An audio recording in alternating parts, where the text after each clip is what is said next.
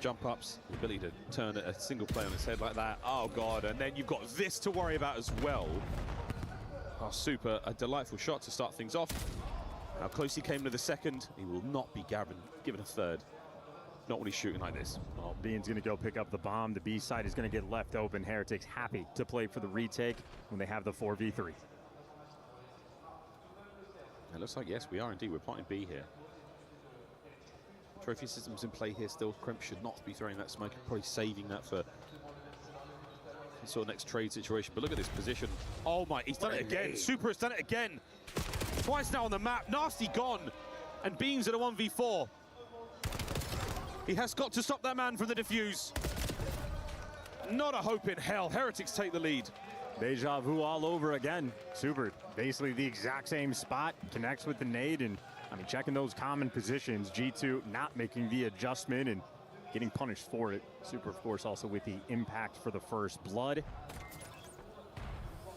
So we've had, what, a couple defenses for the Heretics where they're very aggressive with their SMG players.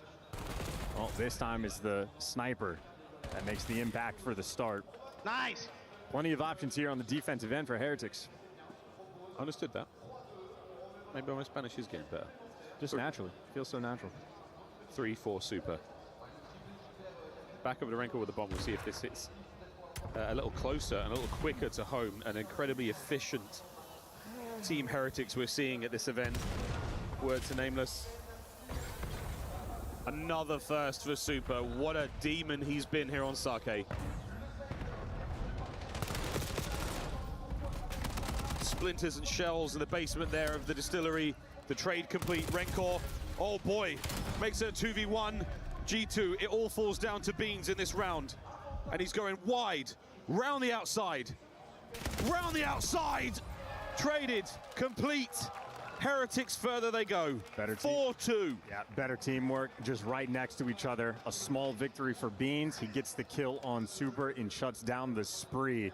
That small dub doesn't feel good when you still lose the round. I mean, look at some of the positions these gunfights are taking. I mean, we're really, the heat map on this one is going to be broad. We've gone all over Sake and then some. There and back again in this game 7. Yeah, my Spanish is definitely getting better. G2 fans. Good morning, everyone. How y'all doing today? As y'all can see, we're still on the first match. But this time, seems like we missed a lot because they're on the game 7, and we're gonna be quickly. We just caught a glimpse of who's gonna win this first match, and oh wow, okay. But we'll see what happens. He just pounds, try to catch the guy off bomb. Nesty, well, wins the gunfight, and he disappears in the smoke. So Nasty, he is doing this with the bomb, trying to run at the sniper. He might have found the timing. There's the damage. Super should be able to back away from this one. The last man for his teammate is the bomb. He's over by A. So Heretics can slow this right down, contain the position. But hopefully everyone's having a good morning so far. I know that I am very late. I'm very late. Needs some help.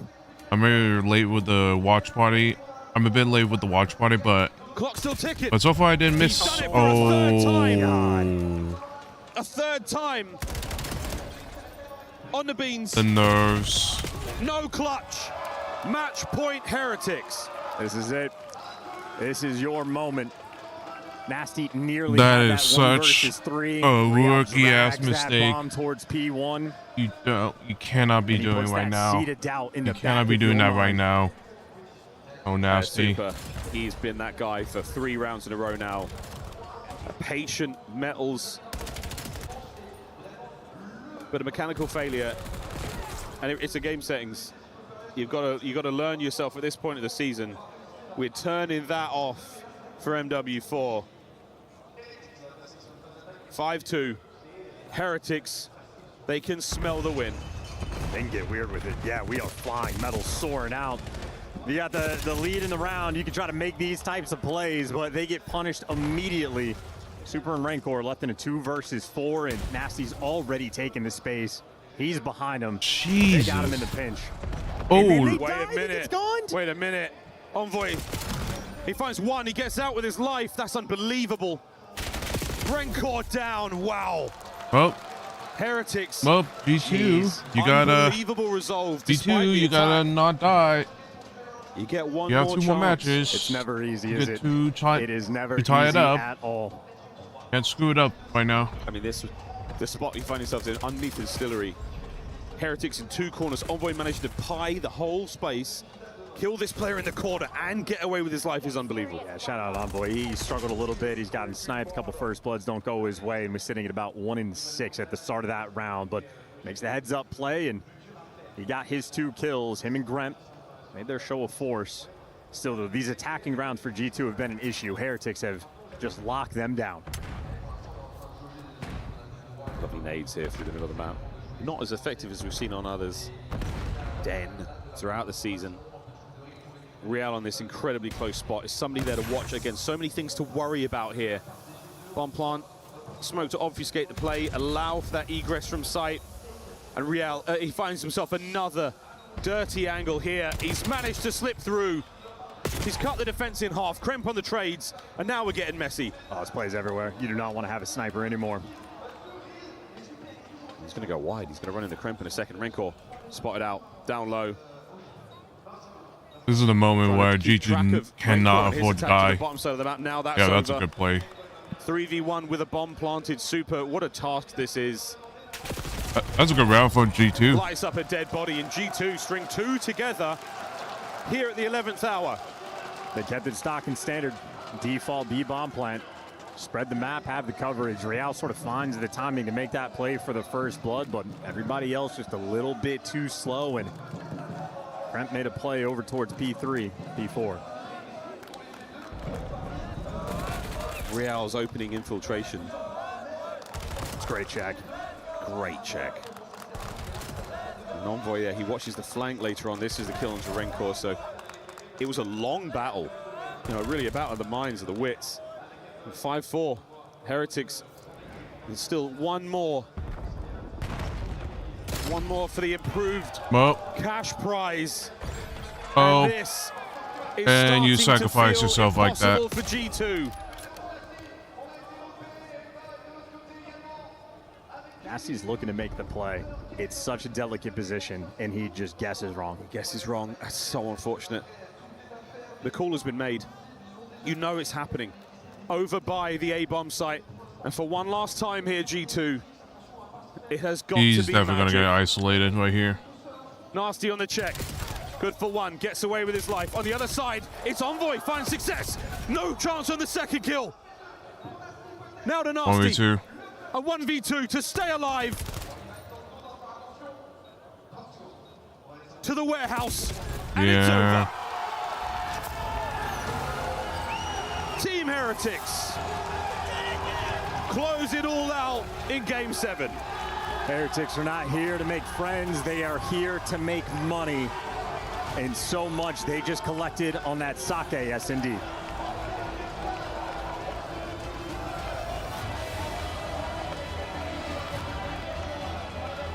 Anyone's guess as to what the conversation was about there with Real. A single round given to a good plant, a good diffuse, or a stretch, however you look at it. But regardless of that, the Heretics, some of the best COD they have played all year in that series. In front of friends, fans, and family. That is a great win. They got their band back together because they needed in the late half of this year to have some success. Well, still for them, more Call of Duty left to be played. They have made it to Sunday on their quest for, hey, a little bit of that extra cheddar. A little bit of respect on the name. I mean, what a season they've had, such an up and down. So much in that squad, so much possible, so much potential. And it's on stage. Rancor is alongside Mr. Ian Chambers. Oh man, I mean, what a way to kick off quarterfinals here in Paris at the Esports World Cup. Rancor and Team Heretics back in a semi-final at the Esports World Cup. That felt intense. Yeah, it was a fucking ruler, to be honest. They are a really good team. We knew it's gonna be like a really hard match, but we got it done. Did it ever feel like it was slipping away at any point? Did you feel like you were going to lose it? Not really. I mean, when we lost the first map, we just keep working on D because we prepare a lot to play that game mode on this event. What did they just start off with We Game knew, 7 win that it's gonna be a, for like a Miami long match, Heretics? and we were like, Kind of crazy, They're honestly. so proud to be together as well, this all-Spanish roster. How much do you feel that as like a team, like flying the flag for Spain? say what? Sorry. How much do you love to represent your region? It's fucking insane, to be honest. We love Spain. We are Spanish people, so much passion in our blood, and we are so happy to represent them, and we're here. Last year, you came, the exact same distance away from this trophy. You made it into the semi-finals. How driven are you to go even further this year? What do you mean? How much do you want to go even further in this tournament? I mean, last year was game 5, I remember, against Optic Gaming. It was a really good match. We want to be in the final at least and won the event, and we are so motivated. Are you motivated to crush a key right now? Yeah, I'm so motivated. Yeah. Let's go and do it, Redcar. This is your moment, of course. Successful in the quarterfinals. Go and join our key crusher here. What a hard-fought victory that was for Heretics. It came right down to the wire. And let's not forget here, G2 chose this fight. And G2 were perfect through the group stage. Not one single map dropped. That's actually kind of surprising. Nobody could put a dent in G2 until now. That's actually kind of surprising that G2 and Cramp wanted to play against Miami, against Heretics. And look what happened. They got absolutely pissed on. Arena too. Do you hear that? Yeah, we hear them. Well, let's come over to your fans. Where are the Heretics fans? Come on up here. Come and show some love to your boy. What do you want to say to these guys? And feel free to do it in Spanish. Bueno, pues muchas gracias a todos por haber venido, a mi familia también por haber venido, a mi novia, a mi padre y a mi hermano. Y nada, vamos a intentar ganar el evento por todo lo posible. Os quiero mucho. All right, last one. Who do you want in the semi-finals? Falcons or Gentlemates? To be honest, I want to play against Falcons because they beat us 2 times in a row in champs and here, and we want our revenge. Okay, good stuff. Congratulations, man. See you in the semi-finals. I mean, hey, you want to. They want to play. They want to play. They want to play as a team. Another tournament out here in Europe. They want to play against a team that they. Top 4 appearances now locked in for the Heretics. Let's take a look at what went wrong for G2 because Ali, they took the. I mean, they want to play against a team that's a little better. 3-1 at game 4. Than them. Then we enter at game 7. So, I thought this was all G2 with momentum. That's so crazy to me because I don't know. I look at the map set and I looked at Sake in that last 7, and I think the caster set it up really well. As this is like probably the worst map that you want to close out this series on. It didn't really favor either side, but with the way that Metals and Real have been playing around each other throughout the entirety of this series, I feel like you really saw it on this game number 7. I mean, they were in flow this entire time. And on the flip side for G2, they did a great job on the defenses, but their attacks really hurt them, I feel like, throughout the entirety of this. It's a lovely call out on the defenses there for Heretics. They were absolutely wonderful in terms of shutting things down. Any pushes that came out of G2 felt unsuccessful. And you shut Envoy out as well, unfortunately. He's had a fantastic series, so there's no blame lent his way, but it will be a case of, in those first blood departments, time and time again, felt like you were running the roost if you were this Heretic side. Super in particular, looking back to that best sniper in the world form. If I'm Envoy, I'm refusing to run the bomb next time. I'm like, guys, we don't know how to play Sake. None of us are running the objective. Let's just go for picks instead. G2 looked a little bit lost. They will be thinking about this one all the way until MW4, which is, I guess, coming earlier than we expected. Some good news recently, ladies and gentlemen.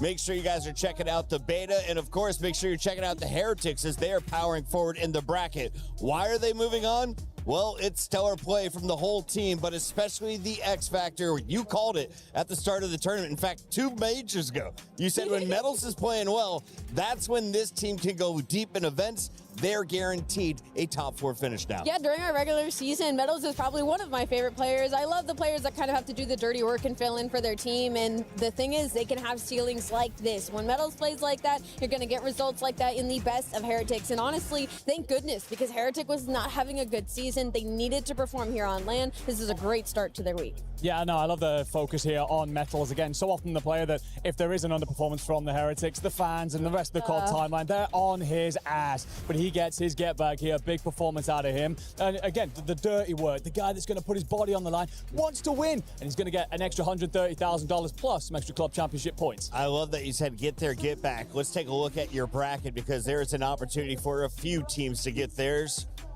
The big ones to call out, well, you've got the Heretics powering over G2 Esports after being called out on the draw show, and they want to see the Falcons. Can the Falcons take down Gentlemates? If so, they will lock themselves up a pretty spot on the championship club's points. And of course, Gentlemates, probably the biggest threat and the hope for everyone else in the club championship. Ali, at the bottom of the screen, though, 100 Thieves, FaZe Clan, G2 Optic Gaming, Koi, all still to go. So, Yeah, we still we have just a long day ahead of us. we You just thought saw the that was NE going of to the be game Heretics 7? versus G2. Oh, strap in. Now it's going to time be get over to now it Ginny seems like for a it's going to check-in be update 100 from the Fees Alliance Vault. What's versus up, Ginny? Koi, and then after that is going to be Falcons versus Gentlemates, and then obviously last but not least, FaZe versus Optic. For Tekken 8, as it is the final day, which has semifinals, quarterfinals, finals, everything happening in one day. A lot of games, but what's the rundown when it comes to club championships, Trap? Yeah, well, it's a pretty packed bracket, to be honest, when it comes to club championship teams. We've already had Vitality play, we've already had AGL play and Reject as well. How did they do? Vitality are out of the competition, unfortunately for them, and not just that, they lost to a person who's not even representing a club. So that's kind of club championship points to waste in the semi-finals. But another story, Reject have just been taken out of the competition by none other than AGAL, who seems to be a big storyline for the club championship this week.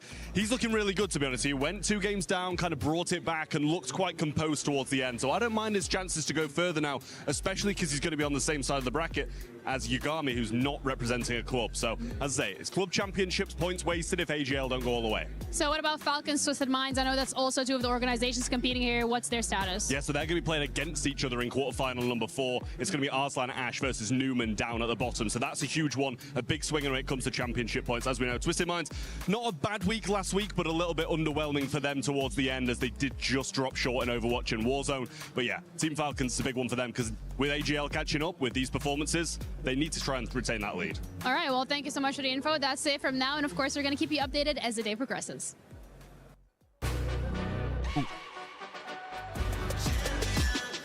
This ain't no regular thing. I came for the ring, you know what I mean. You see my name in the lights, better get right, I'm champion.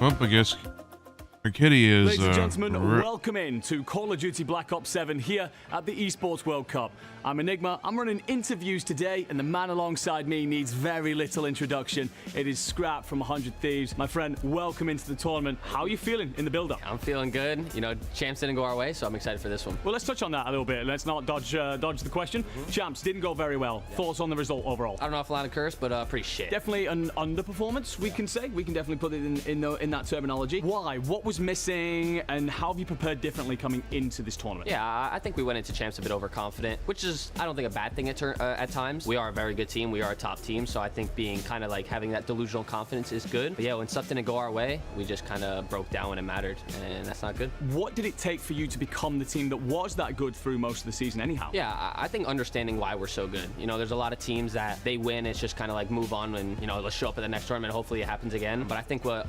differentiated us was that, you know, we understood why we were so good. We understood why, you know, we were going deep in these runs and big long win streaks, and so that was the biggest thing for us, just understanding what we were doing right. Your story is interesting coming into this tournament because you talk about, you know, that kind of belief in yourself. Tell me then, is EWC essentially a redemption and an opportunity to remind everyone that you are that team that's done so much damage this year? Yeah, for sure. You know, I think when you go throughout the whole year, you're a top team and you go to the biggest tournament and you don't show up, you know, you just kind of feel like you just wasted your time. But I feel like with this tournament, it's a good way to end the year off. And yeah, I'm looking for a big one, so this might be it. I mean, yeah, it certainly feels overdue. I mean, it's definitely not. The They're not getting it. They're not getting. If they try to win this, they're not getting rings. They're only getting like a big check mark. There's going to be a lot of check marks on the way. A hell of a gauntlet. Any teams in particular that you really want to play? I want to play the G2 or Falcons again, get our get back from champs, and then obviously any of the top teams. Always playing Optics, always fun one. FaZe, Gentlemates will always be a fun one. So yeah, any of those like top 5, top 6 6, I'm ready. Of those teams that you're going to be playing against here at EWC, have you got any words for your opponents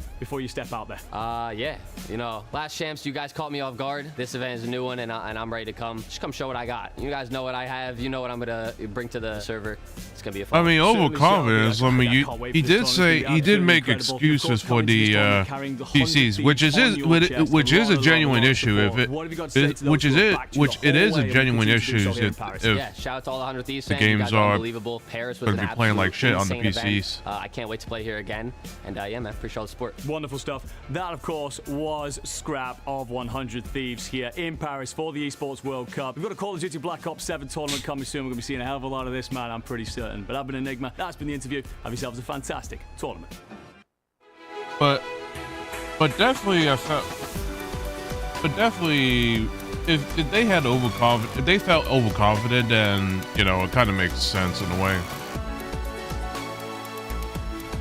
Because usually they're not the team that kind of breaks down like that. 64 teams are competing here for the CS2 LCQ for the last 4 remaining slots for the final week of EWC. Now, when it comes to the club championship points, there are only 3 teams currently sitting at the top of their groups that are relevant, that are most likely going to be making it out of today. And that is 100 Thieves, Virtus Pro, as well as Team Liquid. Every single one of these organizations is currently sitting on a 2-0 record in their respective groups. So the question remains, can they make it out of this absolute brutal bracket?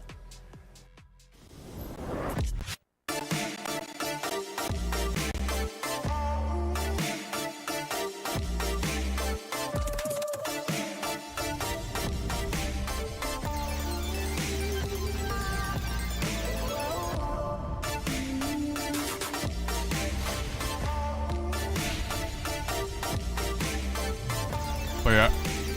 Anyway, QT, how you doing? Welcome. But yeah, I apologize everyone that I was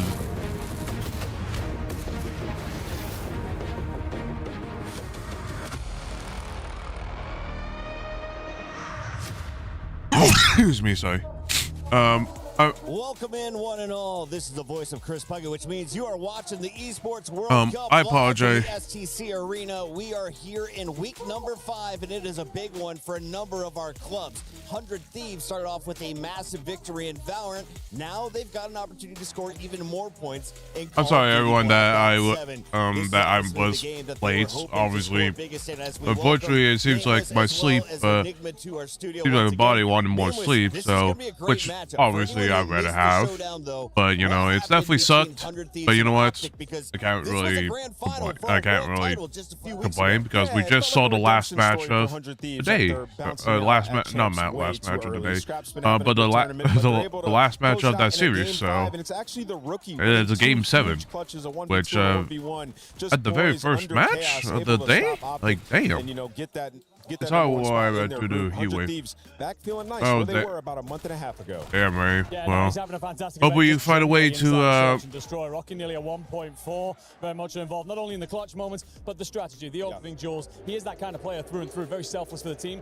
Hopefully you keep yourself cool, Ray. Definitely gonna need it. That we have a rookie causing this much chaos amongst the oldest player in the league. Bruce has been running into some round 11 issues. It's been late game search problems for this Optic squad. It cost him just a group spot, but it sets him up for a very difficult matchup later today. Let's talk a little bit about Neom, though, in particular. What has he shown you? Because I've seen him snipe, I've seen the AR, I've seen the SMG in his hands. Where is he at his best? I honestly just think it is that flexibility. It is that dynamic ability to kind of slot in where this team need him best. We all know what Hydra, Scrap, and Co can do. We know the powers that they have. It's a case of needing someone to be that glue guy, that player that's going to elevate them to the standard that they want to be playing at, and that freedom on the map. And that feels like where he is the best. So yeah, I'm very much so happy with how he's delivering in this tournament. But of course, a stern test still stands in front of him. They've got 2 fantastic ARs, and I hear Blaze is ready to talk to both of them. Here he is with 100 Thieves.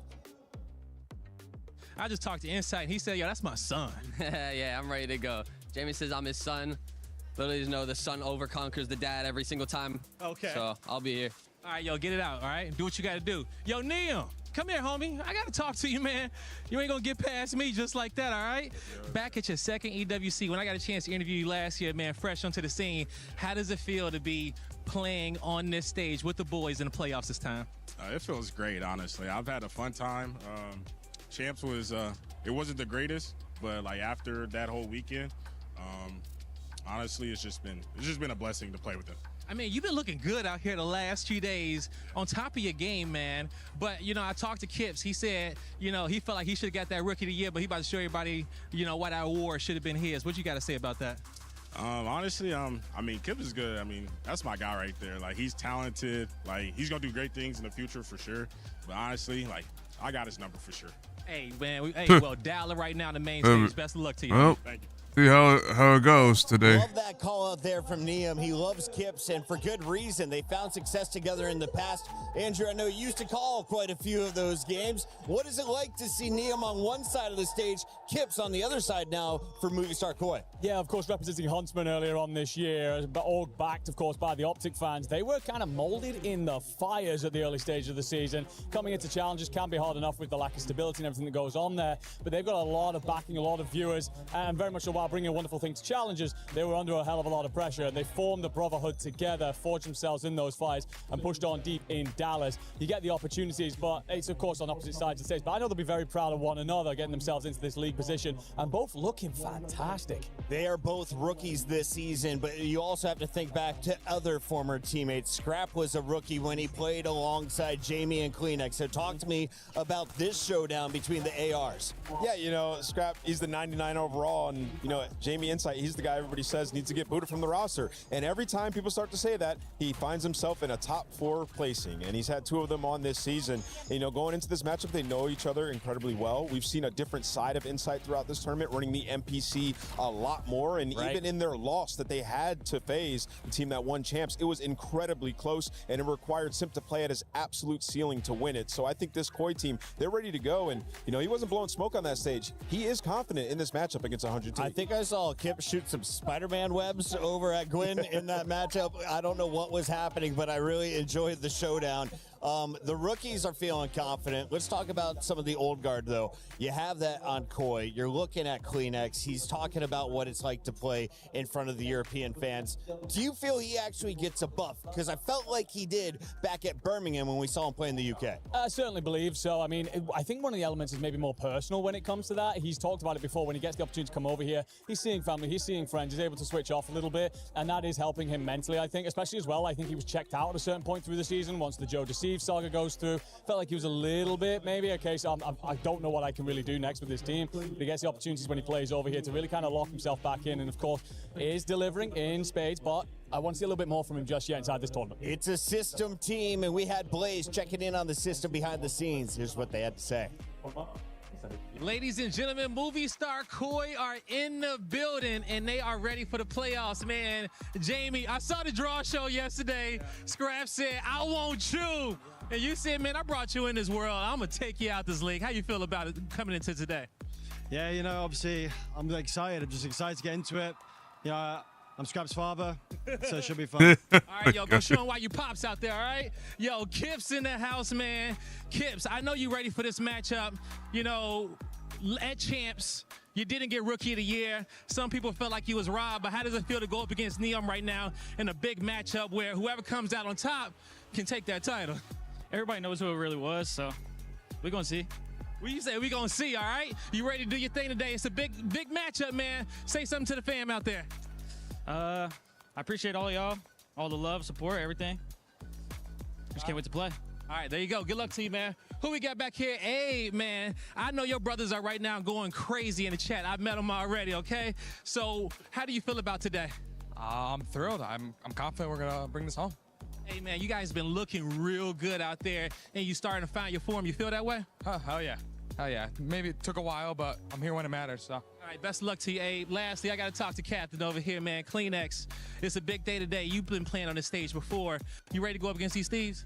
Yeah, always. It's always going to be a good matchup. It's been a good matchup for 5 years, so we're back here again. Feels good. When you saw the draw yesterday and Scrap called y'all out, what was your opinion? I mean, he's my boy, so it's just all jokes, all having fun, but it's not going to be fun on the stage. We'll all right, see. best of luck to you today, Kleenex. Well, yep, not going to be fun. but you know. He's not wrong. It's 2-2 on the season, despite Koi's ups and downs. And, you know, for these guys, it's been a hard one. You lose Joe Deceives, you bring in Abe. He doesn't play well at Champs, but so far here, even in the phase game, Abe's been playing incredibly well. And they've tried to change their entire thesis towards Search and Destroy. And to me, that's the key. In a best of 7 with the added Search and Destroy in it, you have to be on point in that game mode. And it's looked a lot better for Koi throughout this tournament. No, I fully agree. I think that this is where you can really take this long series ahead of you from your opponents. Of course, you know the foes that you are facing here, the talent that they bring. Kips in particular loves this matchup. Like, there's no wonder he's feeling confident, not only because of his performances elsewhere, but just against Thieves himself is absolutely putting belt inside of Search and Destroy. And Abe himself actually has a great impact in the opening duels against the SMGs that he's facing in this. So yeah, plenty of opportunities for them to do this series justice. Nameless, quick question for you. Sure. I know you don't have a tablet on you right now. You don't have your note card, so it's a perfect time to put you on the hottest of seats. Sure. What is the success rate of our two teams in best of 7s? Because if you're watching the Black Ops 7 season, the only time you saw best of 7s was in grand finals of minors or majors up until Champs. Well, 1-1 on LAN grand finals for the 100 Thieves, and then in the minor they won, I think, both of them. So yeah, it'd be 3-1 for 100 Thieves. They're in a great spot. And in terms of Koi, haven't had one yet. Haven't had one. And listen, the problem with them has been their Search and Destroy. You know, they tend to give up a lot of space. They've tried to change it since they've entered into here, but that is definitely a focal point in this series with the added search for them. Be locking in our maps and modes in just a second. Until then, Blaze is all over the place. Right now, he's We're out still with the locking fans. in What's maps up, and Blaze? modes? What's up, everybody? Make sure you download the EWC app because it's time to do our pick'ems yet again. And I got some fans here with me in the building. Guys, we got a big matchup coming up next on the stage. 100 Thieves versus movie star Koi. Anthony, yeah. What are we going? Are we going 100 Thieves? Are we going Koi? Who's winning and by how much? As a Frenchman, I would say 100 Thieves, you know, for Hydra. And I would say 4-1 for 100 Thieves. Okay, 4-1. What about you, Raphael? I think that there will be like a 4-0 or something like this because I found like that 100 Thieves is kind of pretty good right now, and Koi is not doing a great year, so I feel like 100 Thieves will win easily. All right, Antoine, your boys are saying 100 Thieves. Are you gonna go with them on this one? Yes, for 100 Thieves, 4-1 because Hydra is the GOAT. He will crush him very hard. Yes, 100. All right. Hey, the Paris fans say 100 Thieves. You know they rocking with Hydra, but let us know in the chat, who are you guys rocking with? Oh, I wonder why they could be siding with Hydra's team. Hydra, of course, the superstar coming out of France as a rookie. He made a ton of noise with Wobble Bobs. Was that his first squad? Either way, he gets signed up early by Clayster and Crim 6, plays alongside some of the GOATs. Now he's considered to be one of the biggest stars, if not the biggest star in the game. And at the end of his game, that's where he shines in Search and Destroys. How many searches do we see out of the possible 3? I feel like this was one of the series that I had coming into this as one of the long ones, so I'm going to go with all 3. I think that the series that we just seen in the G2 matchup, I was expecting that to be relatively short. If that's the way we're going to get things kicked off, I think we're in for a long day today, gentlemen. Expectations for this matchup, Nameless? Yeah, I mean, they started off this tournament with some good search, and then the one I saw yesterday out of Koi, I did not like. So I think 100 Thieves actually closed this out in 6. I don't think we get all the way to that game 7. 100 Thieves are here to play. Hydra's having a tournament. We're going to get into our maps and modes here in just a moment. So you said you think it'll go to 6 maps. So that means that we are having wins on both sides of the stage. Ooh, Den Hasi Grid, Hasi Grid, where Den am I Soccer. expected to get wins, and where am I hoping to steal one in the first 5 maps? So interesting here, Koi have never played Hacienda Search or Hacienda Hardpoint. So whipping out 2 brand new maps in this series, it was actually their pick for each of those. But looking at it, if they put in a ton of work on the back end, I expect them to be decent there. And then the Den Hardpoint, we've seen, you know, the Koi team take over, and most recently we saw Insight pull the NPC out that map and have an entirely different dynamic. Yeah, no, I agree with the Den Hardpoint steal here nice and early. Not only in the case of, like, they're not bad here, as well as the flexibility inside that roster, but also just to set the momentum booster nice and early, you need to make a statement. I think if Thieves get off to a really hot start here and curb stomp this and then start to move through the Hassies, this could be a quick series. I think also interesting of note is that the Scar Overload, a ban for 100 Thieves. These guys have loved that map all season long. And if Oh, you yeah, are why to did know, they you ban effectively us? get to pick both overloads that are in the series because we have no exposure, right? So we only have 3. So they get rid of what could be their best overload, and now they're playing, you know, the 2 other ones. I just think interesting. Gridlock, one they haven't had too much success on. As we talk, let's throw some highlights up here because I didn't realize, why would they ban it if Scar's like one of the best map Andrew, walk me modes? through. What was your thought as you see the best Like, of 7? I don't know, like, Gridlock, they got kind of shit on by Optic, but, you know, on that defensive foot at times. see what happens. I think you end up in a situation with them. It's a very small map. We've already seen today that you can very much so counter punch and counter drive that device home. So I wonder if that does play into Thieves trying to open up this defensive side of Koi. Can you beat Thieves without outslaying them? I don't know. I don't think so. I mean, you heard Hydra say it. He said the only way that we lose series is if the other team gets 1 million kills. And unfortunately for them, when they lost the FaZe, they got 1 million kills, right? So, yeah, for this 100 Thieves team, so far, nobody's been able to outslay them, though, throughout this tournament. They've been playing really well. Both the hardpoints and the Optic series, they were balling. Hydra has a 1.3 in hardpoint at this event. Is that the most dangerous man on the squad right now in your eyes? I think so, yeah. I think Hydra in front of this crowd in France. Also, he's at the top of this game. He's the most dangerous player in the lobby, not only on the team. I think the big thing as well for them is, of course, Scrap with his bounce back. I think after Champs, we were all left with a lot of question marks. And yes, of course, they will circle back round when we come to next year's Champs. Don't worry about that. But it is a case of that. He's the leader. He's the man that when he's feeling good, he's going to very much so raise the floor for this team and lift them to incredible height. And of course, you've got Neem, the rookie. You've got a couple of these other players alongside him. We've had question marks through the year. He's been the consistent. The fact that he's back to that means Thieves are back to their best. We've got one player needing a few extra moments, get his audio exceptionally dialed in. Once he does, we'll begin the games live from Paris. It's EWC 2026.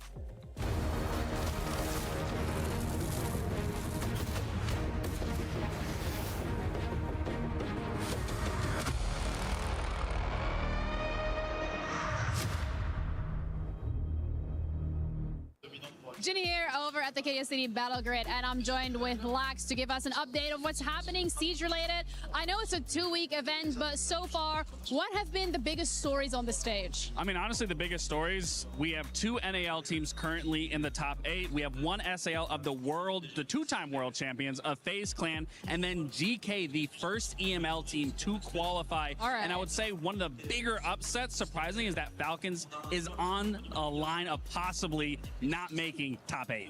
That is ridiculous considering how many times they've won in Riyadh. Absolutely. And if you think about it, the roster that they currently have, this is like hometown advantage for them. Absolutely. I mean, when you even looked at SI last year, they fell out not super short, but they only got top 4 there. But an even more interesting storyline is even when you look at the Esports World Cup last year, Team Secret, who won it, yes, all 5 of those players are respectively here able to defend their title. You have Joom on Falcons. You have Adrian on Wildcard, who's currently in top 8.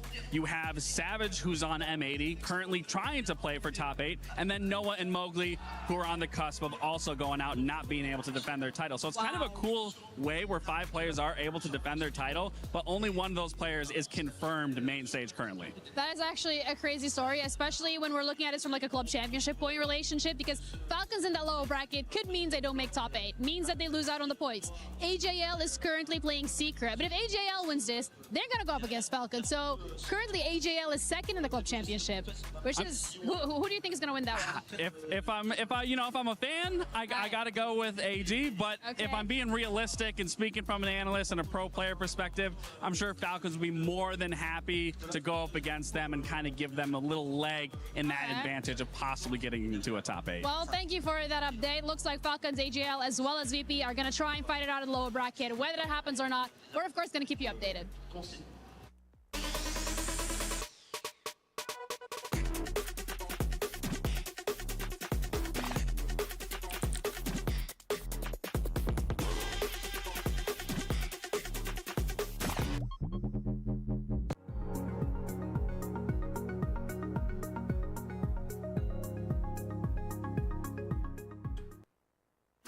I'm supposed to meet with the big producer, but I don't see her anywhere. Kitty, you made it! Oh wow, I made it to what?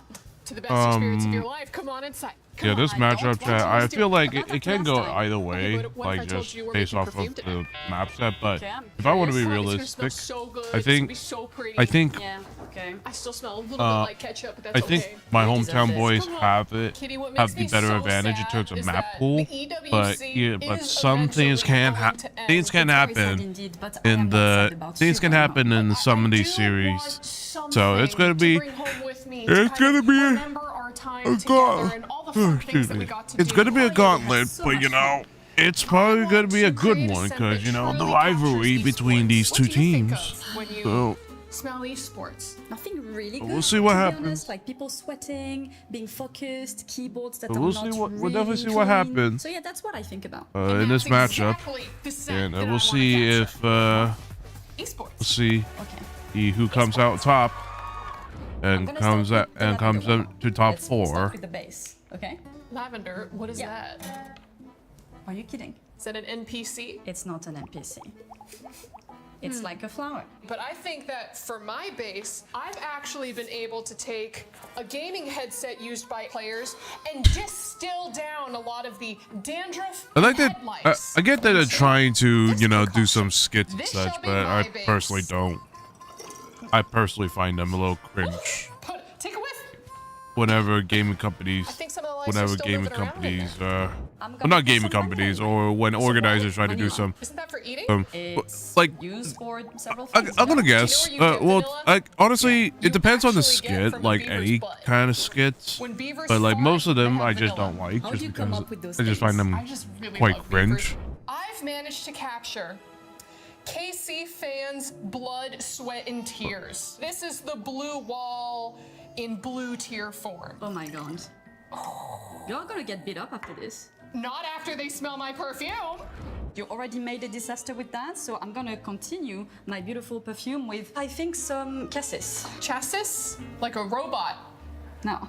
Again, it's a fruit. It's a fruit? Yeah, you don't have that in America. It's fine. I got Cheetos. Yeah, I know. But for my next part, I actually got the finger gloves of players, and we're just gonna go ahead and add a little bit of How loud is it sweat. on? Ew.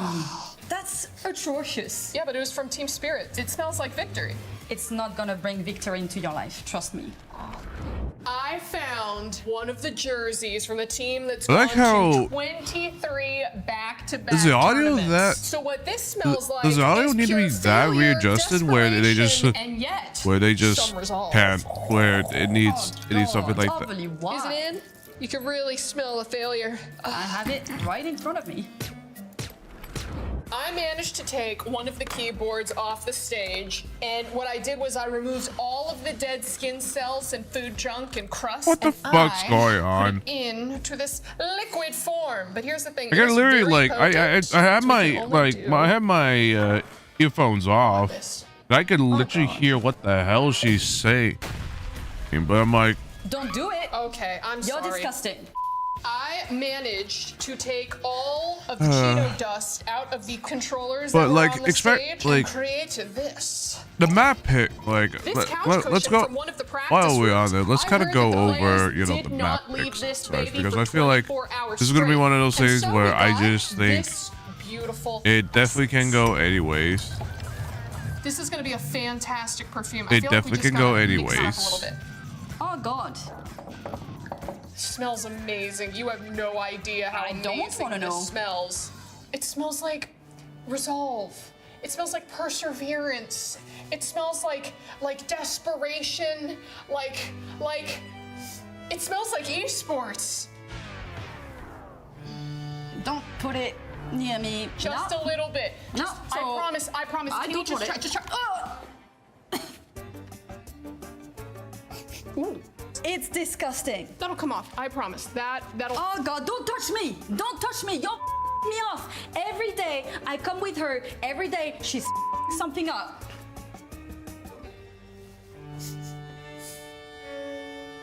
But yeah, the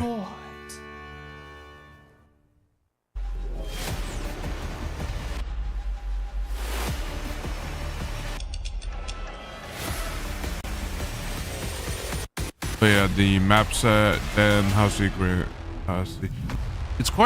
it's interesting that you know, scrap this, or actually no, this is definitely Koi's pick for House yesterday. I guess they're just knowing, they're just another Paris layout. Yo, what's up, guys? It's Mythix here. Oh, no, it's the same. Today we have some landmarks in Paris, and we're gonna try and figure out where they are. We'll start with this. What even is that? I don't even know. What's it called? Arc de Triomphe, I think it's called. Oh, they screwed up. I didn't realize, but they screwed up the names. Yep. Right. Is everyone okay if I put it right here, yeah? Yeah. Roundabout makes sense. Roundabout. I'll try. See all the streets around it. Roundabout now. Look how they really screwed up the names. Yeah, that one's yes. What the fuck? Alright, we'll just put that there. Wait, you know that's submitted now? Alright, listen, we went to the Eiffel Tower. It's next to some water. I'm trying to think when we actually went there, there was a curve to the right. That's good hill, no? Wait, no, you can't put it down yet. You can put it down, you look in. It's locked if you put it in. I swear that's there, bro. You know what I think? Well, I don't know. This is near a river. You know when you see picture of the Eiffel Tower, it goes straight, right? Yeah. Yeah, and thank you, Slave. I'm thinking it's huge because it's next to a river and there's like grass near it, no? There was grass near it. Yeah, see? For me, that's either here or here. Yeah, but we need to pick. No, but you're French, you should know that. This is where we walked. That's actually right. Liz is from France. How they did not know this shit? How they did not know this shit? So it's this one then because there's no walkover. You walk. I didn't realize yesterday that. I didn't realize it didn't occur to me that he's actually French.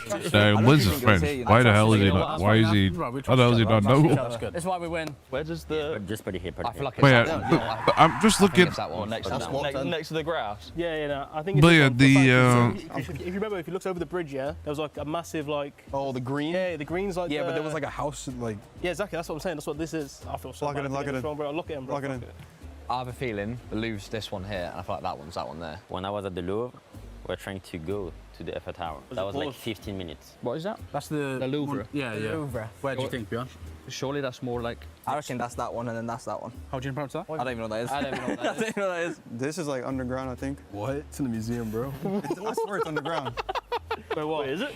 Notre Dame. Yeah, that's the one. That's a crazy yacht. Oh, I don't know. Man, how see grid. I'm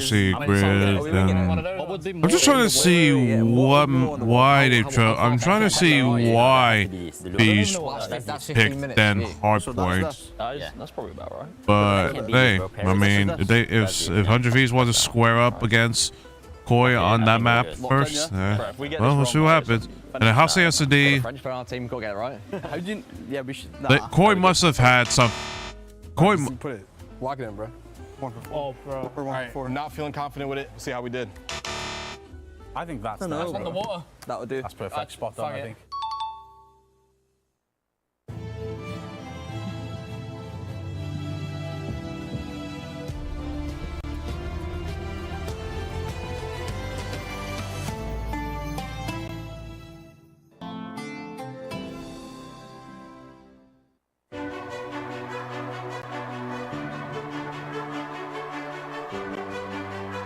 It's just, I don't know. This is like, it's just an interesting, it's just an interesting, just map set right here.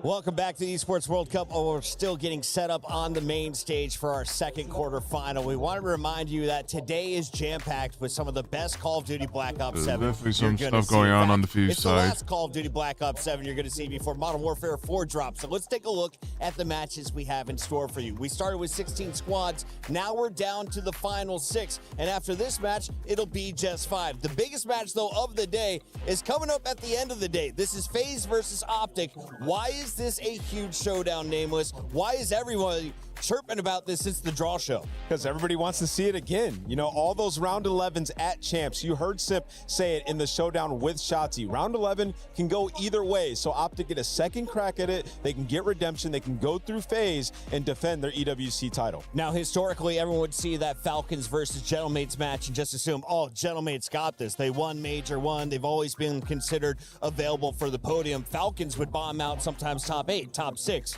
Well, the Falcons just finished top 3 with a rookie. So for anyone who hasn't tuned into the Falcons recently on the Black Ops side of things, what have you seen from their Call of Duty team? It's a wonderful thing to see them look actually like a team. It feels like they've been a little bit all for themselves at points through this year, but of course, the Luca coming into that roster, he's made a monumental difference in terms of not only the vibes inside that team, of course, but the superstar takeover power that he has shown. Technical ability-wise, we knew that he was a star inside of challenges. It was always about whether or not he could have that impact with the mature decision-making required, fitting inside a system. Well, I don't think there's any doubts left inside that roster in terms of how good he can be. Of course, you beat mates at champs as well to continue that journey. So now it's a case of just getting that same thing done again. We welcome back a very special guest for his second appearance on the show. He goes by the name of Ben J. Nassim, and he is partners with the one and only Zuma on the flank. Zuma, I just finally saw the clip of how Ben J. ended up on our screen the first time. Thank you for sharing him with us. You're such a kind man. Of course, guys. I would love to share Ben J. with you guys. I mean, I told him to go for a walk, Chris, and he never came back. He ended up on the desk. He just ends up being famous. Tom, I've been seeing him go for It's a actually lot kind of of walks. cool. How many breaks have It's you kind had of from cool. Ben? Also, Well, he stresses me out, and you know this. So, I tell him to go for a walk It's whenever kinda he nice- stresses it's me kinda out. nice that they're having conversations with the other. You got to stop by later today. Having conversations with others, with the other Good to see you guys, of course, over here from the corner. Yeah, you're not too far watch at all. parties. Throw So something and it's hit kind one of cool, yours. actually. How's it felt I inside the definitely like venue today? this. Because, of course, Tap it's into packed behind you guys in those seats. the What's other vibe people, like? the other energy's streamers. incredible. It's a packed show today. During the watch they opened up parties. some more It's kind of seats cool, behind actually. us, and I mean, they might need to open up some seats in front of us too, because they're starting to fill out pretty quick. So the energy's live in here. It's pumping, and we're feeling good. We're happy to be here. Tom, let me ask you about that last match. Obviously, we go all the way to a Game 7. Yeah. Got a little greasy on either side there. What are your thoughts on the Game 7 I mean, there? it was a great match. Obviously, Twitter's hot right now. The timeline's hot. They're going back and forth. He might have something to do with it. But it was a great match. I thought Metals had a great series. He was unbelievable. I thought he was the X factor for them. When Metals is playing like that, I feel like it just elevates everybody around him. So Miami's looking pretty good. We'll see if it lasts. So do we think Beans has done enough for his stock to guarantee a league spot next year? Because I've been saying it for a bit now. I think at the last Pro-Am, he was playing so over to the pro teams. Like, Beans deserves... Is Beans back in the He pros? deserves to just I be in the agree. league. No, I agree with Nameless. I feel like Beans definitely showed out. He kind of showed everybody that, he could still compete. He could still keep up. I didn't really like the way that he kind of got fiddled out of the league. I feel like I was happy that he got another opportunity to get back in there and kind of showcase his talent. So, and he's a great guy. He's just a great dude. Everybody loves Beans, his personality. He's just great for the scene. So it was awesome seeing him back on the stage. Are you surprised to see G2 bombed out early, though, guys? Because how many times have they looked great in group stages, and then when it comes time to make money, they just walk away empty-handed? Yeah, I mean, they were looking good early on. I mean, we kind of had them in the mid-pack, like, top 6, top 8. So, they looked really good coming into it. I thought Envoy was playing unbelievable this weekend. He played great at Champs as well, but just seems like every time they need to ice up and clutch up when it matters most, they just can never get it done. So Regardless of the roster. Yeah, they got to find some ice next season for sure. I do want to switch up the topic because my daughter is at her first ever EWC. She's the one with the butterfly wings behind you, Benjay. If she is going to get a non-phase jersey, because I know you guys are a little bit biased over there on the flank. Just a little bit. Of the teams remaining in the event, who is she most likely to rep winning on the end of Sunday? Why don't you go first, Ben? Who do you think's winning? I said to some fans yesterday, I weirdly think that Falcons might get it done at this event. Yeah. By the way, they have a great jersey at this tournament. Coming from the biggest Falcons hater of all time is very rich. Some people might know me and have a podcast. Ant's been very optimistic about Falcons. I've been optimistic about them. Iffy, but I think with the Luca, they look like a different team. Is there S&D elite? I don't really think so, but the respawn is very fast, very quick. Teams are having a very difficult time dealing with them on P2 dens. These close, tight hills where they can pull out 4 subs. Yeah. MC's been playing super quick. I think with the side of the bracket they have, now with Miami, if they do get this win against Gentlemates done later, I kind of like Falcons' chances maybe on Sunday. Versus the Gentlemates at Champs, they won both the searches, I believe, right? And they're 0-2 in S&D at this event. So just need the respawn to stay super strong if you are the Falcons. But yeah, the AR deal has been incredible. Yeah, I'd probably have FaZe or Optic. I think whoever wins between FaZe or Optic is going all the way. I just think they're the two best teams. I think it's going to be a grueler at the end of the day today. I'm so pumped up for that match. And I think whoever takes that one is probably going to close it out and close out the weekend. Okay, so a little bit of a prediction from there, guys. But also, we've obviously checked in with pretty much every team thus far. Who have you been most surprised by, whether it be a player or a team themselves? Who's impressed you at this event? Dylan Envoy. Dylan Envoy was great. I mean, obviously they're eliminated right now, but he was really good. And Metals. I mean, I already said Metals already, but I mean he was fantastic today. He was great. I think Shotzi's been looking pretty good for Optic too. I think Shotzi's been turning up, and Chris Lair was he was unbelievable. Simp was insane. I mean, I know it's Simp. I know we all expect Simp to go crazy, but he basically 1v4'd the last series. Like he was balling. Like he was doing some stuff that was just unbelievable. But you know, people are showing out. It's the last tournament of the year, so you know, it's they got to go out with a bang. And you know, going into the offseason, we know roster mania gets really mixy, so people want to leave a good impression before the season ends. We haven't talked about the series that we're about to see much yet, but do you guys think 100 Thieves is officially 100% back after what we've seen so far? We'll see. You know, we'll see when they play. Optic. Yeah, they beat Optic. I mean, they look good. I mean, I feel like with Thieves is like they have their ups, they have their downs, but when they're up, they're up. Like their ceiling is just insane. Yeah. We'll see if they can be consistent throughout the rest of the weekend, but they look good. They look really good. Yeah, go ahead, Ben. The only thing with Thieves, I want to see Tyler Abizi, and I want to see Neem step up. I know Neem played. What? Neem went crazy. I know. I was about to say, I think Neem has been pretty good so far in this tournament. Okay. Tyler was really good since the beginning of this meta. Has been kind of taking a backseat because Paco's been frying. If they want to get past Toronto, past Falcons, they want to get past Toronto, past either FaZe or Optic, and then probably play Falcons or Gentleman or whoever, they're going to need all 4 players to fry. And at times it feels like, you know, they're relying on the Paco and Scrap hard carry. But Scrap's back now, so we'll see. I don't know. Neem's been playing good. Yeah, he's been good. Yeah, he's been really good. I don't know what he's saying. Also, BZ was making huge plays as well. And he's been trying to ask a question for 5 minutes. Come on, go ahead. Just tap me on the shoulder. These guys are having a reunion. It's absolutely wonderful to sit here and just tune into. In terms of the series coming, though, we were kind of debating up here about how far it is going to go, how many S&Ds we're going to see, etc. What's your predictions on this, boys? Don't just give me the team, give me the map count. Yeah, I mean, I got Aroma right to my left, so I'm riding with him today. I got Koi in this one, but my chat, they think I'm a Thieves hater, man. They think I hate the Thieves. I love the Thieves. They're a great team. I just have a good feeling about Koi. Abe, you know, he's a stallion. So, I'm riding with the Stallions today. You know what I mean? I have a more important question for Ben J. So, Ben, you and I have been here for a minute. You texted me as soon as you touched down, asked me where everyone is eating. So, this morning, I got in a rickshaw, and I got dropped off at a place that does duck-dipped frites. Okay. Duck fat dipped frites. Okay. Then you dip it in a meat juice. Have you had anything better than meat juice dipped French fries in France? I've had some great dishes. The catering here is also phenomenal, but I don't know if I could top that, Chris. I don't know if I could top that. I'll be honest, us Americans are still learning how to eat in France, but I think we're doing pretty darn good. I'm losing weight somehow here in Paris, but the French fans that know how to eat well are out there with the one who always feasts. It's Lou. What's up, Lou? Les gars, guys, we're trying to fill it up as much as we can. Vous pouvez me faire un petit oh. And it's another fail for me, les gars. Petite pause technique, c'est l'habitude d'Elan et j'ai envie de dire c'est toujours un peu la même équipe. 100 Thieves, Aki, ça arrive. Moi, je voulais vous demander un petit peu, on sait que vous êtes là pour Gentlemates, mais qu'est-ce que vous aimez à propos de Call of Duty, que ce soit peut-être un joueur qui est plus chez vous? Est-ce que I definitely think I agree. Like Corey, I mean Corey kind of looks good, but like I feel like Thieves are a little. I just feel like Thieves are a little better in terms of performance-wise. But the only thing that gives me slight worries is that sometimes these can sometimes be. See, these can be a little inconsistent. That's my worries about this team.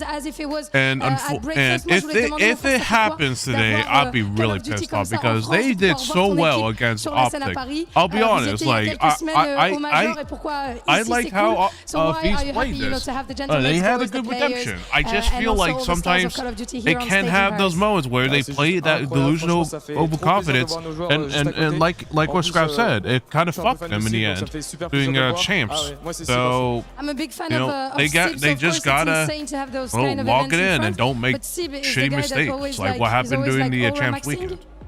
Lui là, le mec qui fait un peu la star, Dark Sasuke. Comme ça, vas-y, montre-moi comment il fait. Like this, okay. Now I'm ready to take Sib's aura. Et moi, je voulais vous demander, les gars, un peu, c'est qui le meilleur CEO entre Brox, Gotha et Squeezie sur Call of Duty? Who's the best within your 3 CEOs? Brox, Gotha or Squeezie at Call of Duty? Il n'y a qu'une réponse possible. Je crois que ça va être Brox, désolé pour les 3 autres, mais bon. Brox, what about you? Pour toi, c'est quoi? Ce sera Gotha parce que Brox, il nous a un peu vanné. Comment ça, vous vous avez vanné? Qu'est-ce qui s'est passé? Pour la première interview, on s'est fait vanner par Brox et Mystique. So it's kind of a revenge. I would say Gotaga because on the first interview we weren't that super comfortable. So he made jokes about us on the co-stream. So I'm gonna be going for this one. Et du coup, le prochain match c'est 100 Thieves face à Koi. Si je ne me trompe pas, 100 Thieves against Koi. Who takes the win? Qui va gagner 100 Thieves, Koi? Je pense LA Thieves. Ouais, LA Thieves, 100 Thieves. Ouais, LA Thieves, hein. Un petit 4-2, je pense. Tout? LA Thieves? LA Thieves. Allez, guys, Movie Star Koi, maybe, non? On n'a pas de enjoyers de Koi here? En vrai, fuck les Espagnols. Hein. Ooh, am I allowed to translate that? He said, fuck the Spanish. Of course, not my words, but his. So I'm not rooting for Koi. I'm rooting for LA Thieves here. Et pour toi, alors? De toute façon, il y a juste un mot à dire, c'est fuck you inside. Fuck you inside. Fuck you inside. Fuck you. Fun with insight. Yeah. Fun with insight. Yeah, guys, the French always party with their favorite Brit. Insight having some words for the French fans back in Birmingham for Major 2. Now you will like see he's really trying not to. I mean, obviously it's a podcast, so you gotta not curse. Gotta try not curse. Scored big in our club championship. We welcome Gennaro to talk all things CC. The club championship is where you can earn some serious money. Gennaro, for those just tuning in, how much money is on the line for some of the bigger orgs with multiple titles? Come on, you stole my question. That was going to be my question to the analysts, actually. How much money do you think the club championship points? 20 million. Close. I was going to go with 25. That's so safe. Like, I mean, that's what I thought it was. It's so 22.5. It's right. 36. Oh, wow. $36 million. And how much can talent get? 0. You're here for free. You guys getting paid? I might make a team next year. Make a comeback, Chris. Yo, Nade Shot, you need a partner? Let's talk a little bit about our club championship standings, though, because Nade Shot's team surprised everyone with Valorant. Correct. But this is supposed to be their best team. Yeah, and 100 Thieves already getting 1,000 points. So basically the gist is, if you win a title, you get 1,000 points. Right now, Falcons is sitting very pretty at the top with 2,800 points in total because they won one game so far, which is very much important. But they have 20 teams competing across the 24 titles. So it feels like they put the most chips on the roulette wheel. Yeah, they've got a lot on the line here. AGAL was the big surprise for me. I know they're representing China, right? Correct. I mean, they have 17 teams competing out of 24, so that's a lot. But to be already at 2,600 points is a statement. I felt like they weren't on the podium Chinese last year. team, This year, they're the big ones. But G2 Esports, insane. they dropped the ball the biggest. Yeah. They won Warzone. Their team was in top 8. Jenny, they did a roster change. It didn't qualify for club points in this game. No, that's all they got, 1,000 points. I mean, for Valorant as well, when we're looking at G2, it was a disappointment. So was it for League of Legends. They had a really good performance at MSI. I mean, they beat T1 in MSI. And then you come here, and you don't even get top 8. So 100 Thieves, I've been cheering for them. FaZe Clan, of course, I've been cheering for. But Gentlemates, I know somebody has been exceptionally loud for. His hair curls a little extra special every time they're on screen. Talk to me a little bit about why you have faith in their Call of Duty roster, and not just the Call of Duty, the Rocket League roster that plays on this stage next week. He's putting you on the spot. Well, I think that the Gentlemates themselves, obviously, they put a lot of backing into those rosters. They've, of course, been on the hunt for some of those style sides, especially with the shifting out of CS and kind of moving into the other esports more considerably. The Warzone team, of course, getting that top 5 position, and that's a Battle Royale is just a very kind of anything can happen on the day type of esport, whereas I look at Call of Duty, I look at Rocket League, it's settling things straight down. It's one-on-one, but most often. The Gentlemates Rocket League team has actually been pretty damn good through the year. Had some relatively disappointing performances at points through the year, but they've got an opportunity there to walk away with a ton of points. And here, yes, it's a tough bracket, but you still got to expect them to be one of the favorites with a crowd like this. Yeah, it's in front of your home crowd. You're in Paris, right? So they got to be feeling good. But yeah, I'll just focus on the Falcons one. They have a chance to win the whole thing. You heard Ben and Zuma talking a little bit about it. Like, this is the best roster they have had all year long. You're saying their Call of Duty team can add another 1,000 points? Yes, they have a chance to win this whole tournament and get 1,000 points, which would put it pretty out of reach for a lot of these teams, right? I mean, AJL right now is in the finals as well for HOK. It's literally 3-3. It's a best of 7. So all right, so walk me through this. That could work out too. And they have another player competing in like 10 minutes on Tekken 8, also a semifinal. That ends today, right? Yeah, it does. And a lot of people saying that there is a world where they win both today, which would be crazy. Question. I don't know much about HOK. 3-3 in a best of 7. How long is that as a series? It's like a 20-minute game. God dang. Okay. So, you know. Not that bad. Yeah, it's not horrible. Not that bad. You ain't there for 6 hours, but you were there for a minute. Here's a look at some of the highlights along the way. Is this a Asian-dominated game? Yes. Is this global? Correct. How have we seen so far? So HOK is a game that has actually been released in China years before it was released to the West. So right now, it's just Chinese teams' domination. KG is another Chinese team. They're going up against HAL in the finals. That's China a nice is so artwork. dominant that when they came to EWC, they told every team, if you can take a map off of one of our teams, we'll give you 10 grand. If you can take a series, I hear that, I'm retired. we'll give you 100 grand. I'm going to a new game. Nobody won anything. The team is putting a bounty on themselves. Yes. Yeah. That's outrageous. They're like, the That's how prize money is confident they are. guaranteed. We'll give you a piece of it. You're like, here, you get a map, 10 grand for you. You get a series, you can have 100 grand. You know what? No worries. Yeah, they're Is that dialed. why Rain Day is allowed to wear a tie? These people with that kind of money over there? No ties allowed in the You Call wish of that Duty was you, universe, yeah? we were told. Yeah, the town manager said no ties, guys. Let's keep it casual. Insane seeing how packed it is, by the way, over there. You talk about it being dominated over in Asia. Of course, we're on the other side of the world, but the fans have made their journey to back their teams in. Absolutely wonderful stuff. And my lord, that trophy is actually stunning. We need to have a huge cosplay competition across all 4 of the stages because What would you last week we cosplay? had so many Overwatch characters. Today feels like everyone is cosplaying as Ghost. It's kind of the same we have 4 of character them from Call of Duty. One had a beret though, so I knew she was French. If I was going to cosplay, I think it'd be Anthony Wheeler. I'd grow a beard for a What the day. fuck? I'd say, mind blown. I would pay Egregious. wonderful money. Egregious. Yeah, that's a good one. Or I'd dress up as Rosalie for a day. I feel like that'd be really fun.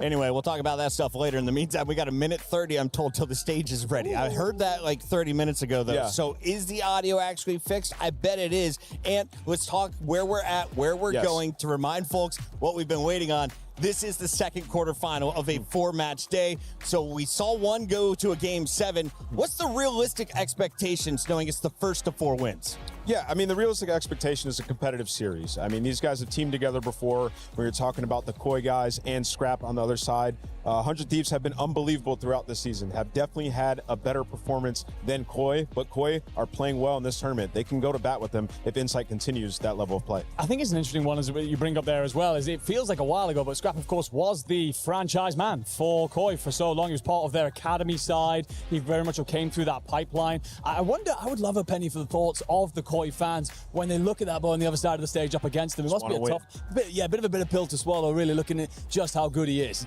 No one thought 100 Thieves would lose back at COD Champs. No one thought that Koi would be able to power into the top 3 at Birmingham. Here we are with both teams fighting for their spot in the Final 4. It's time to find out who is going to power into the semifinals live in the STC Arena. Let's get it going to the stage.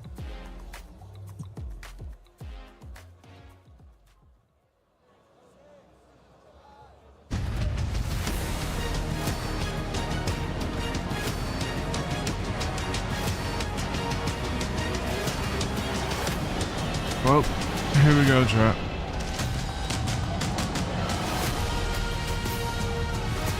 Again, I feel like Fees have a better chance, but you know, Koi can be dangerous sometimes. It just really depends on which version both. It just really depends on which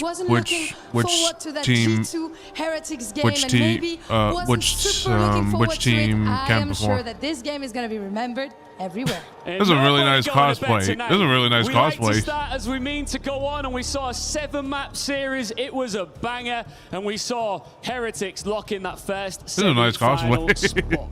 Heretics sont vos premiers demi-finalistes. Vous l'avez donc compris. And what I'm glad that we got able to witness as well is that being a trash talker can sometimes backfire. And I know that we're in for a treat with that next game when it comes to talking trash. Moi, j'aime bien le fait de voir que quand on a une grande bouche sur Call of Duty, ça peut parfois se retourner contre nous. Yeah, could we be about to witness another case of be careful what you wish for? Ian, I feel like the ghosts are calling. Okay. Hello? Sounds like our quarter final is ready. It's ready. Over. Let's do it. Over. Starting with 100 Thieves!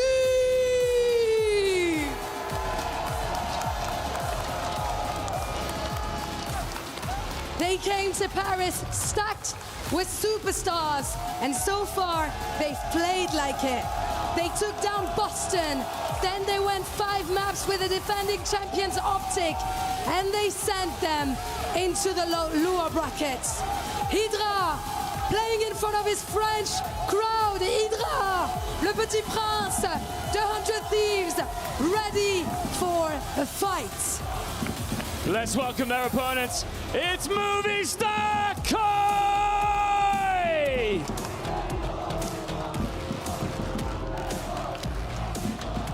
Koi's season could have ended yesterday.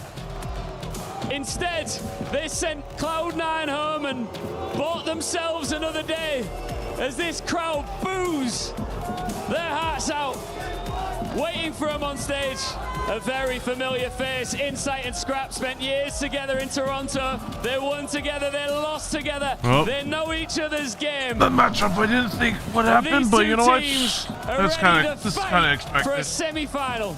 Ce sont ceux que la France adule face à ceux que la France boue.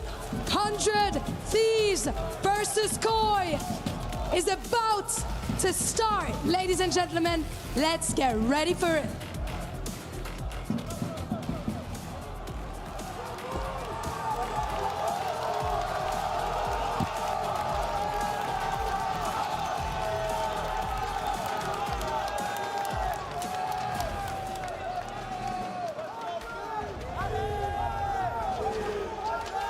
Once again, these two men face up. They absolutely blew up the timeline yesterday, and they have one more opportunity, Scrap and Insight, to get into each other's heads in front of this packed crowd in Paris. Scrap, what do you want to say to this guy?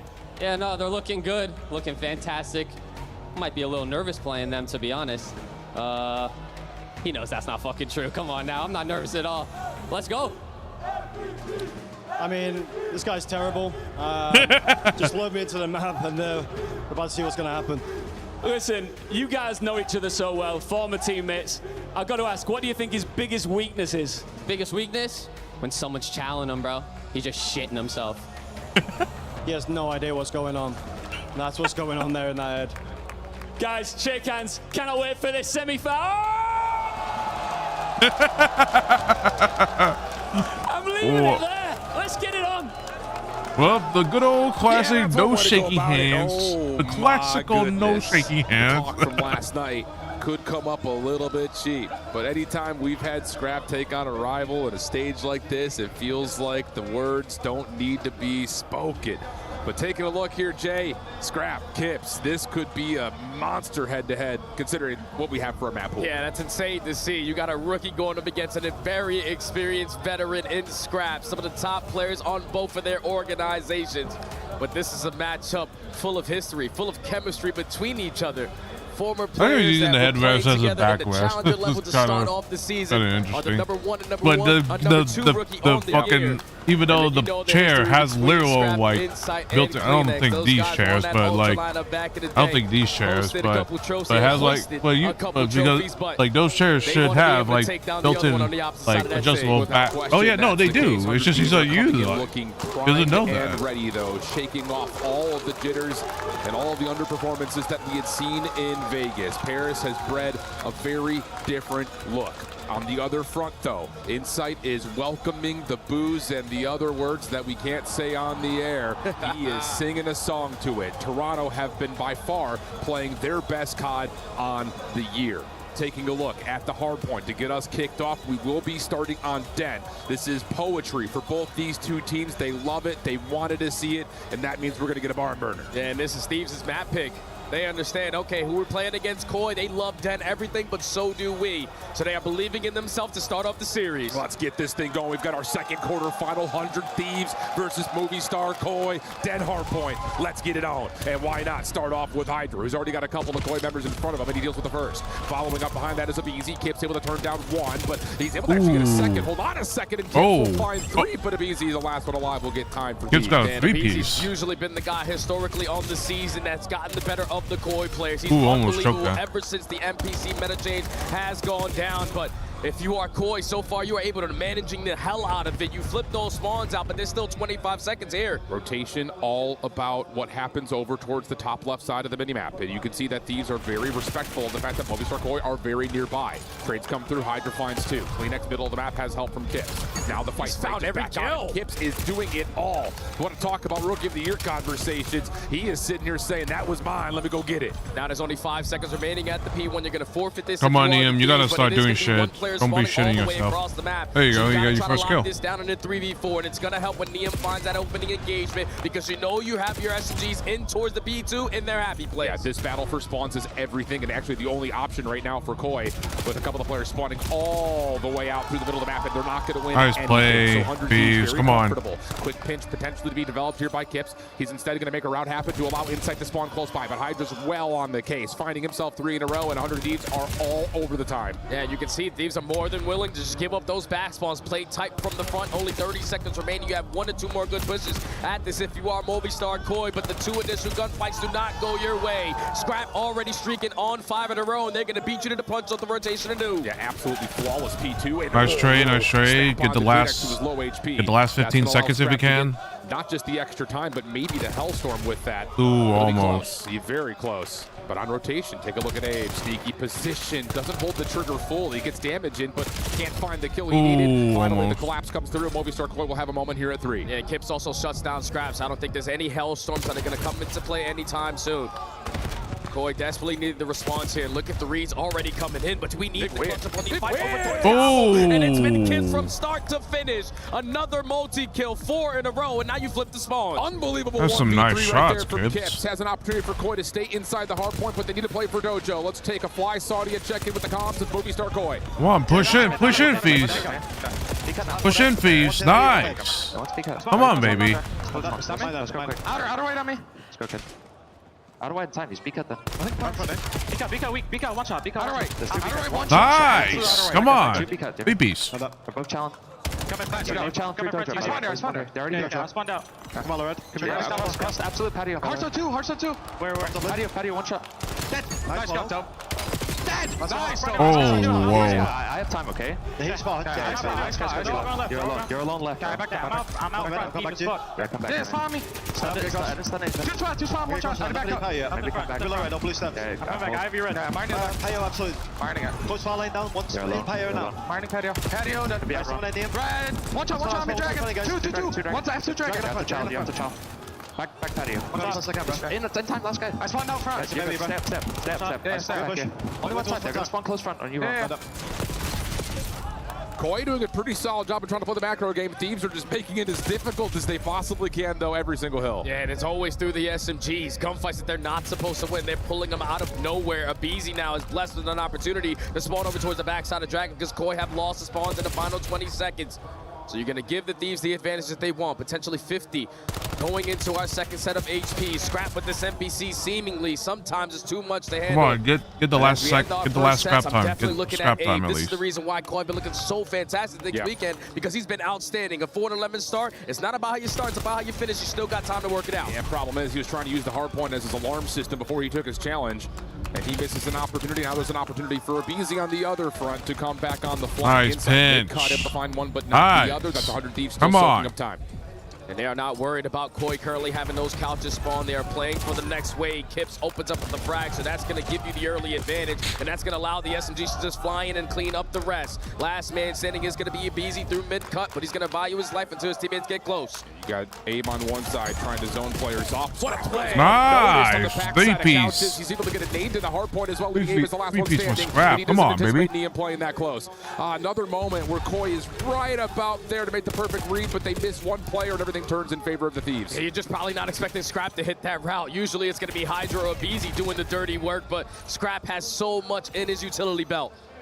A 60-point lead, and again, Thieves have the rotation over towards P2. They're going to try to overwhelm through couches, but no one looks left. Hydra pops a double. Advantage again for Thieves. Yeah, I think that hit was anticipated that Insight was going to be able to watch that lane. He does eventually pick it up and win the spawns around, but it comes at the cost of about 20 seconds.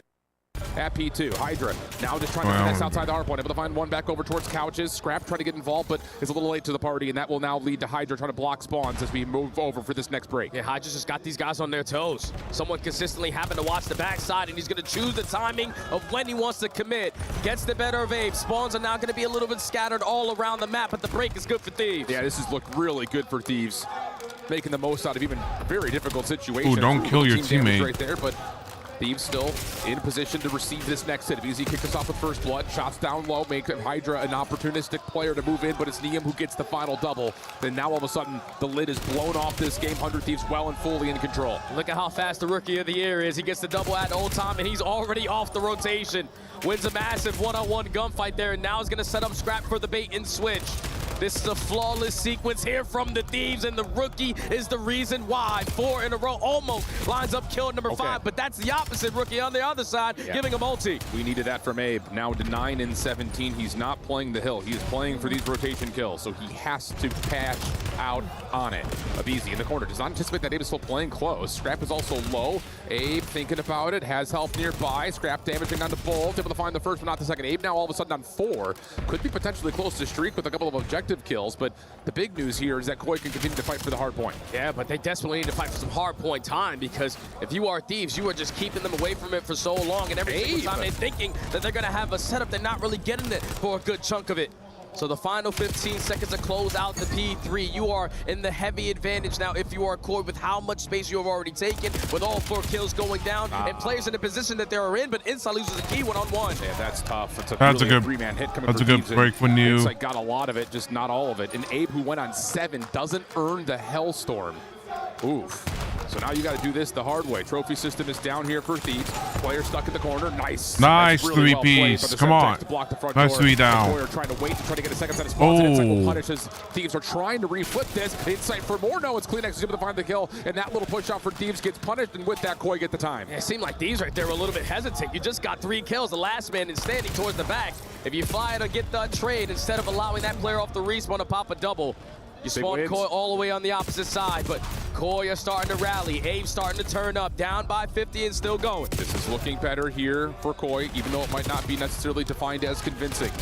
Abe in the corner, trying to do what he can to be the last one standing here for the back 15. Not quite able to do too much. CleanX going to give this one last effort, one last heave-ho, but he will drop to Hydra, who is now 23 and 19.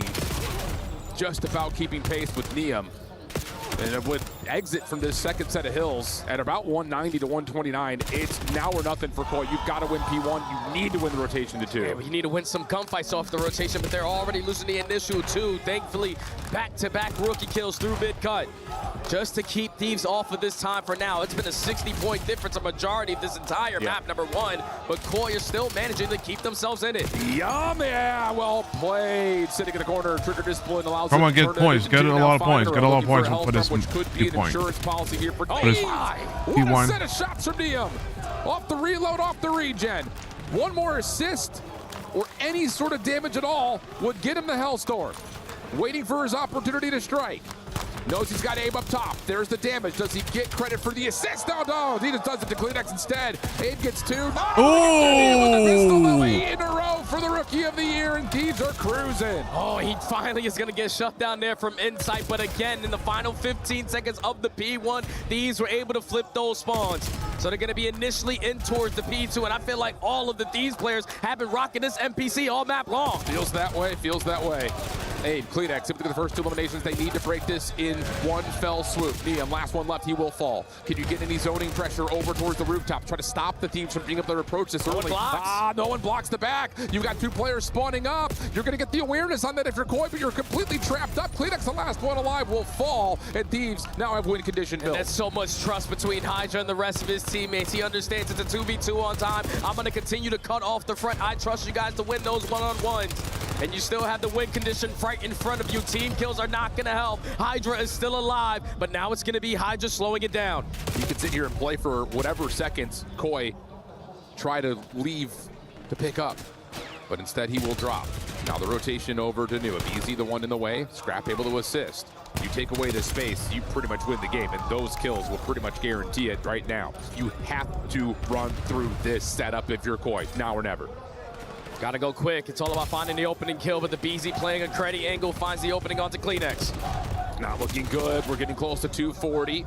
Koi able to break past that first line of scrimmage. Scrap the next one up, able to take down one. That will limit the approach, but Kleenex will climb one to the middle map, leaving Hydra now by himself. Abizi trying to get back in off the respawn. Tough fight with Inside on the opposite side, and he will respect that. Back away for now, but the pinch is not being hit. Scrap right back into the time. Last couple of seconds could potentially come through right here, right now, and Scrap may just want to do it all himself, but he's got his long time doing now with Hydra to clean things up, and Thieves gonna take map one. Good play. Just too much pressure right there from the Thieves from start to finish. There had to be at least 1 to 2 lives where either Neum or Scrap were rocking that M15. Other than that, good first map. No, good first map, Fees. Come on. Keep it up. Keep the fucking shit up. Punch. Be consistent as hell in the final 15 seconds and flip them all the way across the map.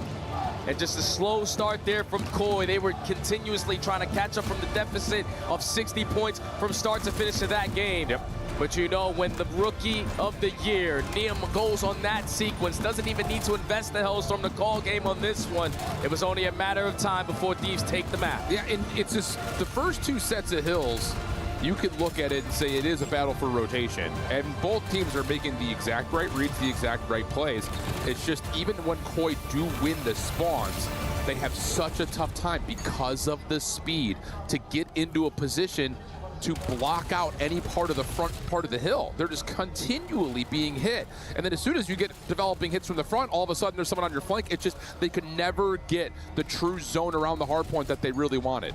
And that's due to what Thieves are just doing, man. All right, you're going to have 1 SMG player with another 3 SMG players approaching the front, but it's all a distraction play. If I'm going to apply so much pressure, the comms are going to be hectic as hell on the side of Koi, but it wasn't going to change anything. Too easy for Thieves. Thieves able to strike first, and Lou is in the venue, hanging out with Koi's biggest supporter and live streamer, Aroma.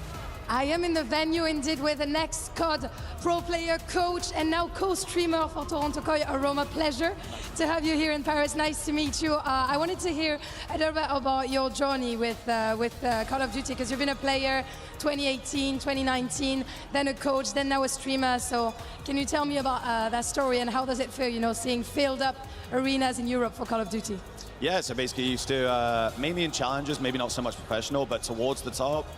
When I first started playing, then moved to Toronto in 2023, and now all of a sudden I'm here in Paris watching COD. It's been a wild one.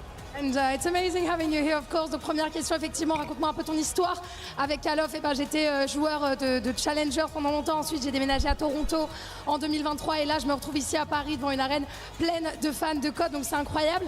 And you might have heard that you guys are not very popular with the French crowd here in Paris. You've heard your guy Inside getting booed, sometimes even worse. So I want to give you the opportunity of maybe fighting back. And do you want to say anything to the French he is here in the crowd?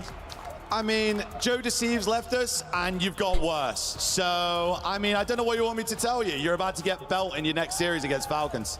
Wow, I'm gonna have to translate that. Donc, vous le savez, quand ils sont pas très populaires ici en France, Inside qui se fait bouer, qui se fait même pire que ça, insulter. Qu'est-ce que tu veux leur dire? En vrai, vous nous avez pris Joe Deceives et depuis ça, vous êtes devenus nuls. Donc, en vrai, de vrai, j'ai rien à vous dire et vous allez vous faire éteindre aujourd'hui une nouvelle fois. Ce ne sont pas les mots, ce ne sont pas mes mots, mais les siens. And last but not least, why are the boys coming back in that series? Give me one good reason. I mean, that was their map pick. Ron had a slow start, but it is what it is. It's a best of 7. It's a long series. You saw what happened last time. Heretics went up 3-1, and we were all of a sudden at Game 7. You guys have the resilience? Oh, of course. They're a resilient bunch. They've constantly slandered online, and yet they come out and prove people wrong. So. We'll see. Merci en tout cas. Ouais, dernière question. Est-ce que tu penses que quand ils peuvent revenir évidemment online, on est super résilient. C'était leur map, c'était le premier pick, c'est OK. Happens. Thank you so much for joining me once again. Aroma, merci. And we're going to ask ourselves the question, can the Koi boys come back? And this is a caster. This is a question for our casters here. Thank you very much. It's an interesting question simply due to the fact that the Hacienda coming up is a mystery bone here for Movistar Koi. On the other front, you look at what Niam has been able to do. He's been phenomenal in every single form. It's just, again, funny to watch him come into this team and immediately help improve their overload. And in the process, now all of a sudden his search and destroy numbers are looking off the charts. Yeah, without a doubt, man. And you just saw what he did in that map number 1 in hardpoint. So the rookie is finally looking in his final form. But this is where that curveball effect is going to potentially go down when you talk about the modes and the maps that we have coming up. The double Hasi is something that the Koi players, ever since they added the addition of Abe, have yet to play it. So there's no VOD review, there's no preparation that you can have on the side of the Thieves to get you ready for this map number 2. But this is where Koi potentially start their comeback with that unexpected to catch you off guard. Gotta have something set up for us, because on the other front here, Thieves, well, they have not given this much of a look, but the times that they have, they've been able to win. Niam will find first blood by way of the Lambo. Thank you very much, Carbomb. So already a 4v3 early. Hydra sitting inside a connector. Smoke will put a little bit of focus here towards A, but again, with the 4v3, Thieves are happy to stack up, play trades. And that was an insane nade from so far away there from the rookie. Okay, continue to have yourself some moments. Early 4v3, but Kleenex is able to find one. Still, the pressure is going to be here for the Thieves. Numbers advantage, Thieves. Yeah, that was a pretty decent read to shut down the pinch faster than maybe the round would have ended. The problem now is Kip still has to work through around this 1v2. Good timing Wait here. a minute. He's going to find the first one. Maybe not as cleanly as he would have liked, but he's still able to get out of there. Now it's just Kips versus Niam. You want to put Rookie of the Year on the line for this 1v1? I don't know if Niam's willing to do that, but... Nah, he's already earned it. 30 seconds left. Old teammates. Rookie of the Year versus his second in the category. Only 20 seconds left. Kips is going to be able to recover this bomb, and Niam is choosing to play the 50-50. Yeah, he's just playing the pixel angle as he crosses through this threshold here. There you are. And Niam is going to find the easy freebie. That's a mature play right there. And yeah, he's got a little smile for it. Why not? I know you like a book. I know you like the back of my hand. You've been playing alongside that guy for quite some time. You've seen what he is capable of. You know that Kips loves to hit that bomb and grab it off the rotation and just play the mind games, but Niam was not going to be fooled. A fantastic opening round there from the Rook. Yeah. It's a bold call to play that pixel peek, too, as a 1v1 clutch. Knowing that Kips likes to rewrap, woo, he goes long through P2. Different story, but not here, not in this universe. 3 in the round for Niam, including the opening set nade. Thieves now onto the attack.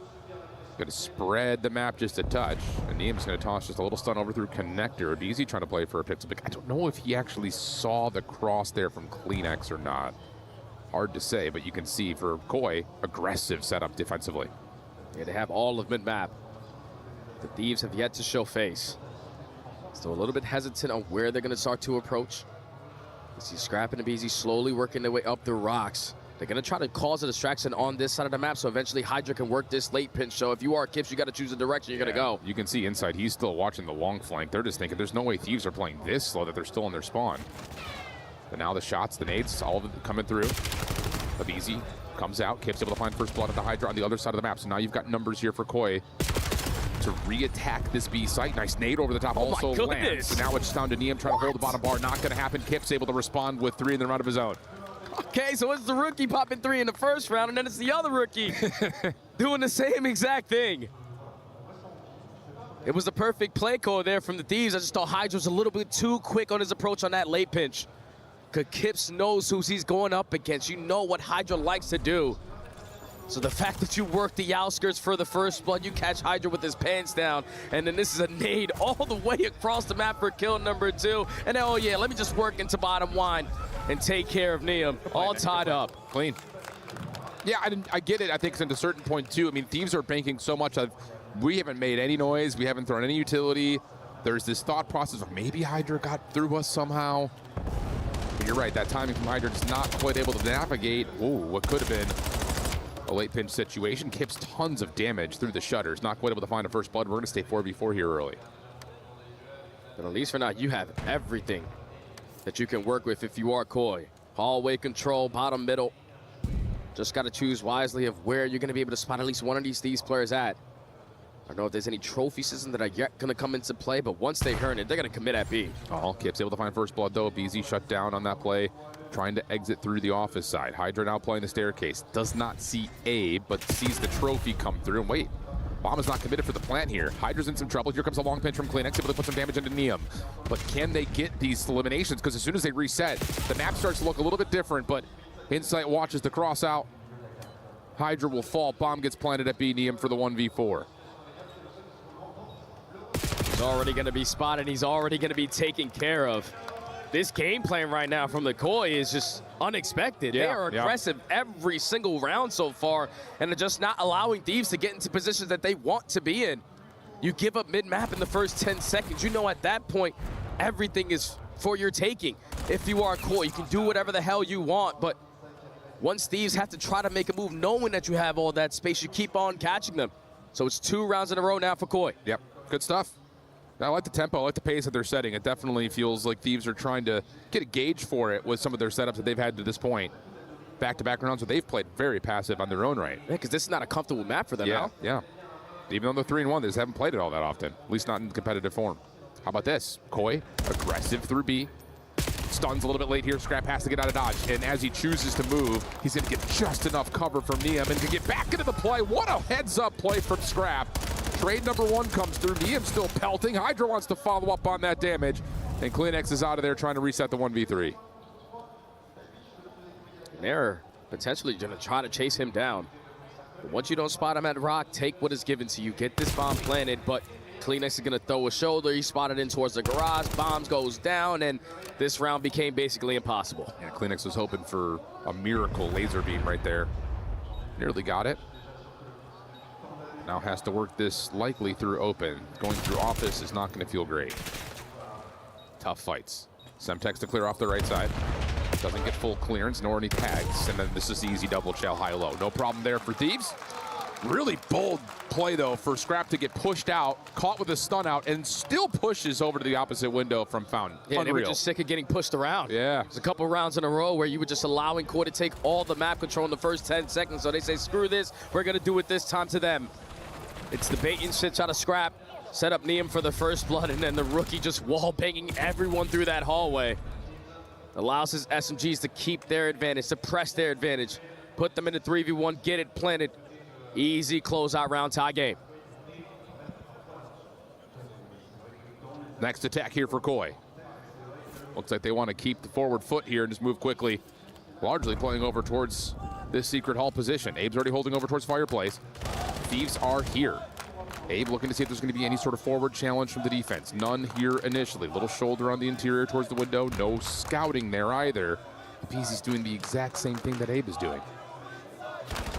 But Abe with the bomb in his hand, he doesn't want to make the wrong move. Yeah. You already have Kleenex sitting at bottom Fountain. He's scouting everything. Late pinches are being watched. We're watching the right side of the hallway, but neither team is willing to give up any info. No. Well, here's a couple of attacks coming through. Abe able to find a BZ. Scrap, who rotated to be the only real defender over towards the B side of the map. Now all of a sudden is a little bit caught. He's able to find insight, and Kleenex is a little far away to be able to find the trade. Oh, big shutdown there. Hydra coming up the staircase. Nearly able to turn the round in favor of Thieves, but instead it's Koi with a 3v1. Scrap on the complete opposite side of the map, so bomb is going to get planted. And he will be able to spot them on the exit over that jump wall, but he's able to hit the wall bang, turn it into 1v2. He should quickly fall.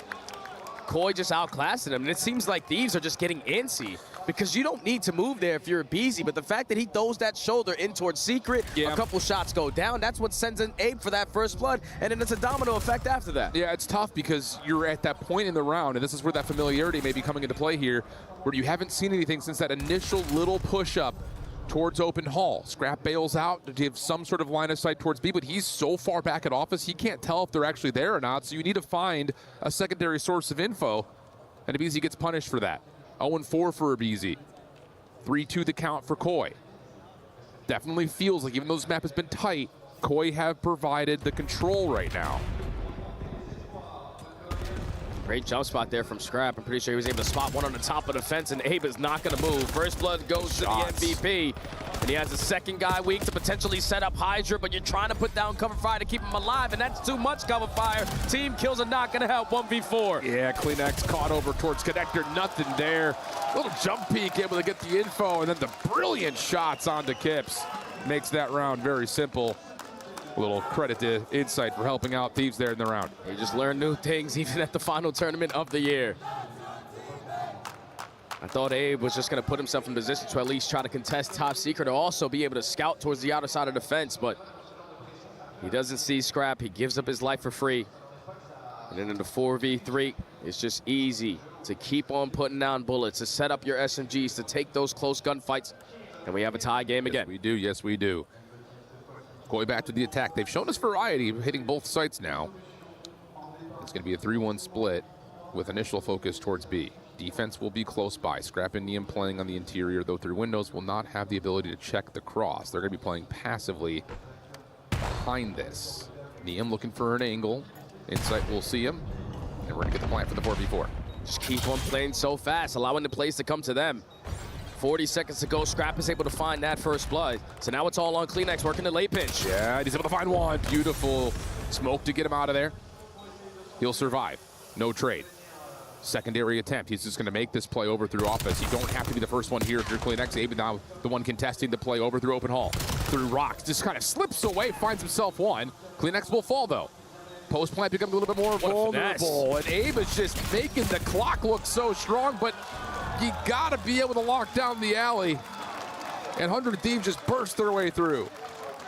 And Scrap finding that first blood to start off the engagements, even though CleanX was able to work that late pinch, turn it into a 3v3, and basically stall on a lot of that game clock to go their way. It's Scrap who gets this one done. Second kill on the round. Know that he has a Beezy alongside him. And a Beezy finally gets a couple kills on the board for Thieves to take the lead. It's only a matter of time.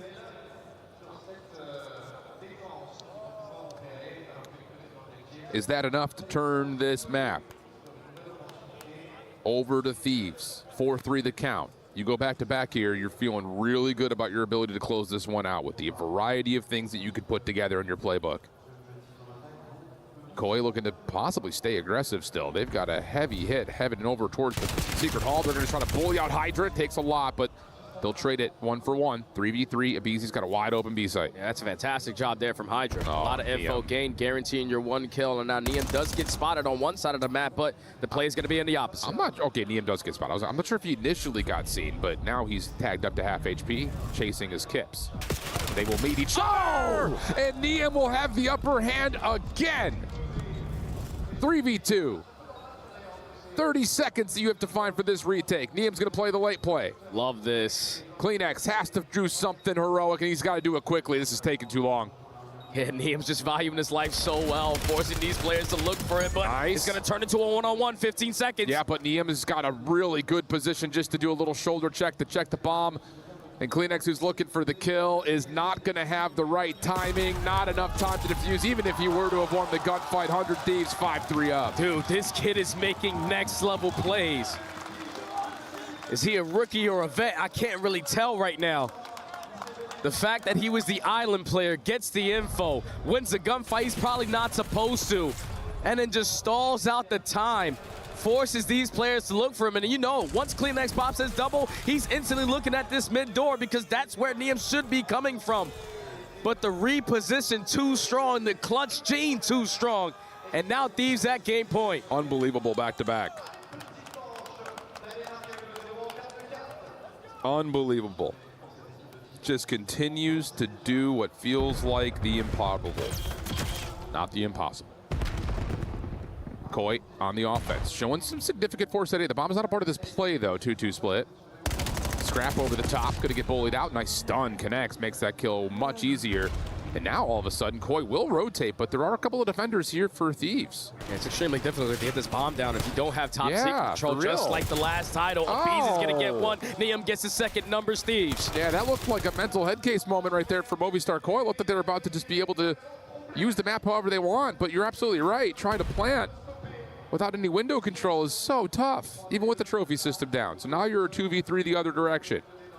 Long wrap over through well. Hydra the first one to sprint through. Kleenex up to get one, but Insight gets taken care of. Kleenex now by himself. Smoke behind him. 30 seconds. He does have the bomb. Can reset here against Hydra.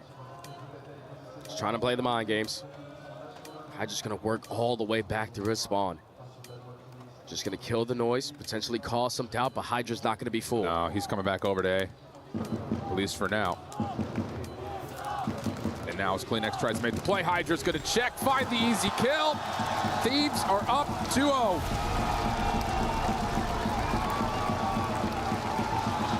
Once those mid-round adjustments start to come on in, Thieves never looked back. It was 4 rounds in a row from 100 Thieves. All of the adjustments, the rookie continuing to get lost, continuing to make plays, and Hydra finding so much success in that first blood category. It was too difficult for Koi Boys to try to at least stop the bleeding there, because the Thieves were so spectacular in the teamwork aspect of the game, so efficient on a map that they usually don't play a lot, and now they're up 2 in a 4-game series potentially. You've got to trust the protocols you've got in other maps, knowing how you counter aggression, how you set yourself up to play for trades in a late game situation. And Thieves do it pretty much perfectly after the back and forth affair that we had early. 3 rounds in a row to finish. Unreal stuff for Thieves. Consistent as they could ever possibly be, which is just so refreshing considering the stunned reaction we all had at what happened in finals. Yeah, it just shouldn't have gone down like that for the Thieves lineup. They were one of the top teams that we had in the game, and you just had a bad weekend of Call of Duty, but enough about that. EWC is a different tourney. That's right. We've got the club championship, and Ginny has got an update for us. Heartbreak for AGAL here over at the Lenovo Legion Gauntlet. This was HOK, their promised game, their title, and they were so close to closing it out, yet fell short at the very end. KG Gaming are the one who takes it, and that gives them 1,000 club championship points, which means that for now, AGAL will stay stuck in that number 2 slot. There are still going on. For example, Tekken 8 happening and finishing later today as well. They have the opportunity of making it to the final, of winning it, as there has been a lot of discourse about the recent player that they have picked up. But for AGAL, as flawless as their run was here at EWC for HOK 2026, it was not enough for them to be able to close it out and get those club championship points. But I gotta say, congratulations to KG. They fought for it, they pushed them to their limits, and they took it all the way to the 7 maps before they were able to close it out. Yeah, we've got a lot of tournaments going on all at once, and for Kaisho Gaming, I think they're the team that was expected to just run through that tournament. They went to a game 7? Yeah, I guess it was maybe a little overconfident, Jay. They're icy, I guess, like Neum a little bit, right? Hey, we got a little bit of that going on. Welcome to the caster desk. Hey, guys. Good to see you guys all weekend long. Let's kind of talk through where we're at, though, with our series, because for Thieves, again, the questions coming in were notable. The questions coming in were merited. They've put all doubt, though, aside based on what they did in the groups, and now also what they're showing against Koi here today. Yeah, I was still having questions in my mind if these were fully going to be back. Obviously, in that first series to start off this tournament, you win the Search and Destroy, but it was all the way in round 11. Yeah. It was a lot of individual plays. Then you go into your next matchup, and you improve that Search and Destroy, clutch up in the game number 5 versus Optic. But we've always expected them to be fantastic at respawns. That's right. But that was the best version of them in that Search and Destroy game mode, because it was everyone providing their 25, and when you needed superhero plays, they also came too. Absolutely the case, and that's I think what we get to, and we've seen this. We saw this last year at DWC. We even saw this in the first year, but I think even more so last year, where we get to the end of the regular season of the CDL, we get to the championship moment, and you're like, okay, what is EWC going to give us? Wouldn't you know it, the teams that were just outside the top 4 are playing the best COD that they had all year long, and we're getting that from Koi in a lot of ways. I know that the map count right now would lead you to believe otherwise, especially concerning the score, but like we talked about, through the first 2 rotations on Den, Koi were making all the right reads, all the right moves, just not able to quite win out the moments to give them a commanding position to dominate the hills the same way that Thieves were. Yeah, and it's tough, man, because that's your bread and butter. Like, that's the map that you're usually banking on, because you know you would Team B in this series. The later half of this series, all those maps are going to be heavily in favor of the Thieves players. So you quickly have to answer into this one. You can't go down 0-3. This Gridlock Overload coming up next needs to be a lock for Koi. Absolutely. And you have to keep in mind that it's not just Thieves playing playing at some of their best COD right now in the year.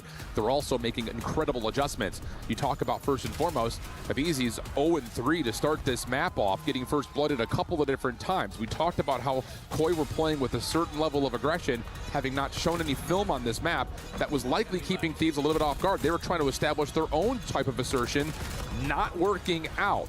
Then all of a sudden, you kind of hit with different numbers. You're worse trading first bloods out, if not earning them freely yourself. And that changes the dynamic around the entirety of how this map was played out. Without a doubt, because Thieves started to step up their aggression. And when you step up your aggression, it means you're not waiting 45 to 50 seconds to gain your first piece of info on that round. No, you're getting it in the first 10 to 15 seconds. So it allows you to make plays a whole lot quicker. And they have just been outstanding, especially in these closing couple of rounds. This is one of those rounds where Koi get the first blood. Yeah. You're thinking, all right, we should have fence control. We have their plat. But we've known this for quite some time. This is not the first time you play Hacienda. It's extremely impossible to get that bomb planted without top secret window.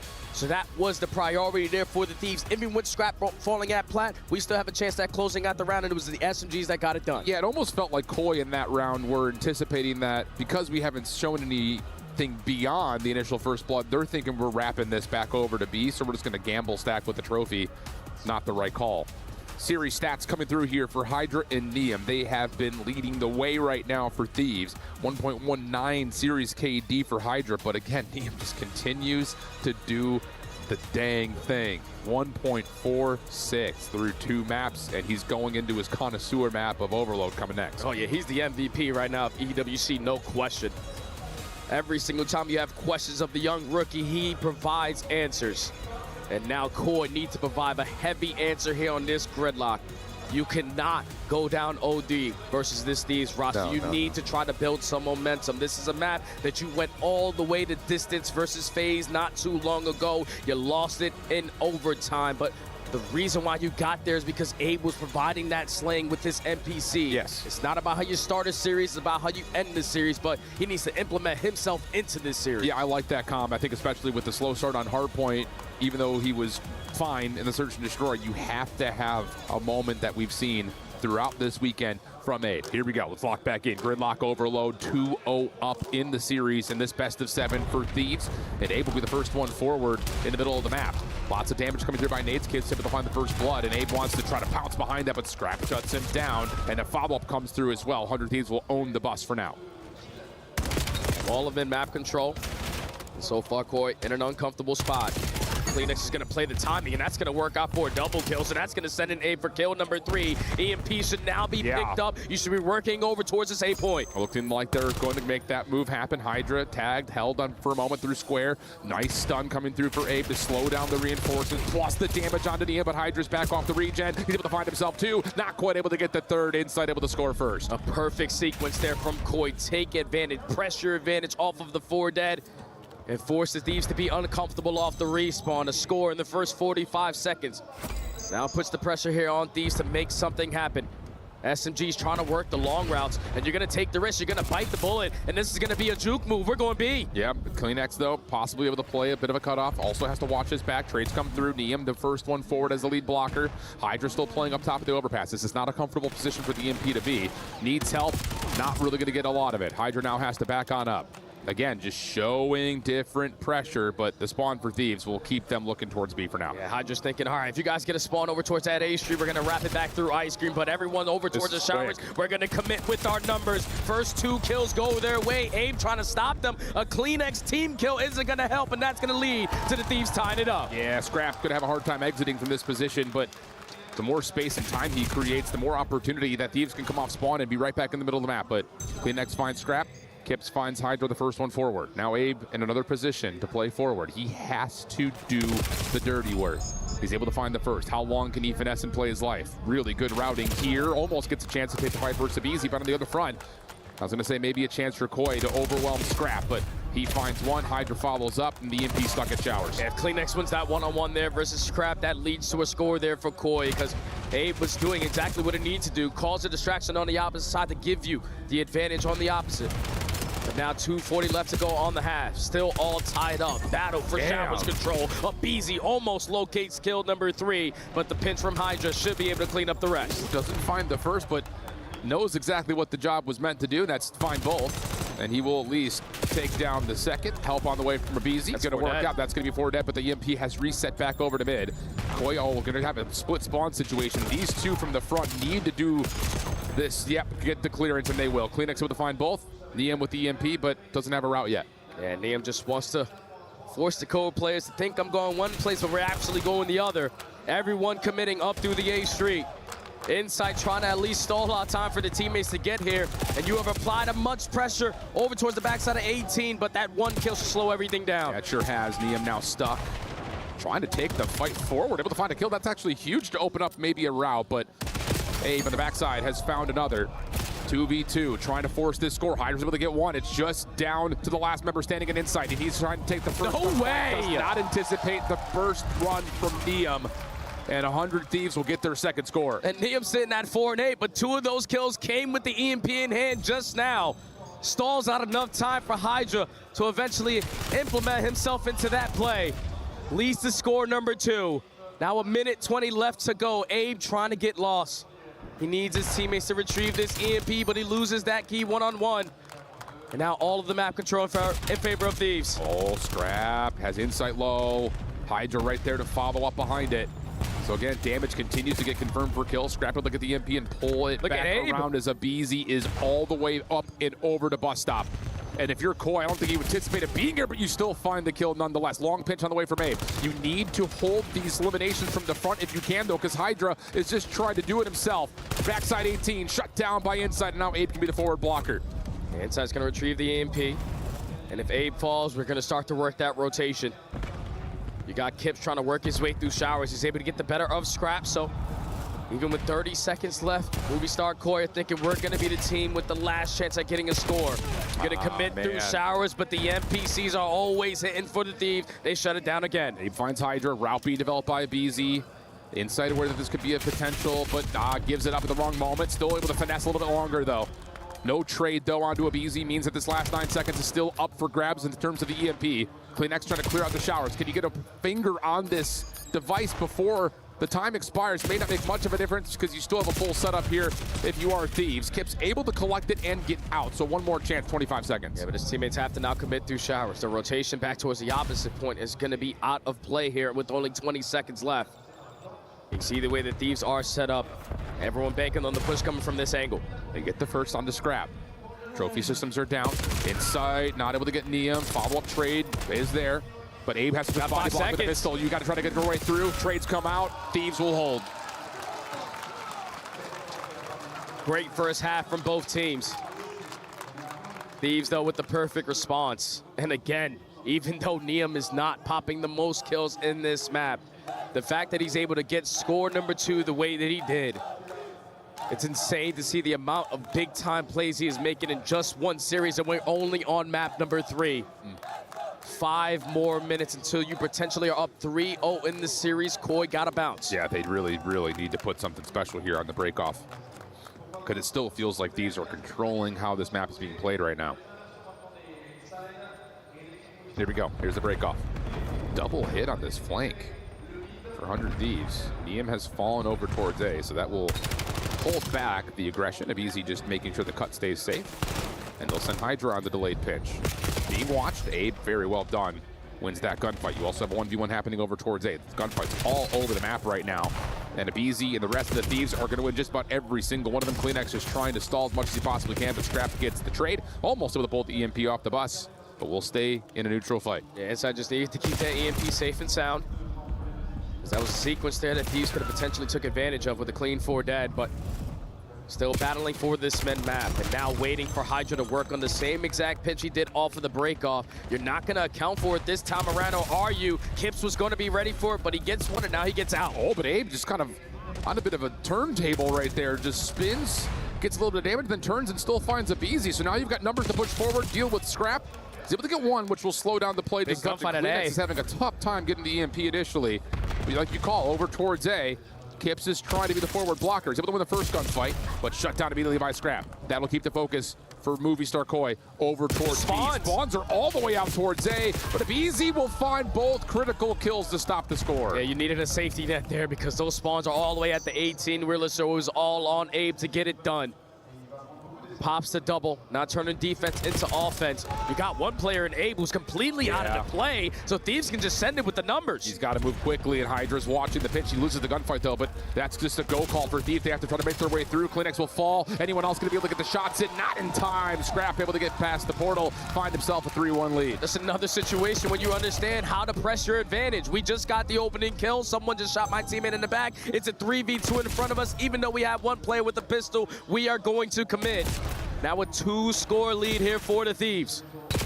Koi, though, looking for a quick response. Abe trying to do exactly what he did last time, but he gets cut down. Yeah, but Abe's going to have to do a lot more than this. He's already found 4. That's skill number 5. Up and over, just looking for information. Has no more in front. Lots of damage comes through. Klinex with to find the kill. That should lead to a second score for Koi, unless Abizi has an angle. Not fully. 3-2 the count. Still plenty of time as we enter the bottom of the second.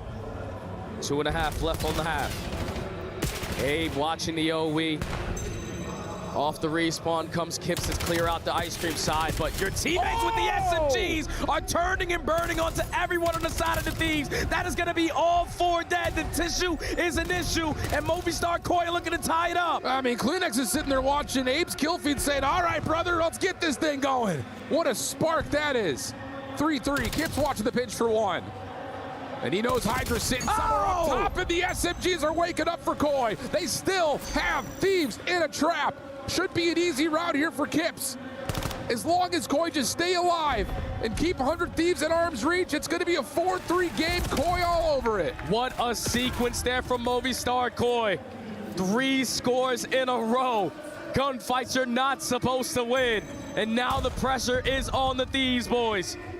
1:35 left here on the half. Left here on the game. Abizi gets a trade, but Abe finds it. Yeah, that's big. Shuts down the play over to Showers. Hydra in the corner. Good help from Neum, and Thieves are saying not so fast. Nade over the top. Hydra trying to sneak into top. Grandma's not going to work out. Scrap has an angle here, but ooh, he's getting cornered. He will fall. Through mid-map, Neum finds one that trying to get out the Koi defense, but they are hunting the EMP.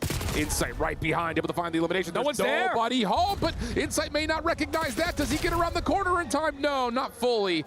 Kips behind the play. Gonna track behind this push to A. Defense will get set up. Yeah, they're gonna commit now. Have to. With Kips putting down shots, even though he's gonna take care of Neum towards the back line, we know we still technically have a 3v3 in front of us, but Insight wins a massive one-on-one.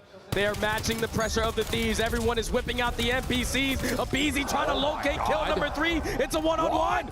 He's gonna come around the back. Abizi!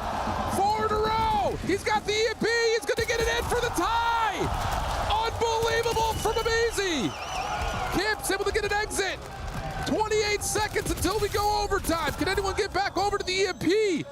Koi are still cleaning up their spawn. Neum making that difficult. And now it's just a battle for Bus. We got to take care of Klinex. And thankfully, Hydra gets Call of Duty timing to go his way. 10 seconds remaining on the half. Hydra pops a double. Insight with the EMP just needs to get back to his team. Grab chasing, damage out, shut down by Abe. He's fresh. Do they know Abizi's in the corner? They see the cross. Do you anticipate the player up close? Now they would. Nade cooked up. Klinex able to find one, and the nade will connect for the other. You've got a chance to run this. Kips is cutting off the middle of the map. It's just down to Scrap. Trophy system. Abe able to find the kill.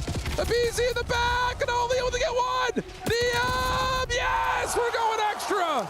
And that is such a good trophy to get placed down there from Scrap, but an even better stun grenade over the top from someone off of the respawn.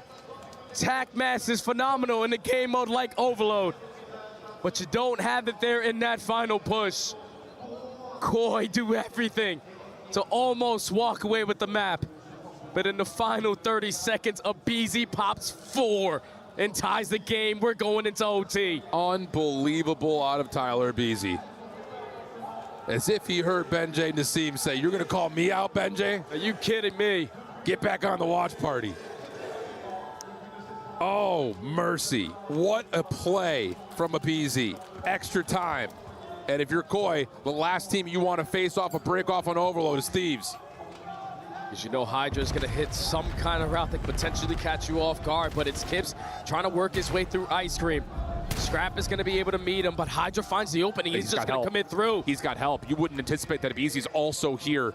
So as long as Scrap can stay alive, there may be a chance to score here. But That neutralization will keep the EMP static in the middle of the map. And a nice follow-up here from Kips allows Abe to actually play a little bit forward with an M15. He may be able to hold down this 100 Thieves respawn. And they're going to push him right through mid. So it's going to be two players from the Thieves potentially playing defense, and they get the opening kills. So now Kips needs to provide finesse. All of his teammates are dropping like flies. Hydra is trying to clean up the final, but it's going to be scrapped with that SPC to shut him down. And now you're going to try to work your way up through P, but this is a massive one-on-one through the middle of the map. Yeah, Kleenex just, wow, dancing with the bus like it's his partner. Able to find two. Neum trying to come back to the play. Kleenex still sliding, dancing, finessing, but Neum clean shots. Gives Thieves a chance to possess. They got it out. Apizi's already the lead blocker. This timing gunfight is everything. He finds the opening onto Kips. Now it's just the floodgates, and you also have Scrap working a pinch. Oh, but Kleenex, he's able to find one. He's got help. List enough to stop the EMP in its track, but Scrap is still alive. 1v1. No, not quite. Kleenex again coming up big. 35 and 27. Koi in control. And do not want to fight it over towards this A Street side. Let's wrap it back over towards Showers. Already a minute and a half wiped away in OT. Hydra takes care of the late pinch. Now you know they have to commit up through the front side, but Neum finds kill number 2. Now you gotta retreat back. Oh, but they don't anticipate the Hydra play with so much space through middle. Abe able to find one. Big gunfight here versus Scrap. Pushes him off. Kips right there to help out. Shots over the middle of the map. Able to track down Neum. That's all 4 dead. Staggered spawn for Hydra puts him in position to defend the B point. But the EMP is not fully there, but Abe, talk about coming up big. Puts a little distraction into play. Can you find a kill from the front, though? No trophy system here. Stalls out Koi. Stuns and nades are not going to be your best friend. Neum's just going to fly on in and pop a double. Neum is able to find 3. You're going to turn defense into instant offense. Look at the spawns there from Koi. They're so far away. You got to try to hit this cut. Neum coming back to the middle of the map. They don't anticipate this, but is that maybe a little bit too aggressive? No, what a move! It over to A, but Insight's there. Hydra will fall. Oh my gosh! What a call from Thieves to rotate it, and Insight comes up big.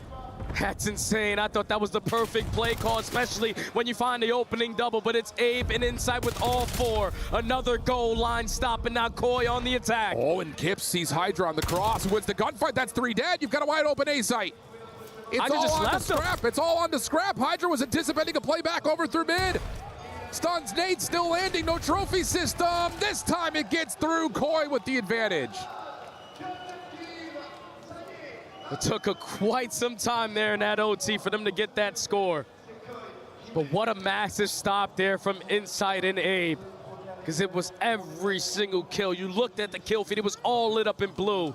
You're thinking, all right, this is Thieves, up 1-0. Koi have to have the response, but the perfect counterattack. And I think Neum over towards the Shower side actually allows one player to walk on by him, banking on his teammates to win those gunfights off the spawn, but they don't. And then by the time he tries to retract back to his spawn, it's way too late. And now you got to beat the clock. Under 2:58 to try to get this one done. That is a lot of time, though. Here comes the break-off attempt. Hydra's going to play forward, looking for quick control. They're going to grab, pull, come back, find a second elimination. Uh-oh. Koi now in some trouble. Big win there from Showers. Abizi, Abe, trying to beat each other over to the other side. This could possibly lead to the score. Do you get in? No, not quite. And Insight comes big again. Huge double from Jamie Craven. And Koi able to pull the EMP back. You can always count on the vet to put himself in a position to make the big-time play. And now just trying to keep this EMP as far as you can away from these players. You're going to try to work it up through A Street, play the mind games, try to fight this wave of gunfights, but Scrap gets the better of Insight. You go, Chow came through, able to get the trade. Pressure still mounting here, though, for Thieves. They're going to find 3. Insight will spawn up into place. He's the only one. Again. He's the only one. Thieves, are they going to try to go back the other way? Not this time. Abizi able to find the last little slide. And Thieves take the map in extra time on the stopwatch. It's just something about overtime and gridlock that hasn't been clicking for Koi this weekend. You do what you need to do. You get the early stop. You bring it back. You force the Thieves to be the aggressors. But it's just something about them. When they have those NPCs, gunfights just seem to be a little bit easier. You find 3 kills, with the first one being the EMP carrier. Everyone tries to keep him safe. Everyone loses those one-on-ones. And the only one that gets the close spawn in it is Insight. But that is just way too much to handle in that scenario. Koi fought as much as they could. But regardless, Thieves take the map, and now they're up 3. Unreal. Not great news here for Koi, looking at an 0-3 tally. Oh, what a map, though. What a series this has been. I know the score is still going to look a little bit more favored towards Thieves, but Koi are giving it every possible effort. It's just when it matters most, in those critical moments, be it at the end of a hardpoint rotation, at the end of a search and destroy round, or here in overtime on overload. Thieves are coming with that little extra special sauce to ice up and clean up. This is insane from Abizi. Yeah, he just can't get away with murder like this. You lose track of him, and in the process, Kleenex also picks up that EMP. On accident, I think. So that puts away the NPC, and that's not the right weapon for the occasion. Unbelievable series so far here from 100 Thieves. And I know Nadeshot's got to be smiling from cheek to cheek with the way that they're performing. Insane stuff. Thieves fans gotta be vibing in the venue. We got none other than Ian Chambers with some Thieves boys. I think he threw to me. I don't know. It's so loud down here. I'm with the 100 Thieves fans. It's a 100 Thieves party right now. As you can imagine, one map away from the semifinals. What's your name, brother? Joey. Joey, you're from Chicago, right? Yes, sir, from Chicago. You must be feeling good. Are you going to clutch this up? Oh, 100%. Not even a doubt in my mind. Why are they playing so well? What's going on? I mean, we got Hydra, we got Scrap, we got everybody. We got the Rookie of the Year. We're in Paris for Hydra. Come on. There's no way. What's your name, man? Trent. Trent, talk to me about why you are going to win this thing. We're the best team in the world, obviously, and they called us a hoodie org, but look at the score for every game. Okay, I like that. I like that. Come through here. What's your name? Tiana. Tiana. Who's your favorite player on Thieves and why? Scrap, because he's just the fucking goat. I think that this guy agrees. Bring your sign forward. You say. I want to see what this sign says. Can you just show it off, and why have you written this? I mean, Scrap just fathers them every single time they play. So, I mean, it's pretty well said. Did you guys see the heated exchange between Scrap and Insight all week? Moi, je suis français déjà, et j'aime bien la rivalité, franchement, elle pète sa mère, et en plus, ce qui est bien, c'est que Scrap, il lui a dit, c'est moi qui t'ai fait, c'est moi qui t'ai donné ta carrière, avec Toronto, et là, il est en train de le déchirer! Oui! Magnifique! Have you seen the back and forth between Scrap and Insight? Oh, 100%. What's your message to Insight? I mean, Scrap's your dad, dog. I'm sorry. It's over. All right, we're going back in one more time. Make some noise for 100 Thieves. Can they clutch up and close this out? Well, again, they just keep coming through when it matters most. That's been the big story, at least in this particular series, and you could even echo what had happened yesterday when they were playing up against, or 2 days ago when they were playing up against Optic. Clean stuff to this point, and it's still looking at Nia, man. Unbelievable. He's just controlling the pace of the game in every single game mode. He continues to shine with the lights on the brightest. And now you're one map away from guaranteeing your spot on Championship Sunday. You know that these players desperately want to have it, especially with just what just happened a couple weeks ago. But if you are Koi, this is where you look at your vets. You know, your backs are against the wall. You have been in situations like this before. It's one map at a time. It's one mode at a time. It's one hill at a time. And it has to start here on Hasi. And this is another one of those question marks. Kind of a rubber band map right here, because we really haven't seen anything really from either team. And we saw it at Champs from Thieves. They got blown out of the water on it. And maybe that's what kind of spurs Koi to say, maybe we should work on that a little bit, talk it over and edit into the pool, because they have not played it at all. So here we go. Fresh face for Movistar Koi on Hacienda Hardpoint. Battle from the rooftops. Likely the first instance of gunfights, but they don't actually come through it. Instead, it's just going to be a hard hit around the back. 8 Kleenex for the first 2. Hydra will drop. And Koi will have the opportunity to get into Fountain. And that is the perfect way to play the P1 initially from the bad side. You don't want to be the team to just slide in towards the hard point and give up all of the access towards the hallway. So you send 3 players over through rocks. You win every single fight. You instantly flip the spawns on its head. But this is what these have been doing ever since that map number 1. When you think you're in a good situation, the SMGs just push you back and put you in a bad spot. Oh, nicely done. Abe really heating up since that first map. Gets to 3 in a row before being shut down. Kleenex stopping the rotation over to 2. Has to respond to this play over into Spiral, though, and Kips will throw a lot of shots down. Stun to follow up. Should be able to get the chance to reload. He's also got help nearby. Good rotation here from Koi. Yeah, they need to lock this one down. Not gonna have any trophy systems, but Inside is gonna be the guy doing the dirty work, watching the OE, assisting his teammate through bottom lobby. So technically, this is already the first push being shut down. All of the thieves now have to commit through the front. Yeah, head on a swivel right there for Insight. One well, one spiral, one back fences. Beautiful. But again, Koi just a little bit further back into this hill than you would have anticipated, considering they got a staggered 3 dead. Abe now has to get the regen, pop back up, able to find 1, damage onto the second. Insight not quite able to follow up, and that is really quick and maybe a little too easy from Thieves Spray. Yeah, it's just extremely hard to hold down this P2 here in Black Ops 7 compared to Black Ops 6, because that rotisserie with the car on it, it's extremely difficult with an AR to hit those shots, and you still don't have any trophy systems in play. So Thieves just use their attacks to break through the front door. They are going to lose those spawns over for the P3. They're going to take a 10-point lead, but you would gladly take that if you were Cody fully set up at new. Well, here we go. Once again, same story. Koi able to set themselves up on Roto. Thieves looking to break, already finding an opportunity to play up top. And in this moment, why not? We'll do a little comms check with 100 Thieves. I'm stunning her. Let's win back in. I'm blocking the front. I'm blocking the front. I'm blocking the front. I'm blocking the front. This one deep. Alright, they're spawning secret. Yo, top close already. Nothing. You. 2 you. 1 shot.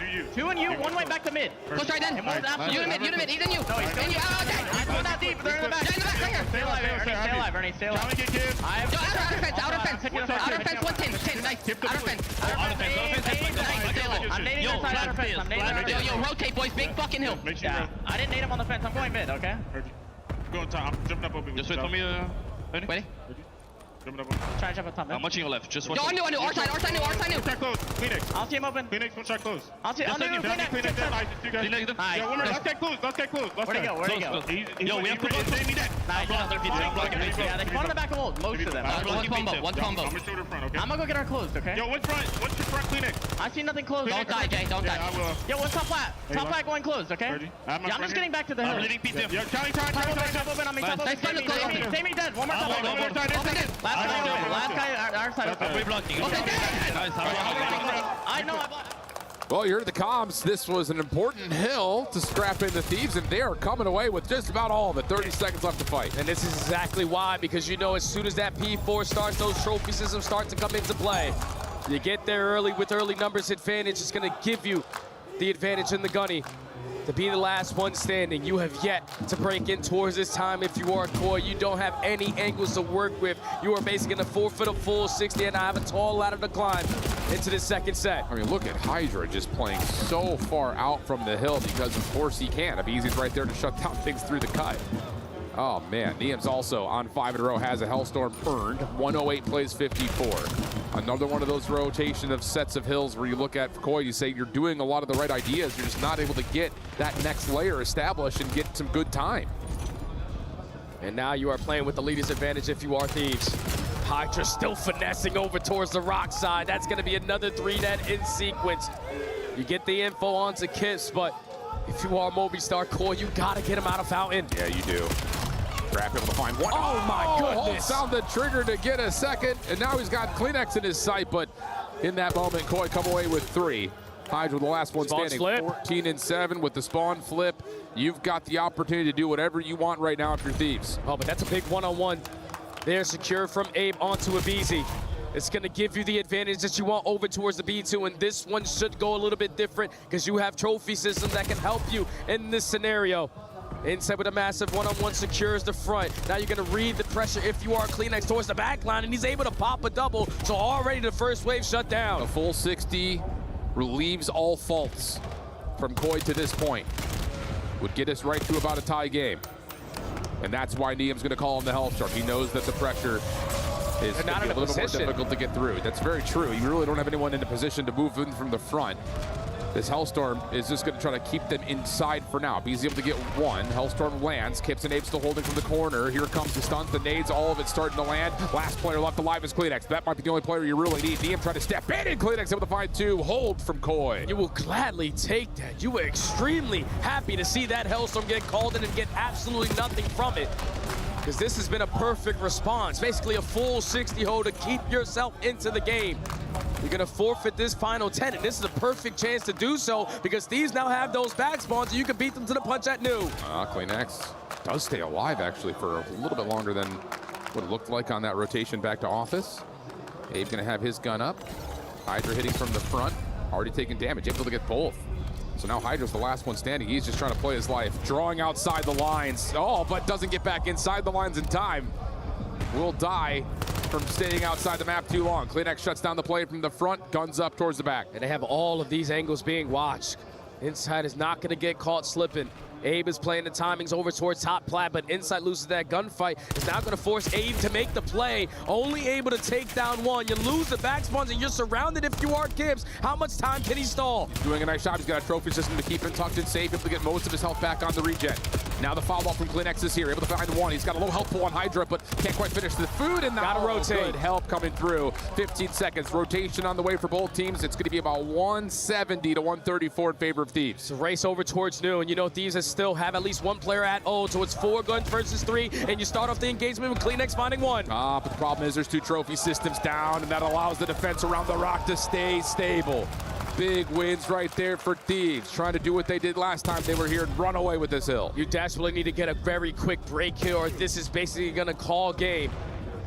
You have to work your way over through locker side. You have to push your way up through garage. But every single time you take a step, it's one of these SMGs pushing you back. Now it's Scrap's turn. Scrap and Hydra to lock it down. Test is in. I was muted the whole time. I am so sorry, chat. I was muted the whole time. Wow. What the fuck? I'm so sorry, chat.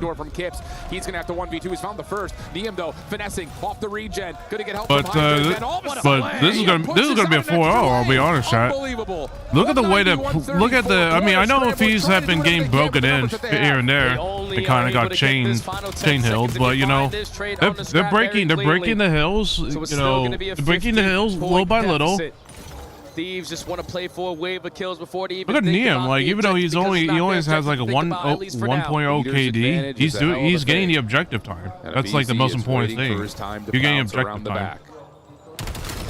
Gets one for free. Scrap able to find two. That's going to lead to more time here for Thieves. That nail coming down closer and closer on the coffin. Yeah, and you can't win here at the P1, but look at all the space that's already being created with the K4 dead. Like you know exactly. Oh yeah, no. A tournament. So this is gonna allow tournaments. They're very intense, and you're playing with really good players who play the game like 12 hours a day or some shit like that. No, it's really not. Easy able to find another. It's just there's never been a moment throughout this hill where Koi can get all 4 players involved. Not even up at the same time, really. It's just staggered spawn after staggered spawn. Someone's going to have to pop a double. Kips, Abe trying to work on the early rotation, but Kips will fall. Abe has to make a play through bottom spiral. It's being watched. Last effort here. Insight and CleanX, the long-standing Koi duo. Don't scam, just stay alive. Wait for your team. Come on. So far, it's not looking all that great. Trophy system does get down. Opportunity to still flood this one more time from the front. No trophies yet. They gotta get trophies. They need to put trophies on right now. Hold the point down. The front door gets gunned down. If I made me play the lose the back spawns for at least one player, but Abe is already really? red. Abizi can't locate him, and now you're gonna be pinched up. Yeah, it's just the deficit on the scoreboard is just maybe a little bit too wide right there. You have to play perfectly. And you're still seeing that even throughout these little fights that are happening in the front side of P2, it's allowing Thieves a chance to come back into the fight one more time. Abe in the corner, waiting for his chance. Thieves taking a patient approach here with only 18 seconds left. Careful here, you lose all these gunfights, you're gonna spawn behind. You're gonna give a lifeline here to Koi. Without a doubt, and how do Thieves decide to play this? Are they going to commit for this final 10 seconds just to get closer and closer to the 250? They're going to walk away with the final 5. So depending on the pressure, where is CleanX going to spawn all the way at ult? So you're going to give yourself the advantage with an extra gun. I literally just played it like once, not too long ago. Like I only played it once, like I think they clear out off a couple days ago. Position that you want. CleanX coming back over to the play, able to find 2. Looking for one more up top of the pistol, not able to find the full damage out. Abe holding through 10. He needs to get one more around the back. He gets a little look at Easy. Shots are through, but Easy comes out and ego chows him and puts him in the dirt. Kips with the follow-up. The trade is in, but the gunfight on the hard point goes the way of Thieves. Now you're scrambling back, and at least for Koi, they will have the numbers, and they're going to move the spawns around a touch. Hold on now. I'm not going to lie. Koi are starting to do every little thing that's necessary for potential comeback here on Hasi. Only 20 seconds remaining. Thieves are still going to commit a full force at this whole time. You still have a chance at winning. You only need 13 seconds, but if Koi can chain a wave of kills and then win this rotation, they have a chance because Thieves can no longer win here. Oh, Nia able to get one on the exit, but now it's just about what Kips can do. Come on, clutch your kills. Clutch the kills. Hold his life as long as humanly possible. Trophy system down and then deleted. Help is here from Insight. Here comes the formation from Thieves. All of it largely from the front. Niam's working on a long route, but Abe is going to try to push out. Abe able to find two. You could push out Hydra here, but he's holding a nasty head glitch. So he's going to hold off just a moment. And now it's up to Niam. The long play around the back could win the game. And Abizi finds the opening frag, so this is going to force the head of Abe to turn around and give the opening to Niam. Nice! You have them surrounded. The break is good, and this might be it. It's got to be Kips. It's just got to be Kips. He's got to find a way to make something happen. He's going to go off his side. This might not be allowed to happen. There's not enough time on the clock to make this come through. All the guns are up, and Thieves are going to take the map and the series. Come on, baby!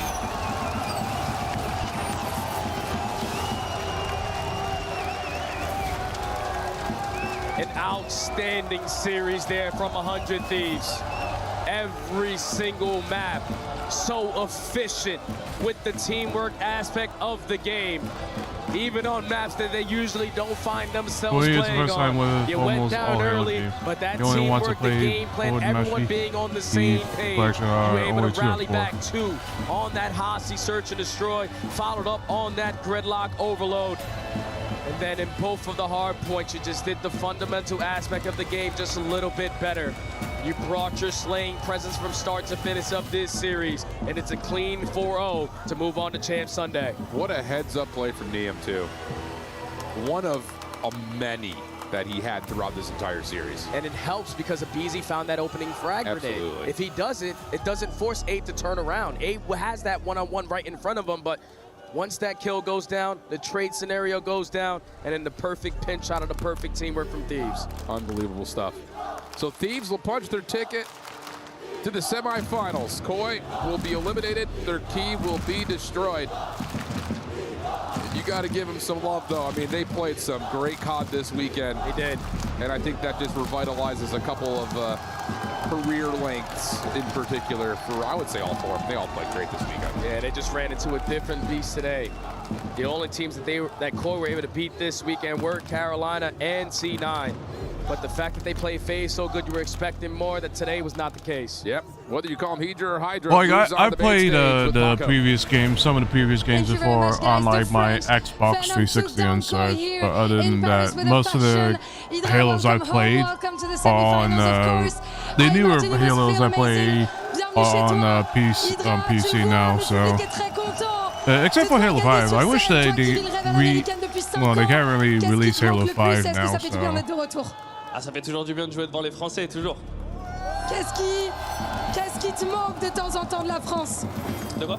Qu'est-ce qui te manque de temps en temps de la France en étant aux États-Unis tout le temps? La bouffe, ça me manque. I'm missing. What I'm missing from here is obviously the food, and it feels great, of course, to play in front of my fans.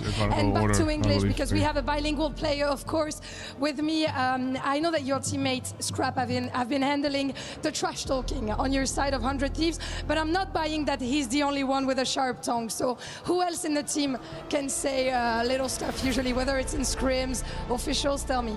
Qu'est-ce qui trash talk dans ton équipe aussi? Sûrement moi en vrai. Hein.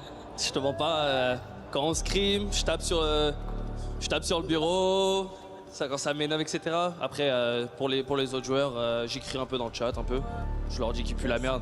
Ouais, classique finalement. So yeah, Scrap is definitely not the only one who has a bit of a trash talker soul in my team. Of course, I do it as well. I, slam the desk. I type sometimes in chat as well. Et moi, je voulais te demander, parce que j'ai vu une de tes interviews où tu disais que t'aimais bien être le vilain. T'aimais bien faire taire les arénas. Mais là, j'ai l'impression que tant que tu joues pas contre Gentlemate, le public est avec toi. Donc, est-ce que t'as envie de leur dire quelque chose? Because he likes to be the villain in those big arenas. But I feel like as long as he's not playing against Gentlemates, the Frenchies are going to root for you. So, do you want to tell them anything? Je vous remercie de supporter les gars, ça fait toujours plaisir. Bon, merci. on pourrait croire que tu joues pour Gentleman, frère. C'est quoi cette hype de dingue? And you deserve it, of course. Hydra, it's time. C'est l'heure du kick rush. Allez, on y va. C'est parti. Tu vas pouvoir exploser la clé. Your first time. My first time. Ready for it. Hein? T'es prêt? Je suis prêt. Allez, let's go. He's gonna get it here in Paris, France. Hydra à la maison qui va renvoyer Koi à l'aéroport. Hydra caught all the fishes and he's gonna crush their tank here in Paris. 100 Thieves to the semifinals.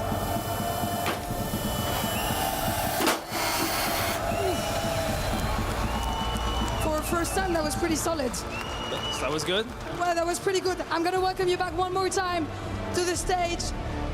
Mon frère, tu l'as vu, tout le monde est très content pour toi que tu sois là. Mais maintenant, je vais te demander de faire mon travail, à savoir me donner un petit peu tes prédictions. I will say, Dark Phoenix, the playing Halos and Chronicle order definitely makes sense. Next up is gonna be Gentlemaids versus Falcons.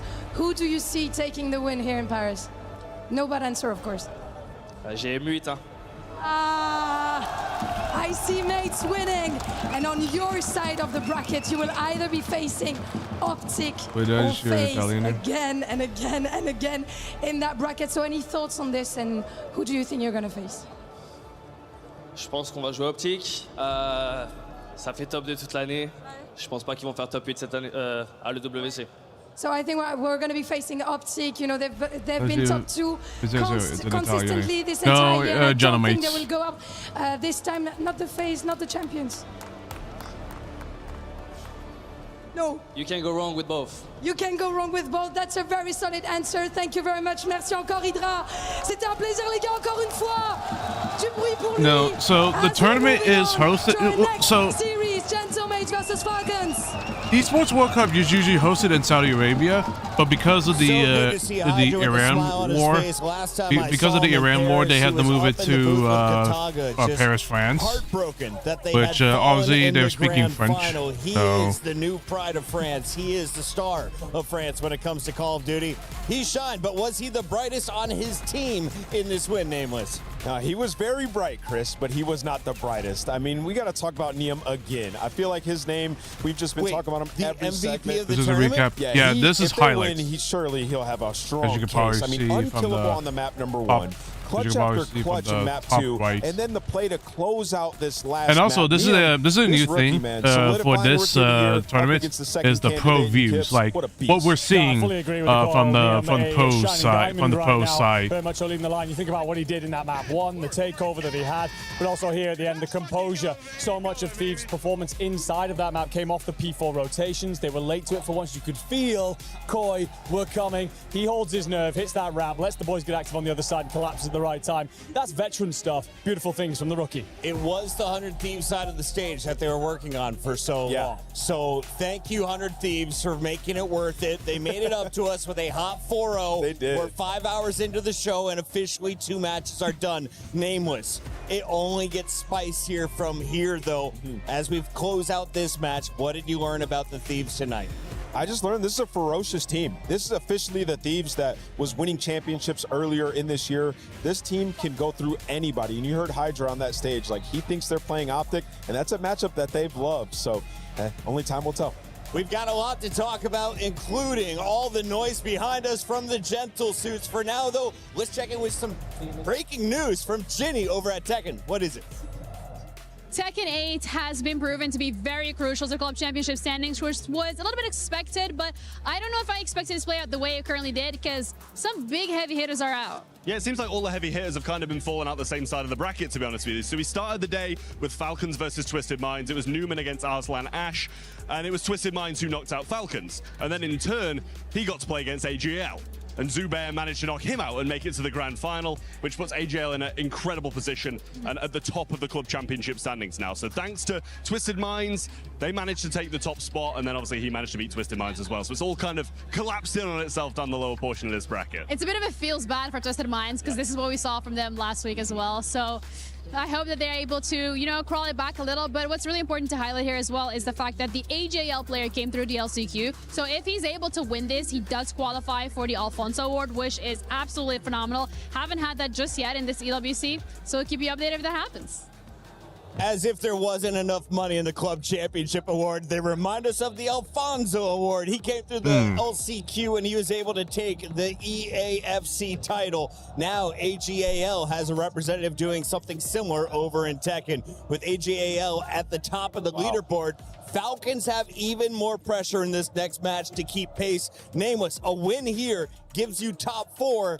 It earns you another 100 points, but more importantly, you're gunning for the 1,000 that you can get if you win the whole thing and the 600 grand that comes with it. Yeah, Chris, and as we look at this bracket, you see if they're able to take down Genomates, Heretics, obviously a strong team in their own right, but it's no 100 Thieves, FaZe, or Optic Gaming, right? So the bracket is laid out very well for the Falcons. They're at the top of their game. They have to seize this opportunity against the mates. The 2 biggest matches are still to come as we go to break. Reminder, lock in. Andrew's all kinds of excited. His Gentlemates are taking the stage against the Falcons after this.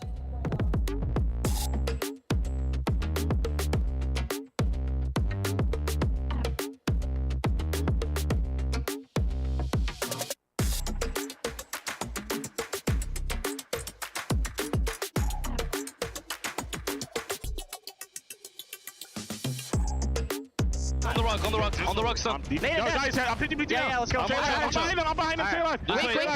Just wait. I'm dead. I killed one more. Aim dead. Nice.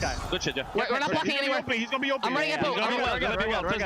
Nothing boat. They're not boat. Yo, gonna be open. I have a pinch. Everybody pre-aim open. I have a pinch. Open. Nice. More, Paco. One more challenge. One more week. Two, one more. One more. Jay, good fucking play, bro. Oh my god, you're sweaty as fuck. We were there. Sweaty as Every fuck. click, every clutch, Like every respawn. like Niam was literally We're there for the sweating. years of grind, and we're here now.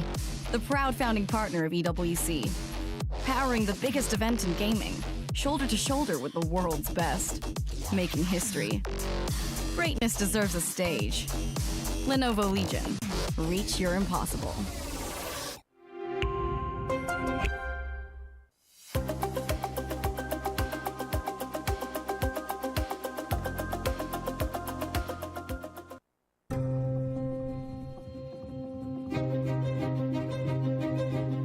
You won't find her outside. She's mysterious. You won't find her in the kitchen. She hasn't cooked in years.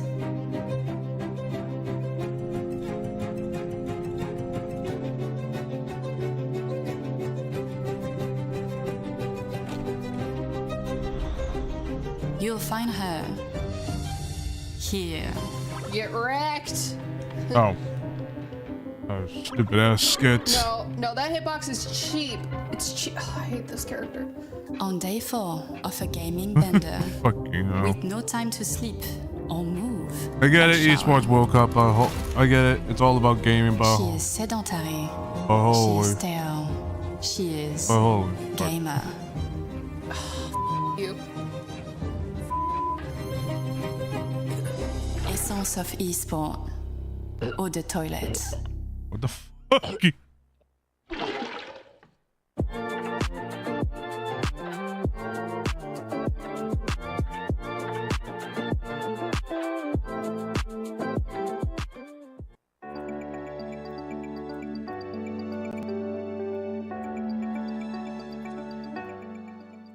Ladies and gentlemen, welcome in to this interview here at the Esports World Cup for Call of Duty Black Ops 7. I'm Enigma, I'm going to be hosting this for you, but the real man that you want to be paying attention to through this is none other than Luca. My friend, welcome to Paris. Pleasure to have you here. If those of you who are just catching up on where Luca's come in from, recently in Challenges, got the call up to the top level, and let me tell you, he delivered a superstar performance. But let's go back to Champs and what you did there. How was playing in front of a crowd like that, man? Like, what was your mindset going into the tournament? How was it being up on that that stage? I think my main point being a champs was just having fun. I don't like taking stuff serious because if I do, I'm just going to end up not being myself. So having fun is one of the best things you can always do in everything. I had a lot of fun and I can't wait to do it again here. But it is a case of, obviously, you come through relatively inexperienced, you step up onto a stage like that. Here in Paris as well, you're going to have a massive crowd out there. How does that affect you? Does it affect you? I think I'm trying to make everybody proud, of course, but I'm just always looking forward and LG trying my Valve, best. how are you doing? Welcome, 100%, welcome. you can't do more. Without any regrets, you're just always going to go for everything. Lovely to hear that you are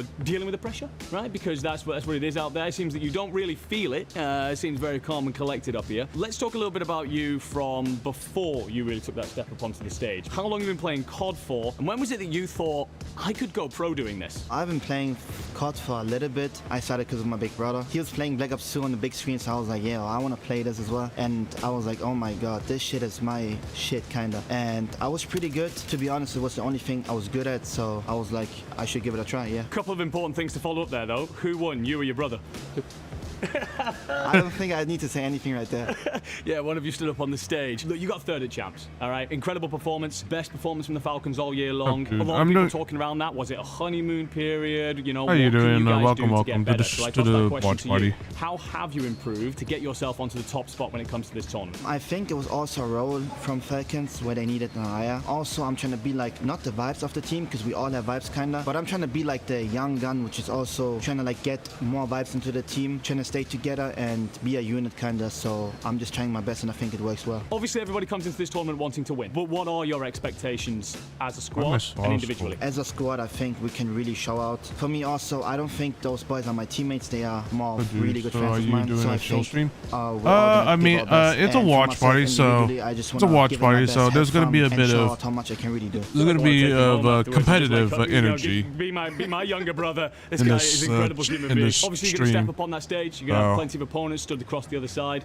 Any words for them before you step out there? I mean, I would say watch out. Those guys weren't ready for us champs. I think they're still not ready because we're so fucking good. Fantastic interview here with Aluka from the Falcons, a young man that we've all got our eyes on here at Call of Duty Black Ops 7 at the Esports World Cup. I've been Enigma. That's been Aluka. Have a fantastic tournament. We book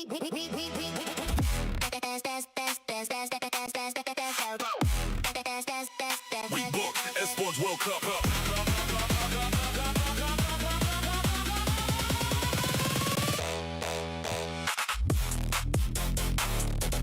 I like that on it. I like that. That they put in the We Book Esports World Cup. I like that.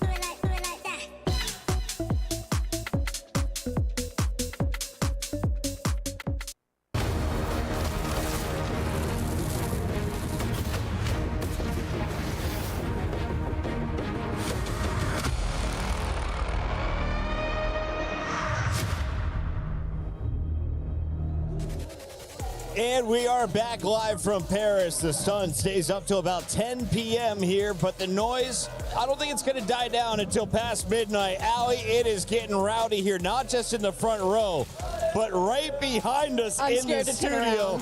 We've got the Gentlemates all over the venue, including the co-stream. We got Brox and Mystic joining us.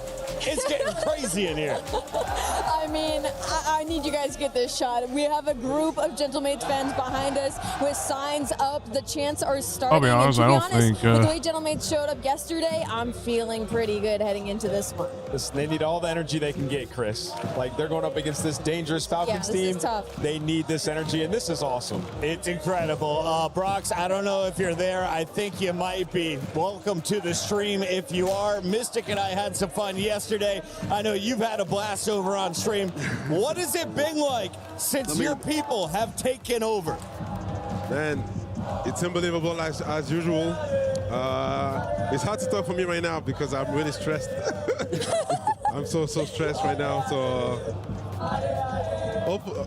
we are lucky they're here because they're taking my stress away a little bit. But man, when the game's gonna start, like I don't know how I'm gonna be, but like right now I'm just so stressed. You got to be buzzing, man. I had to put in my second earpiece just to hear your answer. The crowd is nuts. The crowd is insane. The crowd is loud. The crowd is really loud. I hope the players will be able to take that power from the crowd and show it in the game. Yeah. Listen, We've done it in Paris in the past. I was right next to you guys yesterday. I know the nerves are high right now, but Brox, talk to me. I'm sure you got to see the guys earlier. How were they this morning? How are the vibes? How are they feeling? Let us know how you guys were behind the scenes. The vibe was really good. They had a lot that going through their mind while going through the group stage, but they tried to figure it out to fix it. And I know that the vibe was really good today. We feed them good today. We saw like a TikTok of Sip dancing in backstage. That's the key. Shout out, Eamon. We made a non-challenge guy being challenged. Yeah. Listen, bro. So, I never saw that before from Sip, so I'm happy about it. Listen, Brox, you know ball, and I'm sure they have all their ideas on how they're going to come in and win this. In your mind, what needs to happen for a commanding win for the Gentlemates over the Falcons? I think like our fundamentals have to be like really strong. We have to play as a team, especially in our point. I think our S&D were really good. Our overloads as well. It's all about HP. It's all about our points. Our points, like we have to break together, wait for each other, make the right calls, play as a team. And if we manage to do all those stuff, everything's going to be fine. Yep, Joe deceives. That's what we need right here. Joe deceives, exactly. Man. You know, man, Estriel has been... Estriel. It's been an animal, this tournament. Yes. It's been an animal, so... I know Estriel is a key player that make us really win a lot of points, a lot of time, a lot of games. So I think the key players are going to be the AOs. Yeah, for sure. With the general switch might be behind the casters. So we'll see. Well, Brox, this morning I got a text from the green room chat that said, "Hey guys, wear pink if you can today."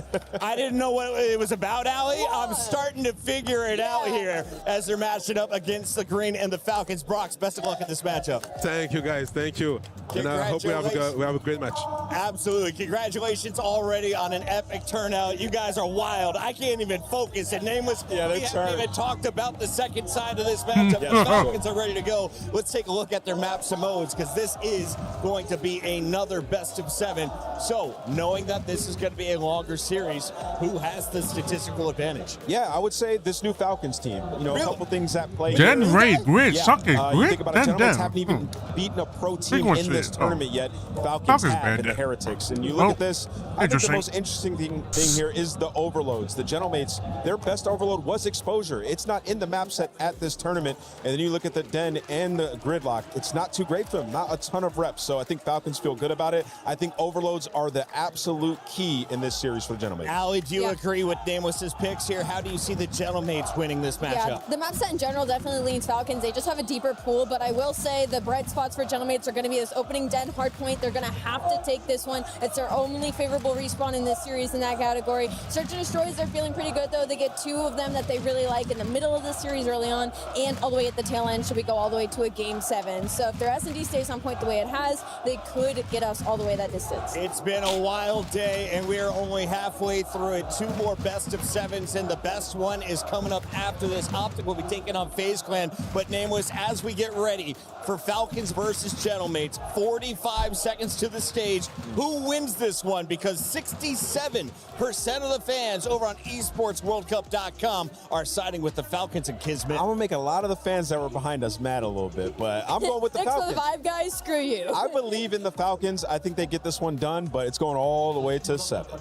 Ali, I don't know about 7, but definitely a 4-2 or 4-1. It was gifted to me earlier. These lovely girls had these box of bracelets. Is that Travis Kelce's phone number? They told me to close my eyes and pick one, and it was a purple Gotaga bracelet. Oh, it just happened to be a Gentlemates Gotaga bracelet, ladies and gentlemen. I don't care who wins. We all win with this matchup. Enjoy your quarterfinal.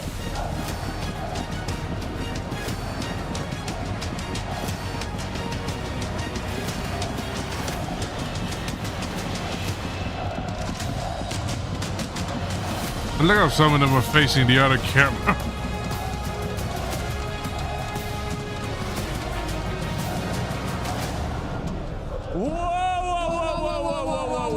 Guys. Not yet. We're not yet here. Look at this arena. The STC arena Esports World Cup in Paris is turned up right now, and that is because we're moving in to the next quarterfinal. Lou, come on now. We've seen complete polar opposite series so far. Yes. The first match, 7-match banger. The second, a wipeout. Yeah, and following the logic, this match should go 7 games. So I am very, very excited about it. Si on suit la logique, normalement, Gentlemates Falcons, c'est 7 games, and I think that the Gentlemates fans have the cardio, but do you have it at home? That's the question. I think we're gonna get some boos, but I don't think they're scared of them. So please welcome onto the stage, Team Falcons!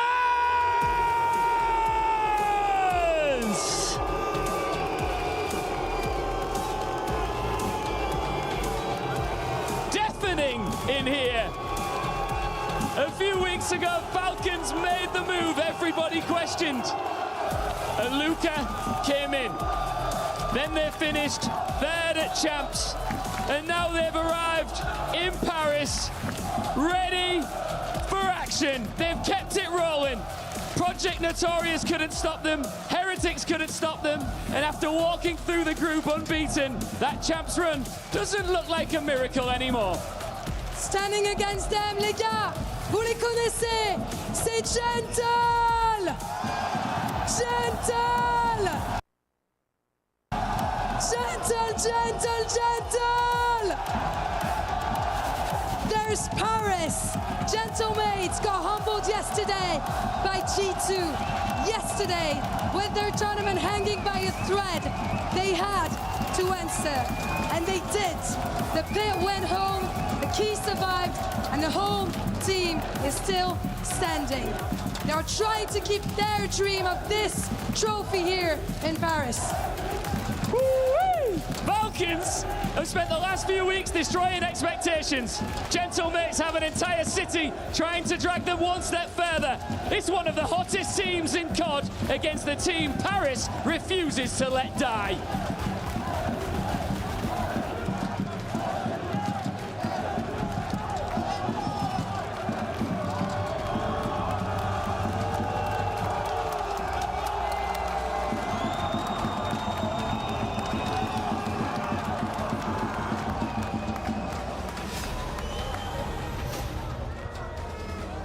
Wow, wow, wow, wow, wow. What a noise, what a crowd, what a sportsmanship. Guys, you guys haven't been talking enough shit on this stage, so I want to know, Ghosty, do you have anything for me on this matchup? Nothing too crazy, just we're going to get a different result than Champs. It's going to be different than Champs, all right. I think, Axnid, you know that you're going to have the crowd against you on this one. Are you worried about it? No. I don't worry about anything. I trust myself, my team. We are here because the trophy. That's it. Doesn't matter the crowd. I'm going to let you guys handshake. Thank you very much, boys. That's going to be a good one. Falcons versus Gentlemates. Game on. Falcons. Gentlemates. So we got a mug. What a battle this will be. The quarters continue.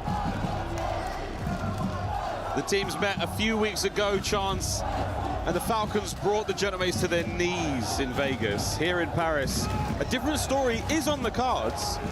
It's bloody loud in here. I mean, guaranteed game 7. Wow. No. Fingers crossed. Fingers and toes. And Ghosty. Look at this. That result. We're going to make note of the artwork. And obviously the fans, whether or not they remember Falcons, a team, serious threat. Got to make sure you bring your A game. These boys are lethal. Crowd might be against them, but if I'm looking at that Falcons squad, this is a team that can handle it. That is a laser sharp, razor focused team.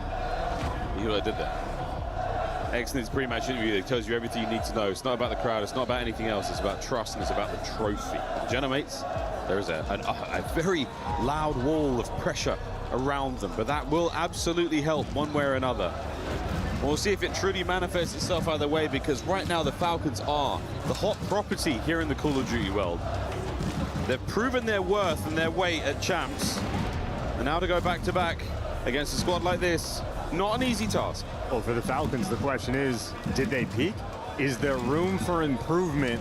Was it a honeymoon, or is it Luka the real deal? Well, clearly the real deal. The question is, how far can that young man go? Well, MVP caliber players right now, Celium, I mean, hey, late term of the year, trying to hit that MVP form. He's got the #1 KD, and it is a terrifying sight that Estriel's the guy right behind him with the 1.3.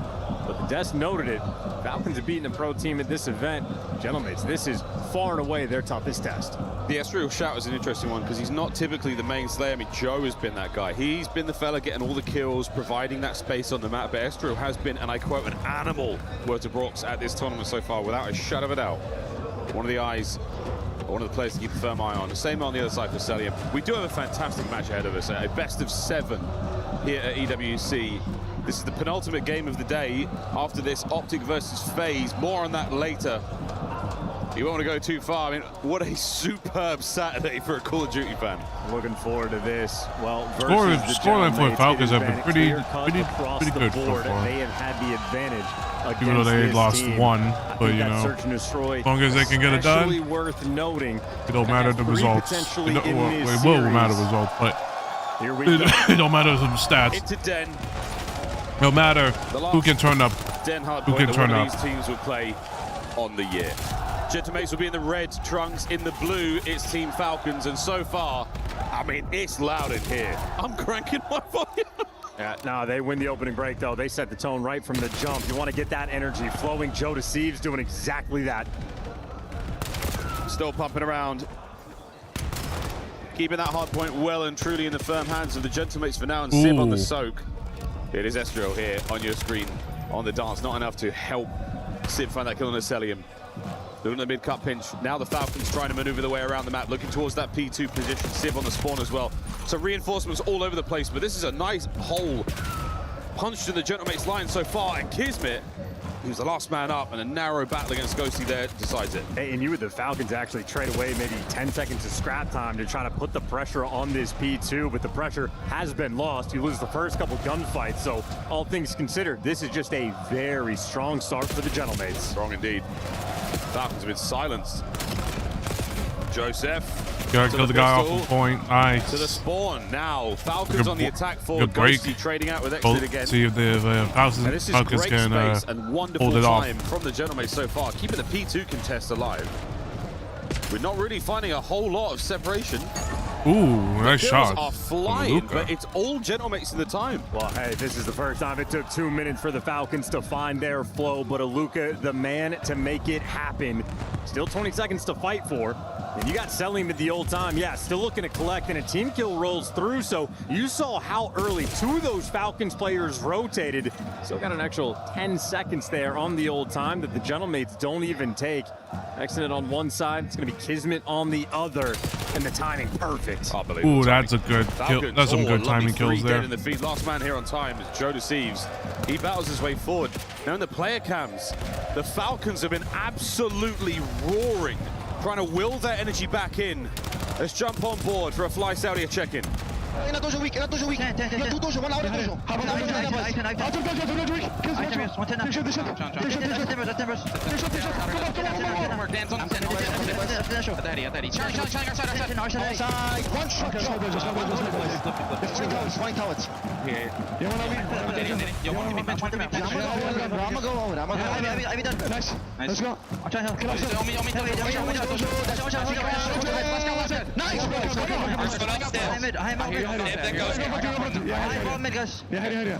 Nothing left on me, nothing left on me. One left on me. Two left, two left.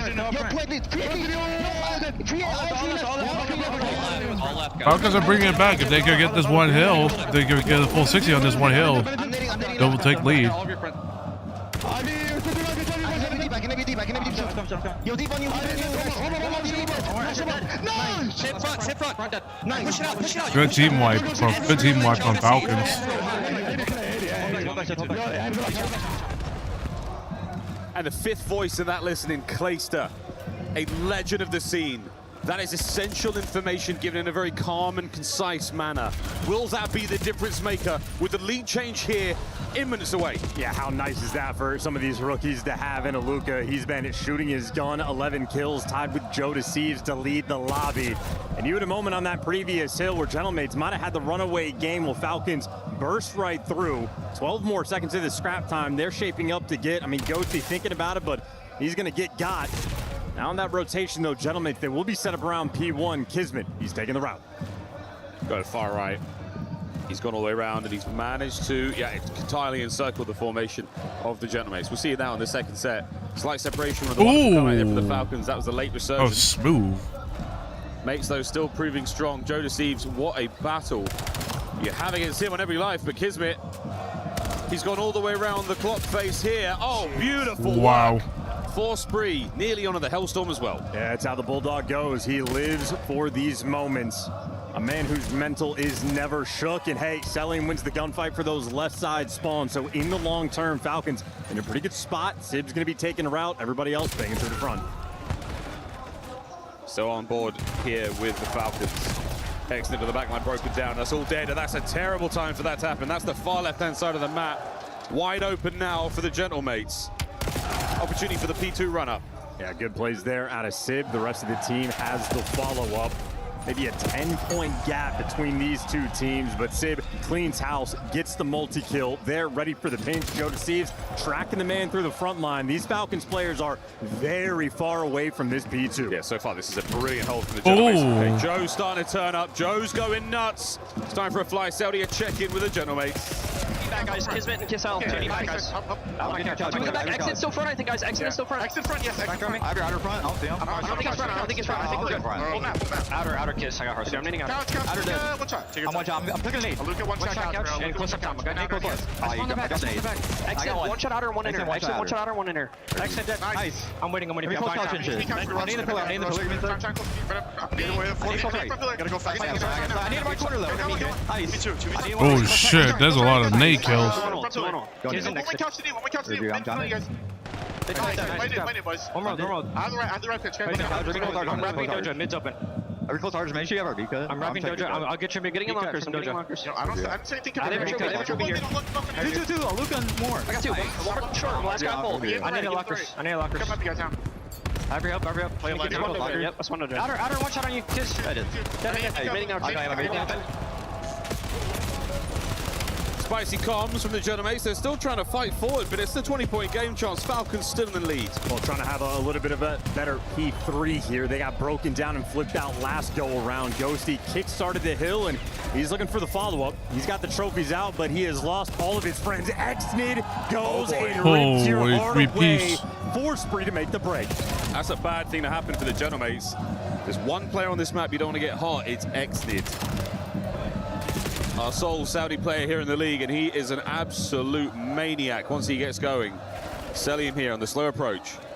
We're trying to break that top right-hand side of the map, but so far, a lot of Gentlemates here to deal with. That through the lobby, though, Kismet. The thing with, like, the coach, I'm glad they actually are also capturing the coach's voice. I mean, they obviously have to, because why would they not allow it? They would obviously have to. I just didn't know how it would, you know, be put, I just didn't know how they would put the coach's voice in the listening, but, you know, they found a way, so. Boys, the bang out, that's nice work. It's actually that's actually neat that, you know, the coach is not saying a lot. That's the thing, and that's actually probably what you needed to do anyways. If you are playing with a good team, you don't have to play a lot. You don't have to play a lot. You don't have to talk a lot to your team. You just got to give a little small talks and such. Be like, hey, check that corner, or just play that corner, or play that this and that. Work here again on the pressure, but we are still holding Gentlemates. 15 to go. There's the contest. Kismet bangs his way in, selling him on the last few, and it's a 1v1 for the old time. That is that. Cell wins it. A big one indeed. We're going to keep fighting forward. But for now, Gentlemates still on the back foot. Luka's not playing good at the moment. He has to watch. Mid-cut hit though from He has to do his. Yeah, they're just gonna make you work for it. Kismet, low man, overwhelmed. No trophies. Nade right to the dome. Sell him on the back line. Well, he's getting wicked with it, but he just gets taken down. Can't even shoot his gun. Gentlemates, this has been about a 60-point run there in the stretch. They've taken the lead. There we go. Slow and steady, can they maintain it? Aluka goes low, Joe. Not deceived by the play, finds the easy kill, and now a blue hard point for the Falcons. Kiz keeping that mid-map safe. We finally see Aluka peeled off, and now 25 to play here. It Get might points. be Don't another go for kills. terrible series of events. Get for the points. Falcons, Don't go for dying at the kills worst yet. possible time. Let him play. This time they are safe. Left-hand Don't side force still. They gun. must hold. Like, Aluka wins a big one, though. Falcons Yeah, need to the not AR force showing gunfights. up They there have for to the just play Falcons, for but time. The P1s more or less have been on point for the Gentlemates. Massive benefit to their success, and Asriel knows the reinforcement's not quite here. He's waiting for the timing on the gunfight, but now they'll have the extra men. This is it. Over the top, Gentlemates are here. The Kismet flank might pay off in a second longer, but he has to buy that time. There we go, Sel and Kiz in the feed. It's a perfect pinch. Sib fighting, what a two. Down and out though, Falcons. They're still swinging, and Kismet on a 3 spree. So well timed. The crowd is bumping, and yet they remain calm, playing good Call of Duty, but the corner check there on Kismet, good enough. Trades going in the way of the Gentlemates. Aluka, last man standing, overwhelmed and gunned down. Gentlemates right back in the time. Here we go, number 2. Oh, Exnid kills them all. Exnid. Oh! For 3. What a play. Dude, every time you need a pop-off moment, that man is there. 22 and 30. The gun not quite working way he needs it to, and yet still they have the lead. Final 10 seconds of that old scrap time is going to pump them up in a spot where they can win it on this next B3. Still rolling over now to the bottom side of the map. 20 seconds up. Gentlemates now starting to fall to the wayside. Here comes the hard point open for business. Mates are in. They have the numbers. The battle now on the left-hand side of the map, and an unbelievable spawn from number 2, Kismet. How does he do this? A tactical insertion from behind. Here he goes. Joe managing to turn a burn. Exnid yet again, and Sib has taken a tumble. Sayonara, off the map he goes. Now you're a man down, and it's that longer respawn time. It's in control in the hands here of Falcons. 20 seconds, and they get map 1. They are starting to feel the pressure. Shoulder to shoulder to the insider point. Exnid looking for another piece. Celium now battling. 20 for the win. And he's flying forward. He's going to get that Dojo cut. They have everything they want. Still holding. Dojo, the last play. Celium on the far right. Here we go. The first is good for Joe. The pressure's still there. The clock ticking away as the Sands are going to start drowning you out. Joe and Asriel get in, and it's a break. They need it to be perfect. They cannot lose this here, and they got the right side spawns for this rotation. Falcons now the foot race towards P4. They lose the gunfights on hold, and now this is the moment where you need the calm before the storm of this P4. They've somehow survived. They've somehow held.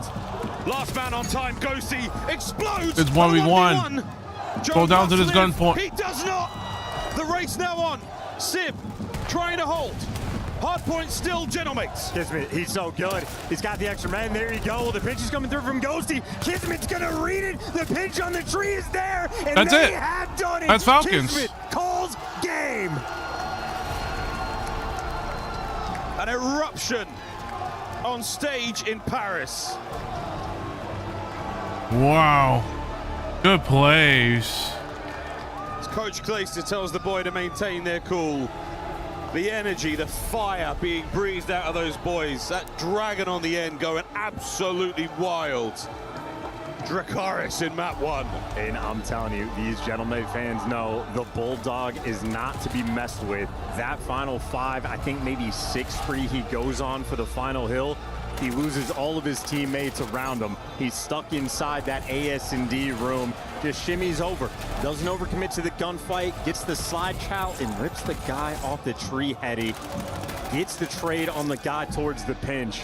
Absolutely unreal stuff from Kismet in the final moments. What a hell of a map 1.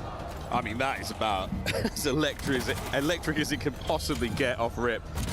Spectacular team kills, as is tradition here at the Esports World Cup, but my goodness, did X did make it all okay with that play. That wasn't even the end of that clip, which is insane to say. And that moment from Sib, that is a minor moment, but goodness, an extra few seconds on the respawn there certainly hurts. The final seconds of contested chance. Gentlemates had the will, they had the firepower, they couldn't get it done. Over to Mr. Chambers, who's found a Falcon fan in the crowd. All right. I always say this, it's crazy down here. Gentlemates fans there, Falcons fans here. You, brother, what's your name? Beirut, I'm from London, East London. All right, London man, here in Paris, enemy territory, Falcons fan, how are you feeling? I'm feeling great, this is good. Seeing Clayster and the boys on the main stage, it's beautiful. This is what the esports is all about. Yeah, it is.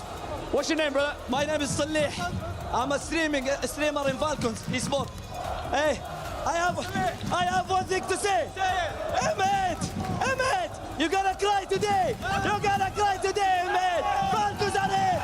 Falcons, two champions. Let's go. Yeah, go on. We're gonna win and we will let them cry. They all gonna cry. We will win. All right.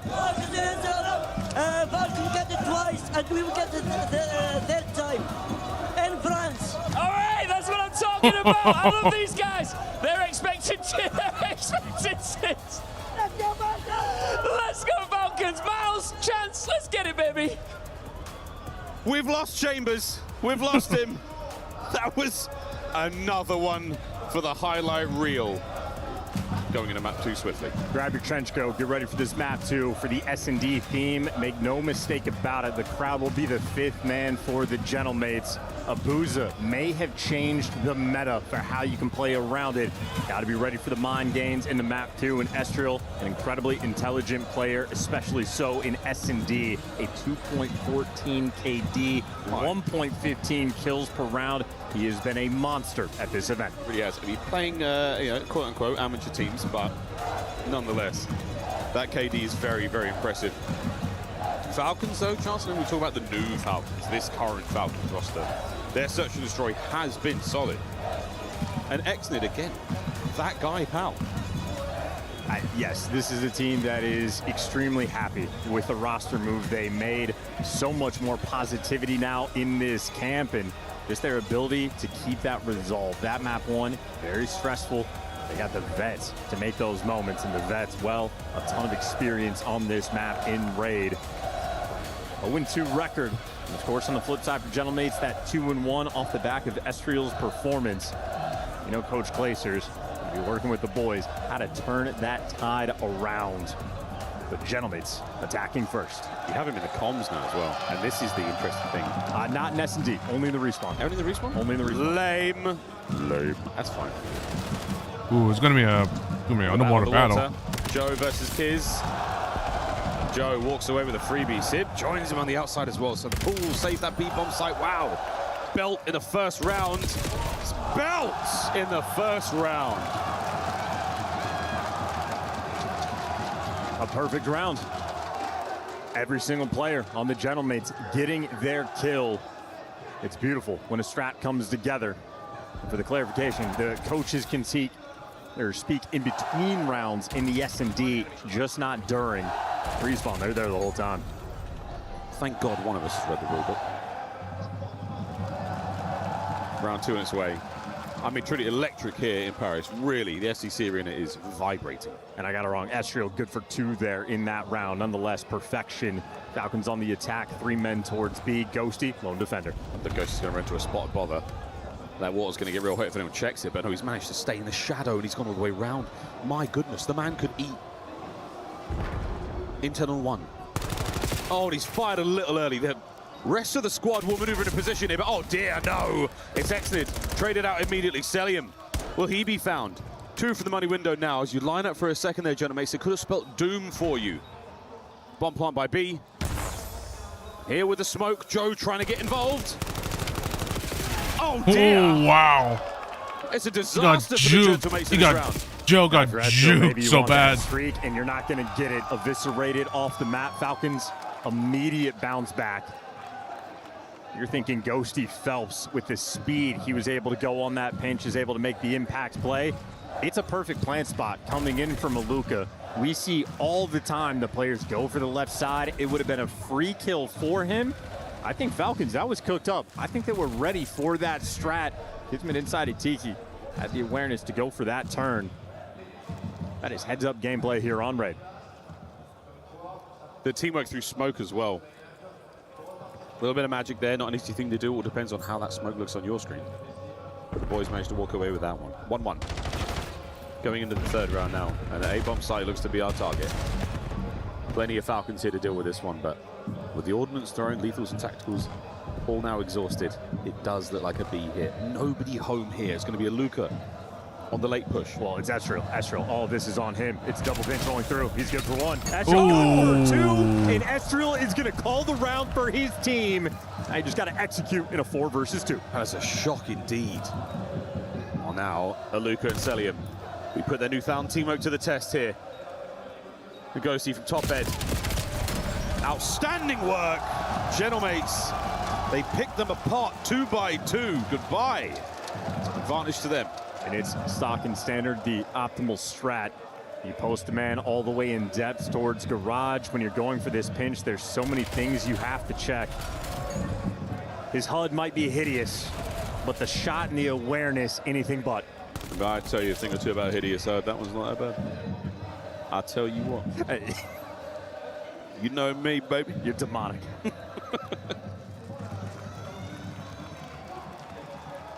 Lovely bit of work out of Estriel so far. The animal, the true animal. Striking again was a 2-2 split here for the Falcons, for the Gentlemates towards the Falcons, set up here towards A. And young Joe in laundry. And I tell you what, he's not putting his socks together. He's looking for another kind of pair. Ooh, there goes Joe. What a nade for the damage. The hunt is good. What a nade. And now he's just a skid mark on the backside of the building. Oh, and Exodus moving. Yeah, no, he is hunting. This is 0 time wasted. You're getting red, though. Ghosty heads up for the kill. It's a 3v3. Kiz, so safe, so sneaky, so dangerous.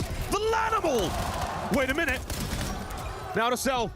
All on a Ghosty for the back tree now, forced forward. Has to win the 2v1 and defuse. There's just no time. Celium, the man that is impossible to kill. He's going to throw 37 shoulders or just drop them immediately. Falcon, so quick, so clean. Great smoke side laundry steps. Exonid straight in for the charge. Nade damage on Joe. The hunt perfect after the fact. And, well, Kismet in the cheeky spot. He's got the drop. Estriel's POV on this one. Oh, look at that. Meanwhile, Celium, the most unique POV in Call of Duty history. It's nearly impossible to learn from him because it's so hard to replicate. Yeah, he 1 of 1. Well, 2-2. And Luca yet to get himself on the board for the Falcons.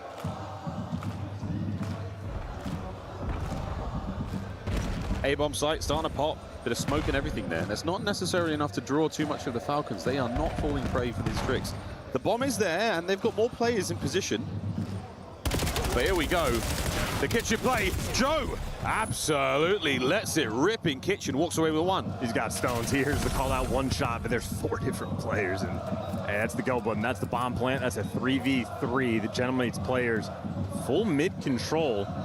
With the bomb plant spot, got to be a little bit delicate about these checks. Yeah, this is a fantastic run here from the Falcons. They've managed to get back on the site rapidly. Gentlemates there with the time. There's the bomb. Very, very close to pillars in a wide open spot. Falcons are making a move. They've got to get it done faster. Estriel now through mid. Trades are fantastic. It's all down to Ghosty. And Kismet, what a play. He knows exactly where he is. Going for the run, but it might not be enough on time. It's not going to work out. And Ghosty turns for the kill. I have no idea how he knew that player was behind him. That's a comm from one of his teammates. If we're not rocking Ninja on lane and you can just hear it through the crowd. Either way, he makes the read.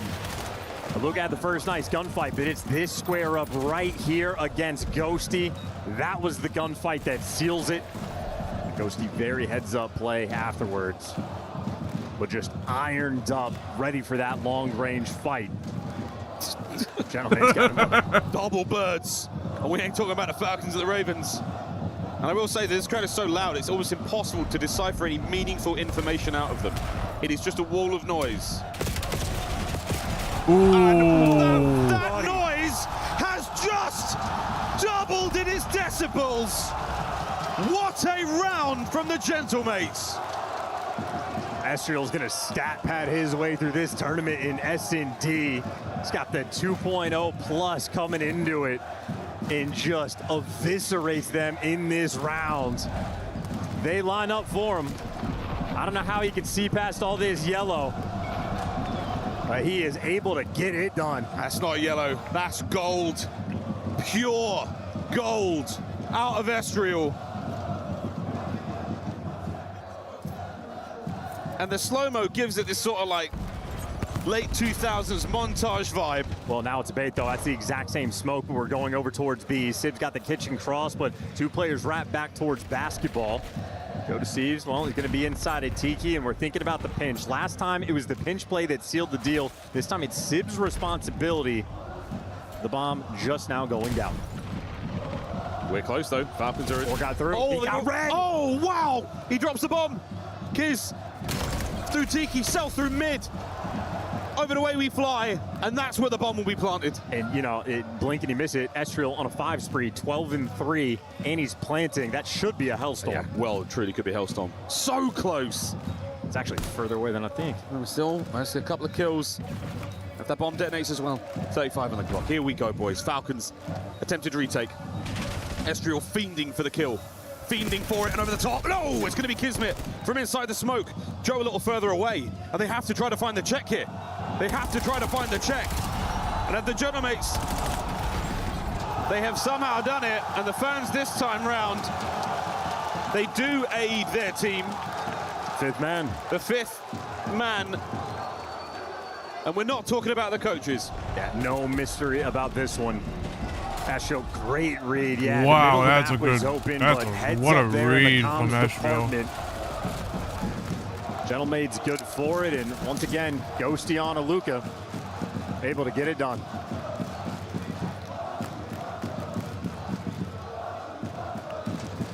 It happens. I mean, one day it might hurt them a little bit more than it helps them, but he's got to ask Optic about that. Here we go, folks, another 2-2, or closer to a 4-man hit.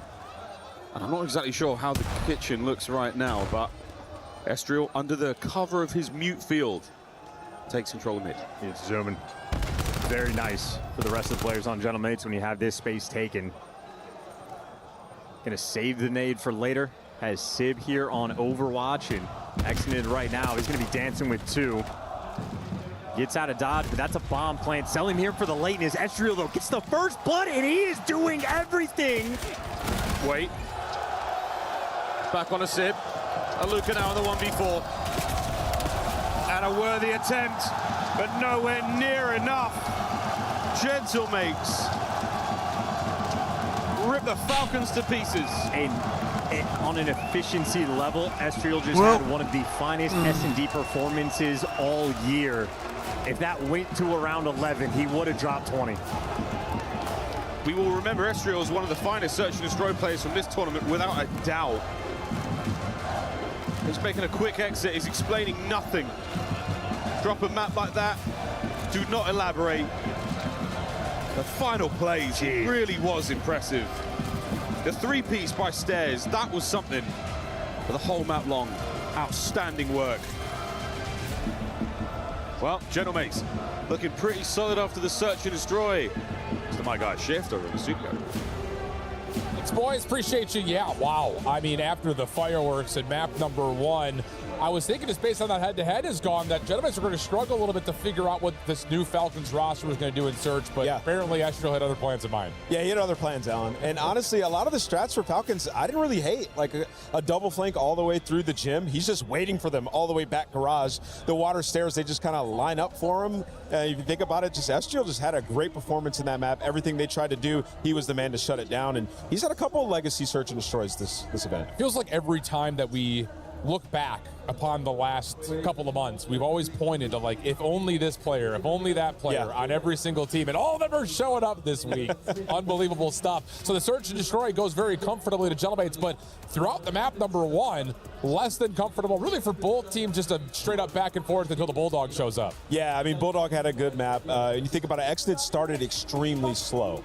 You know, he's nading his teammates. It was that big streak that he had on the P2 final rotation, Alan, where he got like 3 kills after nading his teammate, and you're like, okay, they have a chance in this game. And, you know, when it comes down to the stretch, when we end on that P4, the advantage was in the hands of the Gentlemates. You thought that they could close it out, but so much pressure coming in from the side of the Falcons, and it's Kismet with the sustain, like, just huge individual effort, but also together. Like, these guys were making huge plays when they needed to, answering the call. It's just one of those things that's just, we look at how quick the rapid development has been over a player like Exton, let alone the development of the team at large with the addition of Aluka. And it almost still feels like a fever dream a little bit watching these guys play. This is that play that we were just talking about as well, Exton's three-piece. And when you think about that P2, even the way that it started, Alan, they took a super risky approach. You had Exton all the way in the back, and Kismet on that wide flank around, right? So they're comfortable setting up these risky plays with the big payoff. And you see, that's why these guys are undefeated in Respawn so far here at the Esports World Cup. Yeah, it's been unbelievable. And it's just another one of those moments that you look at it and you say the maturity just instantly there. Yeah. You find the veteran presence with Cell and Kiz without question, but to see Exton and Aluka also following up on plays like that has been undeniable. So 1-1 the map count, kind of giving your early thoughts before we jump into the back half of this series. Yeah, well, the Gentlemates are going to have to find a way to win a Respawn against this team. Nobody's cracked that code so far here at EWC. My biggest talking point coming into this series was how in the Overload, well, for Gentlemates, their best Overload isn't in the map pool at this event, in exposure, right? So they're going to be tested. You have to win one of these Overloads. The Gridlock, huge opportunity here for the Gentlemates. That's a nice little setup, but a little bit more of the in-depth on-the-ground reporting. We've got Enigma, Biascaster ready to go, the Gentlemates fans. We are in the depths of the crowd here in Paris, in the heart of the Gentle Suits. And I don't know if you're picking it up anywhere near as much as we are, but it's incredibly loud in here. And for everything that's being shouted and said, my friend, we're getting to watch this series incredibly tight. Talk me through that map one. Listen, I have to say, that was the best hard point we've seen out of Gentlemates. They didn't win it. They weren't able to close it out. Exton, he had a really slow start, but by the end of it, he was making the heroic plays for Team Falcons. But the reason they just got loud behind us is because the Falcons fans, and I think the guy with the G2 jersey, have joined in and trying to rile them up. Yeah, there's a hell of a lot of back and forth going on here. Some pocket of Falcons fans over there trying to be as loud as possible. Of course, they take that map one, look great off the back of it. No one's really figured out how to stop them in the respawns. Mates get close, but just don't get it done. Where they do get it done is inside map 2. Some great S&D. Bang, bang, bang, bang. Listen, what are they feeding Estriel? We were talking to Brox earlier during the pre-match stuff, and I need to know what they are feeding him because he's already been looking so much better the past couple of months, but this weekend he has hit another tier, giving us 14 in S&D. Are you kidding me? He's playing like a superstar right now. I don't think you are any happier than if you were a Gentlemates fan right now. No, absolutely not. But it's, of course, one apiece in the series right now, and the Gentlemates fans are going to be wanting to will their team on to victory. So, ladies and gentlemen, Gentle! Gentle! Gentle, gentle, gentle! Let's do this.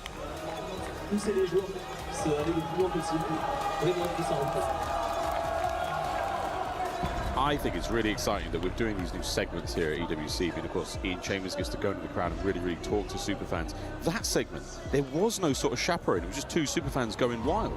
Going crazy, enjoying themselves, and I mean, doing it from across the pond. I know about the history between England and France. I'm disappointed. Me too. Me too. No, everyone's having a great time here. Sib, despite his nonchalant appearance, he's also having a great time. He's been chalant today. There was a degree. It might have been AI. I'm not sure. It didn't look real, but also it sort of did. It's a scary world. Yeah, it was quite confusing. Yeah, it was quite confusing. A degree of chalantness was squeezed out of Sib today. While Overload on its way, we'll see how that goes, because of course Search and Destroy going the way of the Gentlemates. If you just join us 1-1 here in this best of 7. We're diving into the Overload in the moment. Gridlock, I believe, is our destination. We'll see how the Falcons fare, because they do enjoy themselves some Overload. And of course, Ghosty loading up on water just in case he earns a Hellstorm. He needs something to drink when he calls it in. Pay attention to that in the player cams. On the flip side, maybe a mystery Falcons player taking a flight somewhere off the stage. I need to wait for that guy to get back. In the meantime, getting the headsets on, geared up, ready to go. Coach Mayhem for the Gentlemates speaking to the boys. And of course, 3-time world champion Clayster on the other side. Honestly, excited to do another listening with the Falcons just to pay extra attention to how much he is truly calming for the team. An interesting battle as we are doing a side row. It's been interesting seeing the addition of so many non-native English speakers into the league, the expansion, especially here in the Call of Duty League. That has been a major talking point. Comms. English is a second language, Call of Duty is a third. And many times, conversations had around, yes, certain things are easy to say in English, certain things getting lost in translation, and mixing these squads with, Aluka, a German player. Exit from Saudi Arabia. Kismet from the United States and Celium from Mars. Incredibly complicated communication style. It'd be nice if he returned from his home planet, made his way to the main stage. That would be the missing guy up top. Well, he has made his return, taken his seat. Gentlemate's just almost bored, waiting for him to get back in the mix for this gridlock overload. Well, going to be an easy one. We've seen plenty of gridlock here at Esports World Cup, and I will say it's fast becoming one of my favorite maps to watch. Very, very exciting game. Scar's been left by the wayside, very much so. It feels like Den. I think we've had 2, but the gridlocks have been very enjoyable indeed. Got to play to your advantage, play to your strengths. Right now, one of the many strengths we have in the menu, this Gentlemates crowd, and Lou brought up their stamina. They definitely got the cardio to get themselves through this best of 7. And some of them will be absolutely sticking out, because after this, directly after this match, FaZe versus Optic, more on that later. But now it looks like Celium has returned. And it is now time to get to map number 3. Falcons, of course, have that sports psychologist they are working with, helping out the team, and you can see those results in the map number 1. Staying on top of it, staying calm in front of this crowd. It is a party here in Paris. The Gentlemates looking to give them something to celebrate. We always talk about this, the first time you play in front of a hostile crowd as a player is a very memorable time. Of course, X did now plenty of experience on this, but for Aluka, this really is an interesting one. I mean, you might have had a cheer or 2 coming in, but really, this is overwhelming. I think he's fine. He's fine. Honestly, I feel like having champs be that first go is truly a baptism by fire. Yes, the crowd is a different experience, but just a different stress from the champs environment for every other major. Well, here we go for the gridlock overload. Everybody's trying to dodge these nades. No trophies in Aluka. Well, there he is. First blood on Joe to Sibs. Sib already back down, and these Falcons are flying. Yeah, this is not a problem in the slightest. Oh, excellent sell. Oh, my word. Joe back to spawn instantly. Got to win a big one here. Kiz on the attack. That's a perfect Semtex. We're going to get a little bit of damage. We're still running the EMP forward. Celium, the man with it in his hand, and that is a clean dispatch in the first. Back to the middle of the map we now go, and Kismet, oh my god. They just ran him. Well, good news is you cleared out most of your spawn. Excellent, though. If he gets 2, this could turn into a rally capture, and I think he's got the gunfight beat. There you go. Drops Ghosty. And you pick up the guy on the pinch. Aluka making the heads-up play. Go get that device. The right side is open. You've completely now sanitized the middle of the map. That is all yours, Falcons. You can do with it as you please. EMP still under a watchful eye. And we're still looking towards that top left-hand side of the minimap with Ghosty battling Tooth und Nail. He and Estriel will find their way forward. Celium, the brakes firmly pumped. He is in park right now, and he's not leaving the middle of the map without a kill or 2 to his name. Exnid, wow. Sib going high. Sib good for 3. He sure is. Wonderful hole in the middle. Yeah, Celium had one of those moments where he's looking for a ghost, not a ghosty. So watch the pinch for a little bit too long. But hey, Aluka's there for the double kill with the nade. That's going to be the go button. Sib, the man you have to get past the stun is good for it. And hey, good enough to get those trades. Still, though, you need to pick up this device. They're a little bit slow to the jump. Celium is paranoid on this mini-map about the flank. He refuses to touch the objective. Really, I mean, we're waiting for what? The perfect setup? We're waiting for a bit of a run? Possession now, Falcons. Backpedal away, absolutely. Kismet going to be that rear guard. Is anyone going to check mid? No. And that is a perfect spot to be found. Here we go. Looking towards the A goal. Kismet going to be the man poking forward. That reconnaissance by force has now been met by Ghosty, and he's out of the play. What will we do, Falcons? Don't want to backpedal too much. A death in that position could spell doom. Here we go.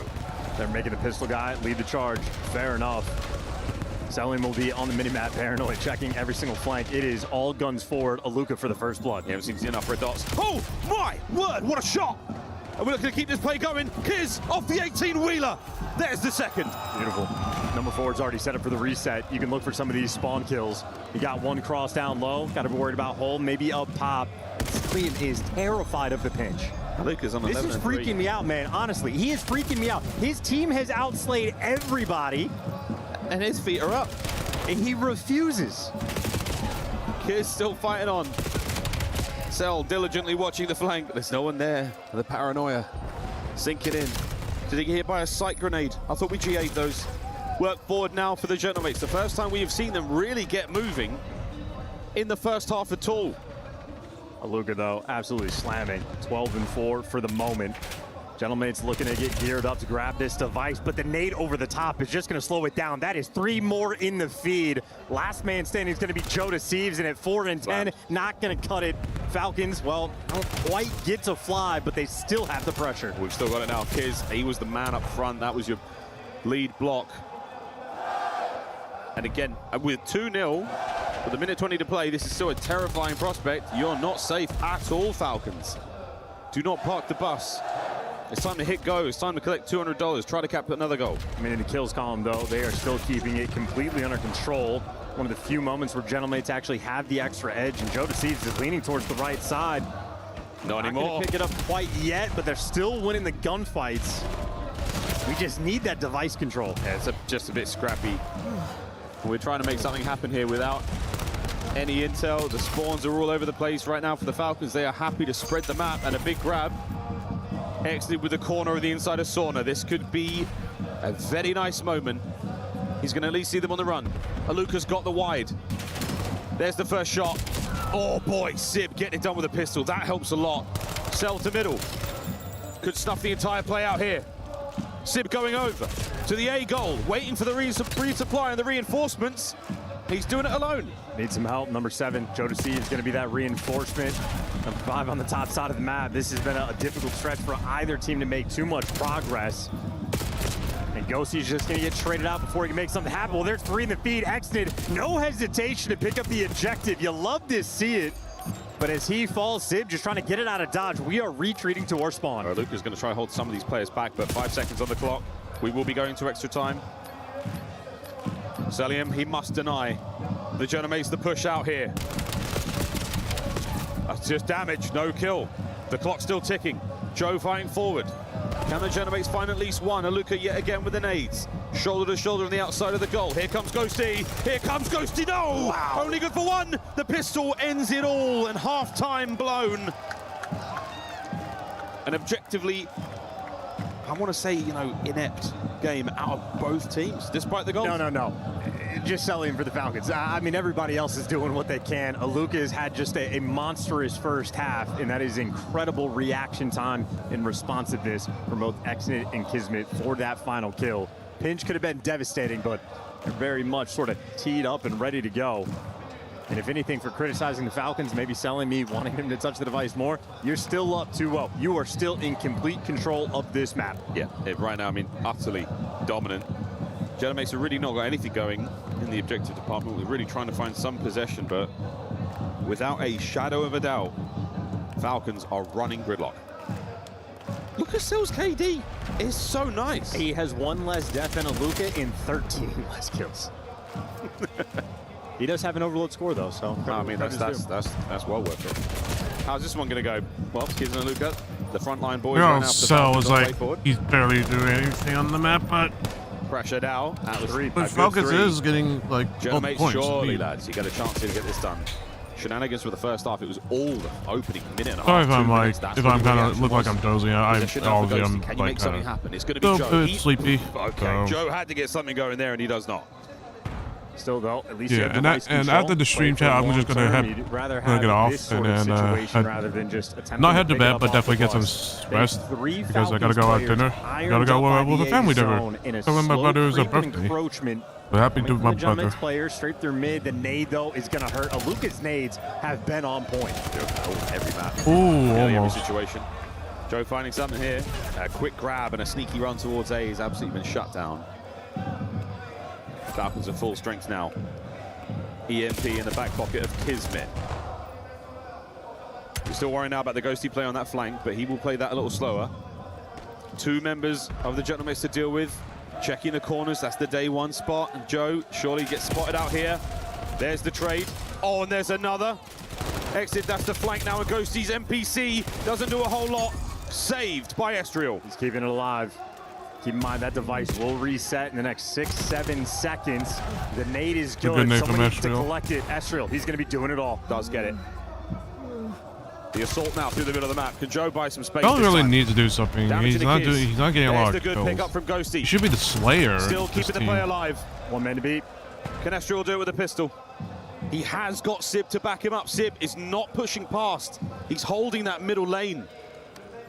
We're biding our time. And thankfully, they have it for now. What a nade. Yeah, got to beat that extra wave. Ooh, the cover. Oh, he got a two-piece. Unbelievable. The last man's the carrier. And it's the knife from Maluka brought down. And that's going to be the counter-attack on for the Falcons. And this is oh, don't push. Don't push. You got people. You got spawners coming out B. On the pinch. He's going to be at the bottom side of the map. Kismet has the cross. And if you are Falcons in this situation, you are in no hurry. Yeah, this is absolutely a moment where you say, yeah, I've got a thanks for the freebie. A couple more players here to deal with. Oh, Celium. Beautiful. Unbelievable work now to the B goal. Celium trying to get their pace forward. Kismet unable to break through the threshold. They had a 2v3, yeah, 3v2, push. Another Luka nade, good news, you have a trophy.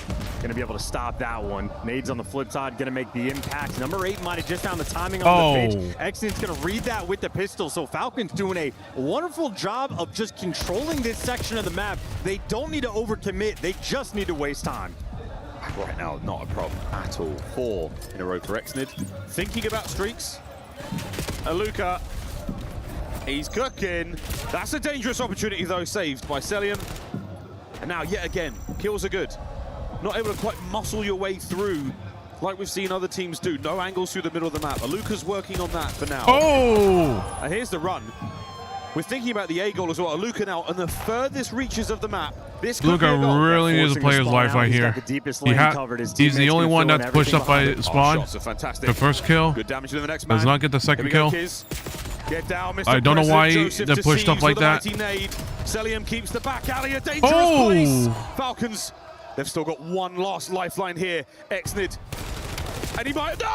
No, that's a choke and a half there. There's just no time. I mean, Falcons have just burnt 3 minutes off the clock with that device control. You have to score, and you have to score immediately. Sib's trying. This could be it. Can we get it forward? Exnid's got the middle of the map covered. The clock's still ticking. Estriel on a run. Here comes number 1. 40 seconds remaining. Middle of the map covered. Have the Genomates dug in for the win.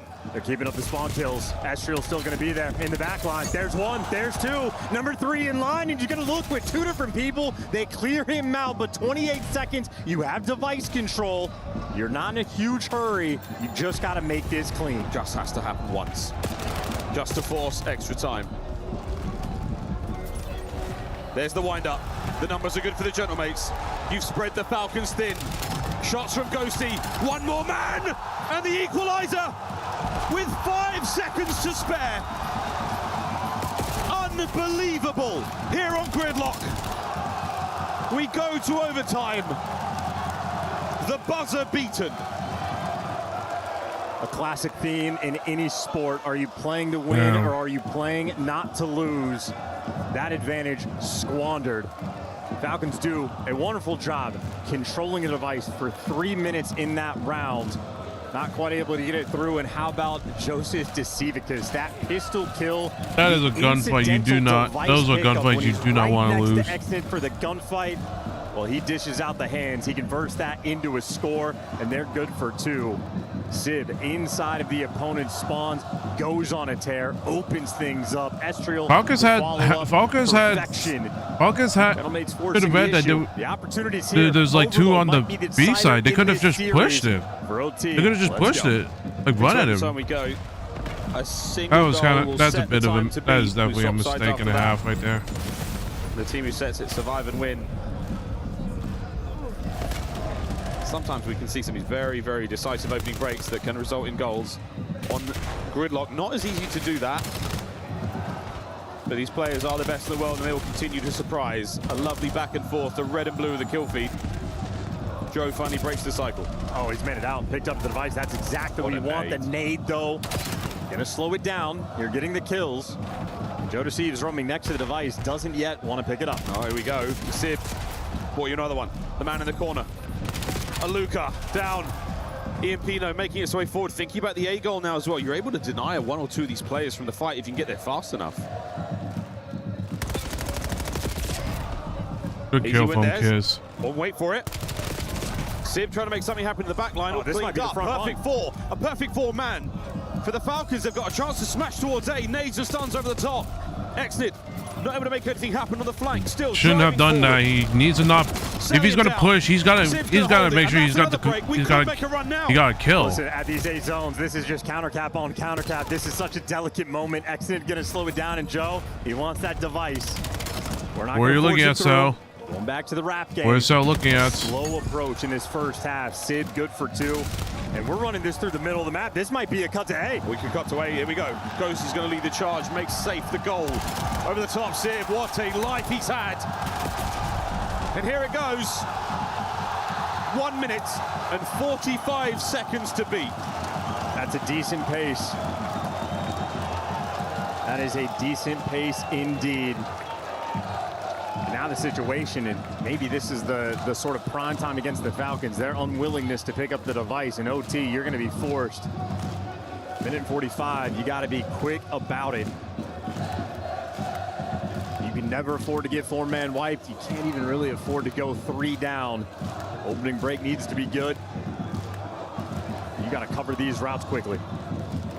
Gridlock's a kill-heavy capture map. You absolutely have to maintain those players down in order to cover ground with the EMP. You're looking at 2 waves of kills minimum for a capture here for the Falcons, and with scarcely enough time to get it done. This has to be magic. And now, gentlemen, it's just mate. Keep away. Joe's got a Hellstorm as well. It's going to take 6 seconds to call it in, and it is going to cause serious problems. And now might be the time, but you're worrying about the goals. Oh, and number 4, Spreadsness, though, is going to drag Estriel off spawn back this direction, so you're a little bit out of the picture. Now they're going to be confused. Aluka gets the first blood. Gentlemen, they're down a man. They're down a man. Aluka's finding it. Kids, though, waiting. Still has the EMP in the back pocket. The kills are good. The Genomates have survived for now. Celium, a stalwart of defense. The heels are dug in here in the sauna. He's not letting anything go. Reinforcements arriving. 1 minute to play. Ooh, that's a good first kill. Blood. They're fearful to commit.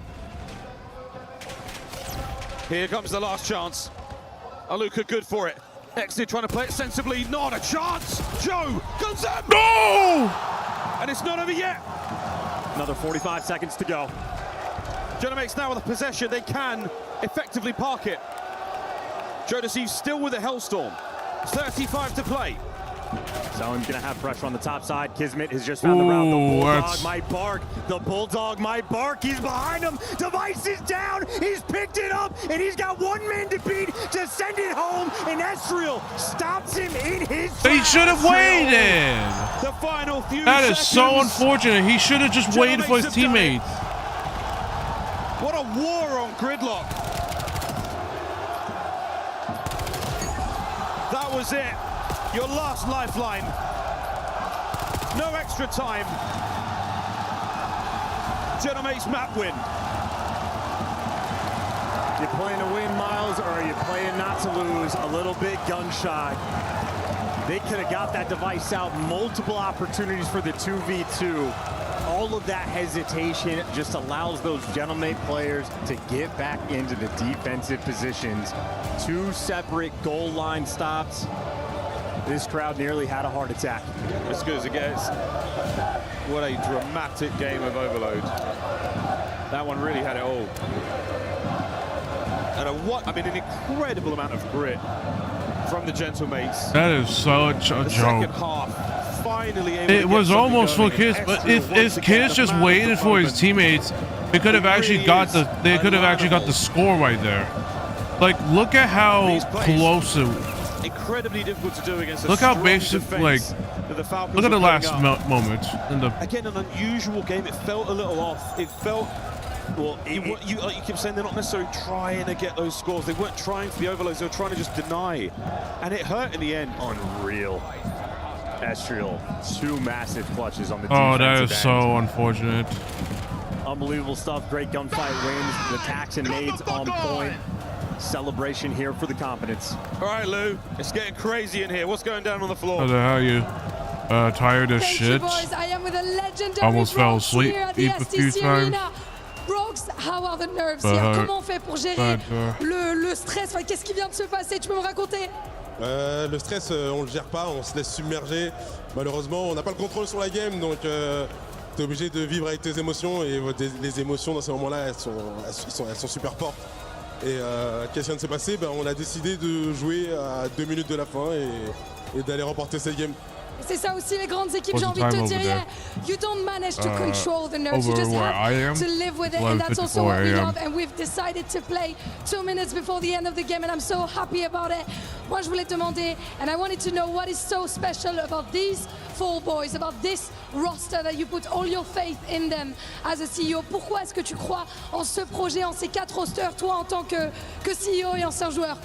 Parce que c'est des joueurs déjà qui, en dehors du jeu. I think the problem right there as well with Falcons, they all died, and then like they should have just waited for the kids to make the move, and then make them worry. But like unfortunately, just everyone else for Falcons died. So and the problem for Falcons as well, they hesitated. Like they had a 3v2 at that one site, and they just didn't bother, you know. They didn't bother like trying to just run at them. Like yeah, it's bad to like, you know, headbutt them, but you had two SM. I think they had two. They had one SMG, a pistol, and a AR. They had a chance. That EWC trophy, because I know it stinged when Optic lifted your trophy in Paris a few months ago. Donc qui tu veux vraiment pas voir gagner cette WC? Bah là, t'es tombé sur Monsieur Trash Talk. Donc franchement, le WC, j'en ai rien à foutre. Je veux que personne gagne à part nous. Toutes les autres équipes, franchement, j'en ai rien à foutre. Je veux que ce soit Gentlemate et personne d'autre. Mais si je dois choisir une équipe en particulier, je dirais Falcons. W answer, I don't care about the other teams. I just want my team to lift that trophy. But if I had to pick one, I don't want to see Optic lifting another trophy here in Paris. Last but not least, Brooks, the support here has been insane. Brooks, tu le sais, vous avez une arène pleine. Les gars, je vais vous demander d'écouter votre CEO, Brooks, qui va lâcher un chant ici à Paris. Vas-y.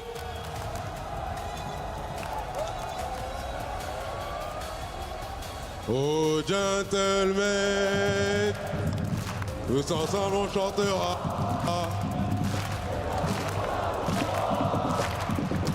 Il ne cessera jamais.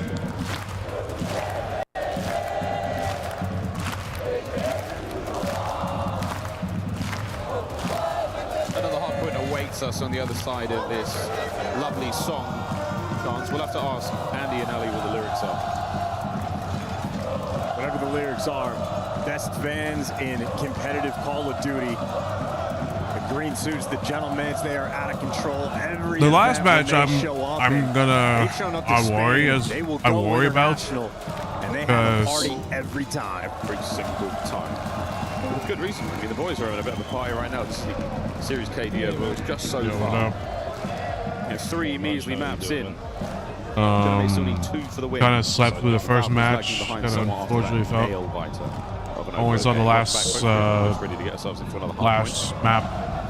last game on the G2 versus Heretics.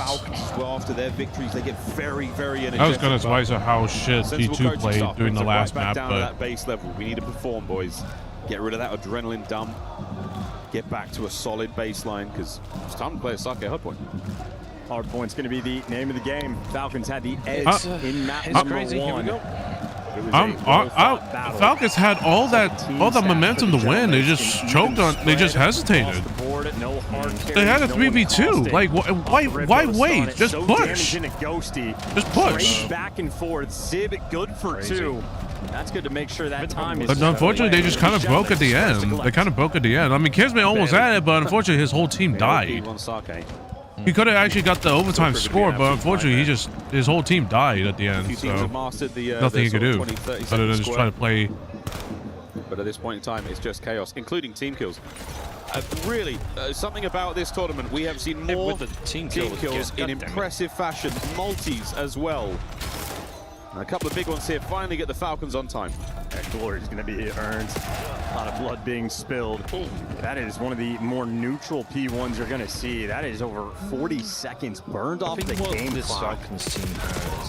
Tough sell there. Only 13 points collected. Well, Falcons got the big three. They had to hike across the map to get towards this P2. They are very successful. Finally, true time being collected. This is separation in the scoreline at the very least.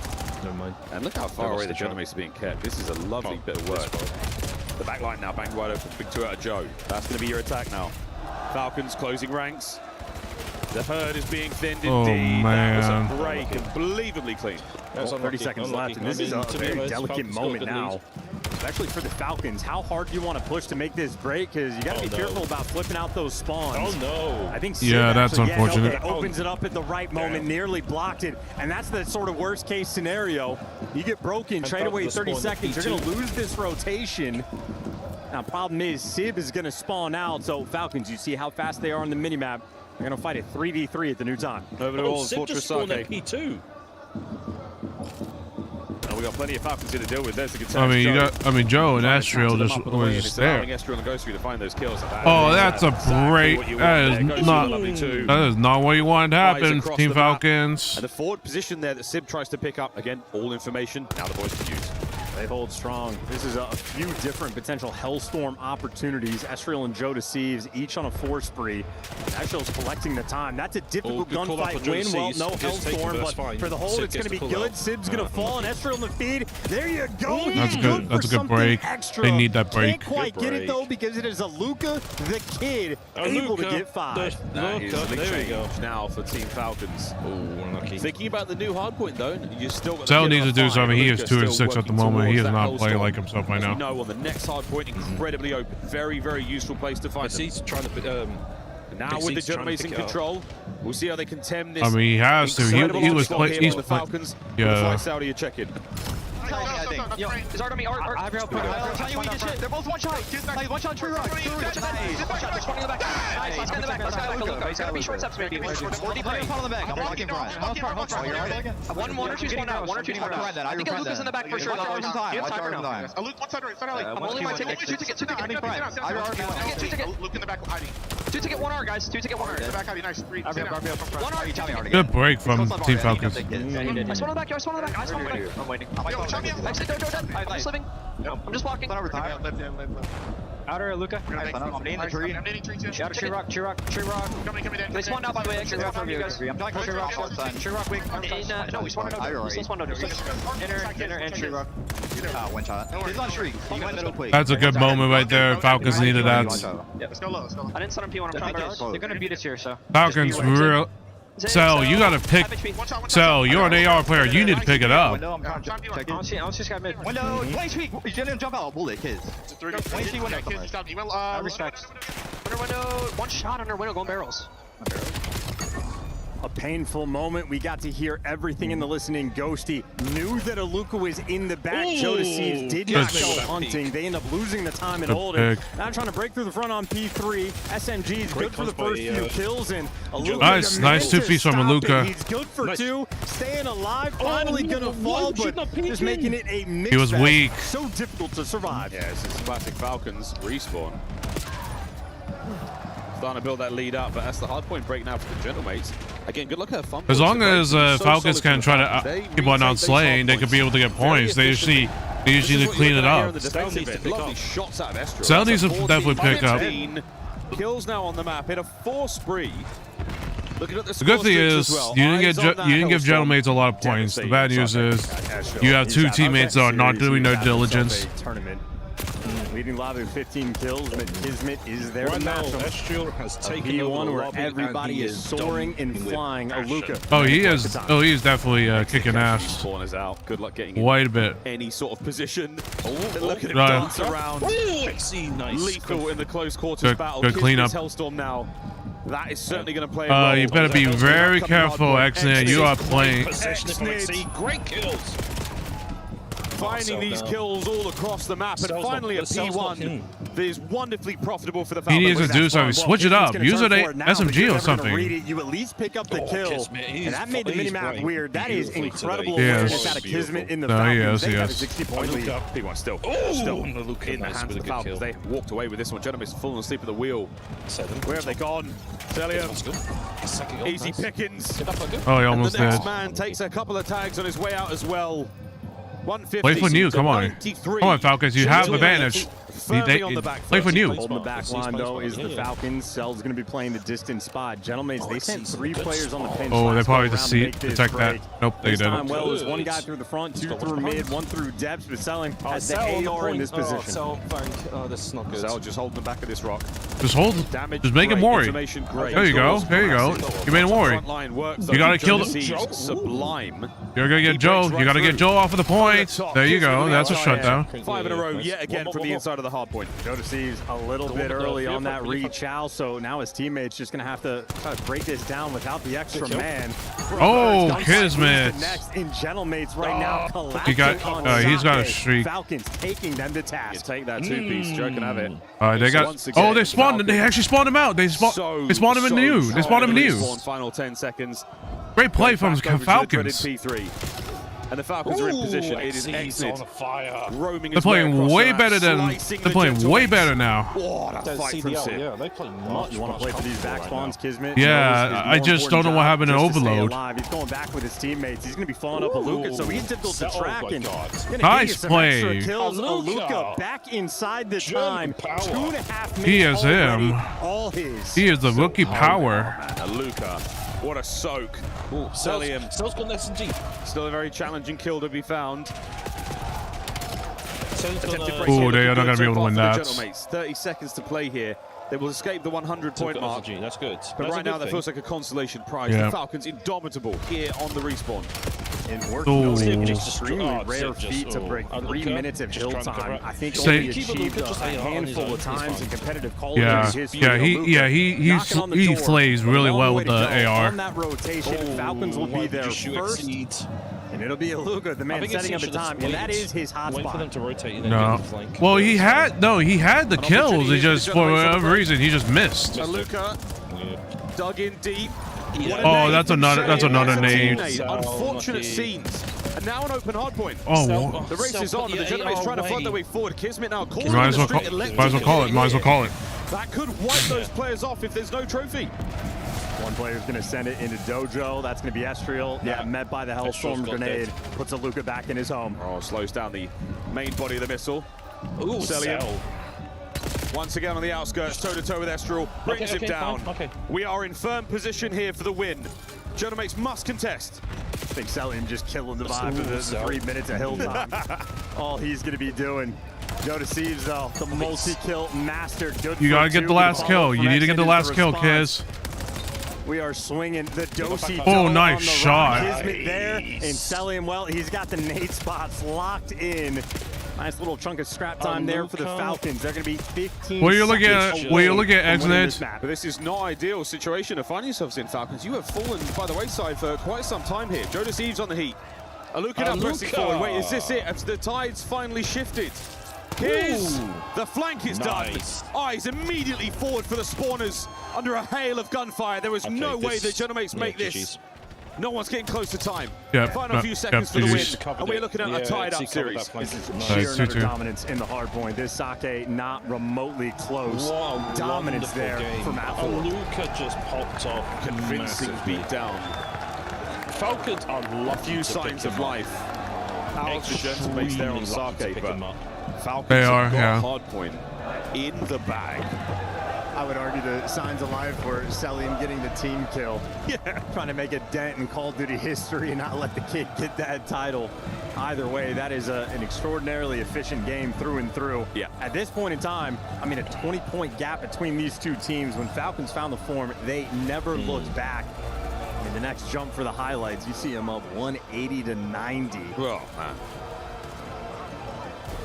Just nothing they could do. That's, again, you're truly being suffocated. I mean, just Kismet's POV in the air. At the end, you break two players on the hard point, you turn 180 immediately, and off the jump before you hit the ground, Oh, You light them up. Well, Chris, Falcons good at hard point.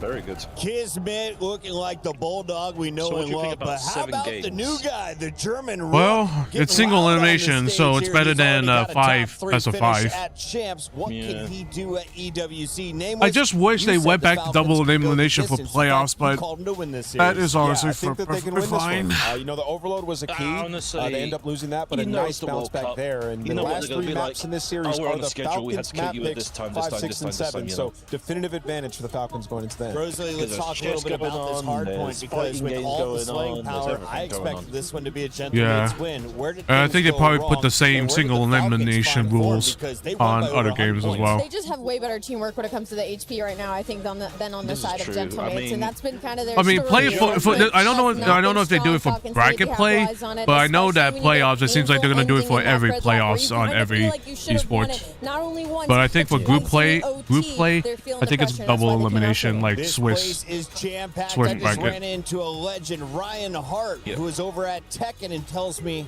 they just wrapped up. What's going on with the club There you go. championship, Jenny?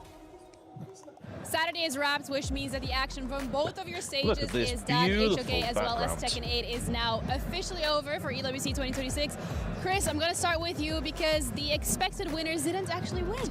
No, I think it was always going to be really close between the two Chinese teams, but AJL did follow the Quad Show Gaming in the end, which I think, you know, Quad Show Gaming were recent champions in their region up against the AJL. They beat them before. We knew it was going to be a close game. Went all the way to a game 7. It did. It was a banger, but realistically speaking, still not a bad result for AJL. A guaranteed 750 points. Pretty good day. Yeah, and for AJL today was a very successful day because over on your stage for Tekken 8, Trav, that was 1,000 points, and now they're also eligible for that trophy. Yeah, I mean, they might have stumbled at the last hurdle on your stage, but over in the Allianz Vault, they got through with flying colours, 5-0. It was one of the most convincing Tekken games we've seen all weekend. Is cleaned them out of there, and Lohai yet again getting another second place. DRX will get some points from that, but from there, obviously, Falcons dropping out early, Vitality dropping out early, Twisted Minds dropping out in the semi-finals. It gives AJL a real boost in that CC leaderboard. It's also really important to highlight the journey that the AJL team took to get here because it was an LCQ qualification. Exactly. I will say it really fucking sucks that Call of Duty is not going to be participating in the Esports Nation Cup, but unfortunately it starts on November. You can't, and unfortunately the new game starts at October. Falcons, but of course, as everything progresses here over at ELC, Can't do much we'll keep about you it, updated. unfortunately. That's it for today. See you tomorrow. That's something you can do. No pressure, I mean, if they start, okay, so the way I look at it, if they started if ENC started on November or October, like at the beginning of October, I think we could have seen it, but over the final 3 weeks, I don't know. They would. AGAL I don't finding know. form this weekend. And did you hear that? A 5-0 thrashing in a final. Somebody on this stage did that once. Yeah, sheesh. That puts a lot of pressure on Team Falcons now, Chris. Like, it's 2-2 in this series. They're relying on their COD team to do some damage. They got to turn up and beat the mates. Now, of course, Bulldog was able to do that to Scrap a few years ago when the Subliners took out Ultra.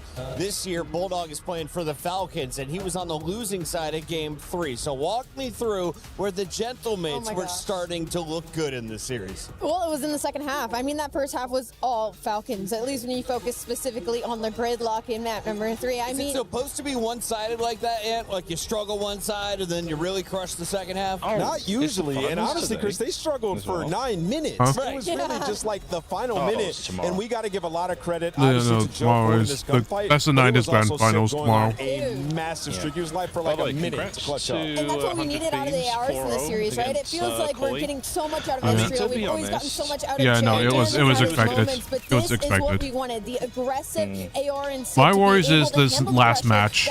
I'm just, I don't know.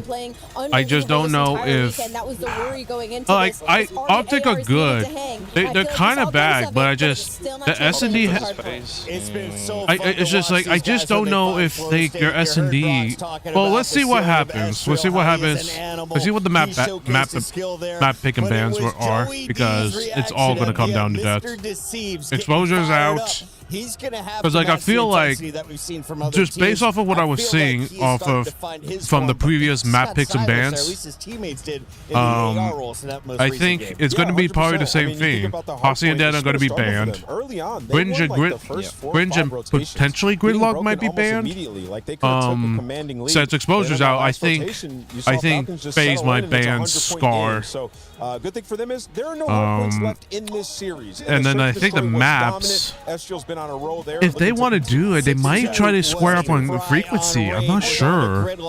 I'm not sure that's a good idea, but you know, because I don't think I've seen FaZe play frequency yet. Gridlocks in a series, you get a little nervous when you didn't win the first one, but they cinched it out in the end. So I'm hoping they take that, push it into this S&D, because clearly a lot of work has gone into that game mode heading into this weekend, and the way the Gentlemates have been the best one in the building. Thank you all for tuning in to EWC. The action continues on the stage. Who's moving on to our semifinals? Take it away. Thank you, Chris. Consider it taken.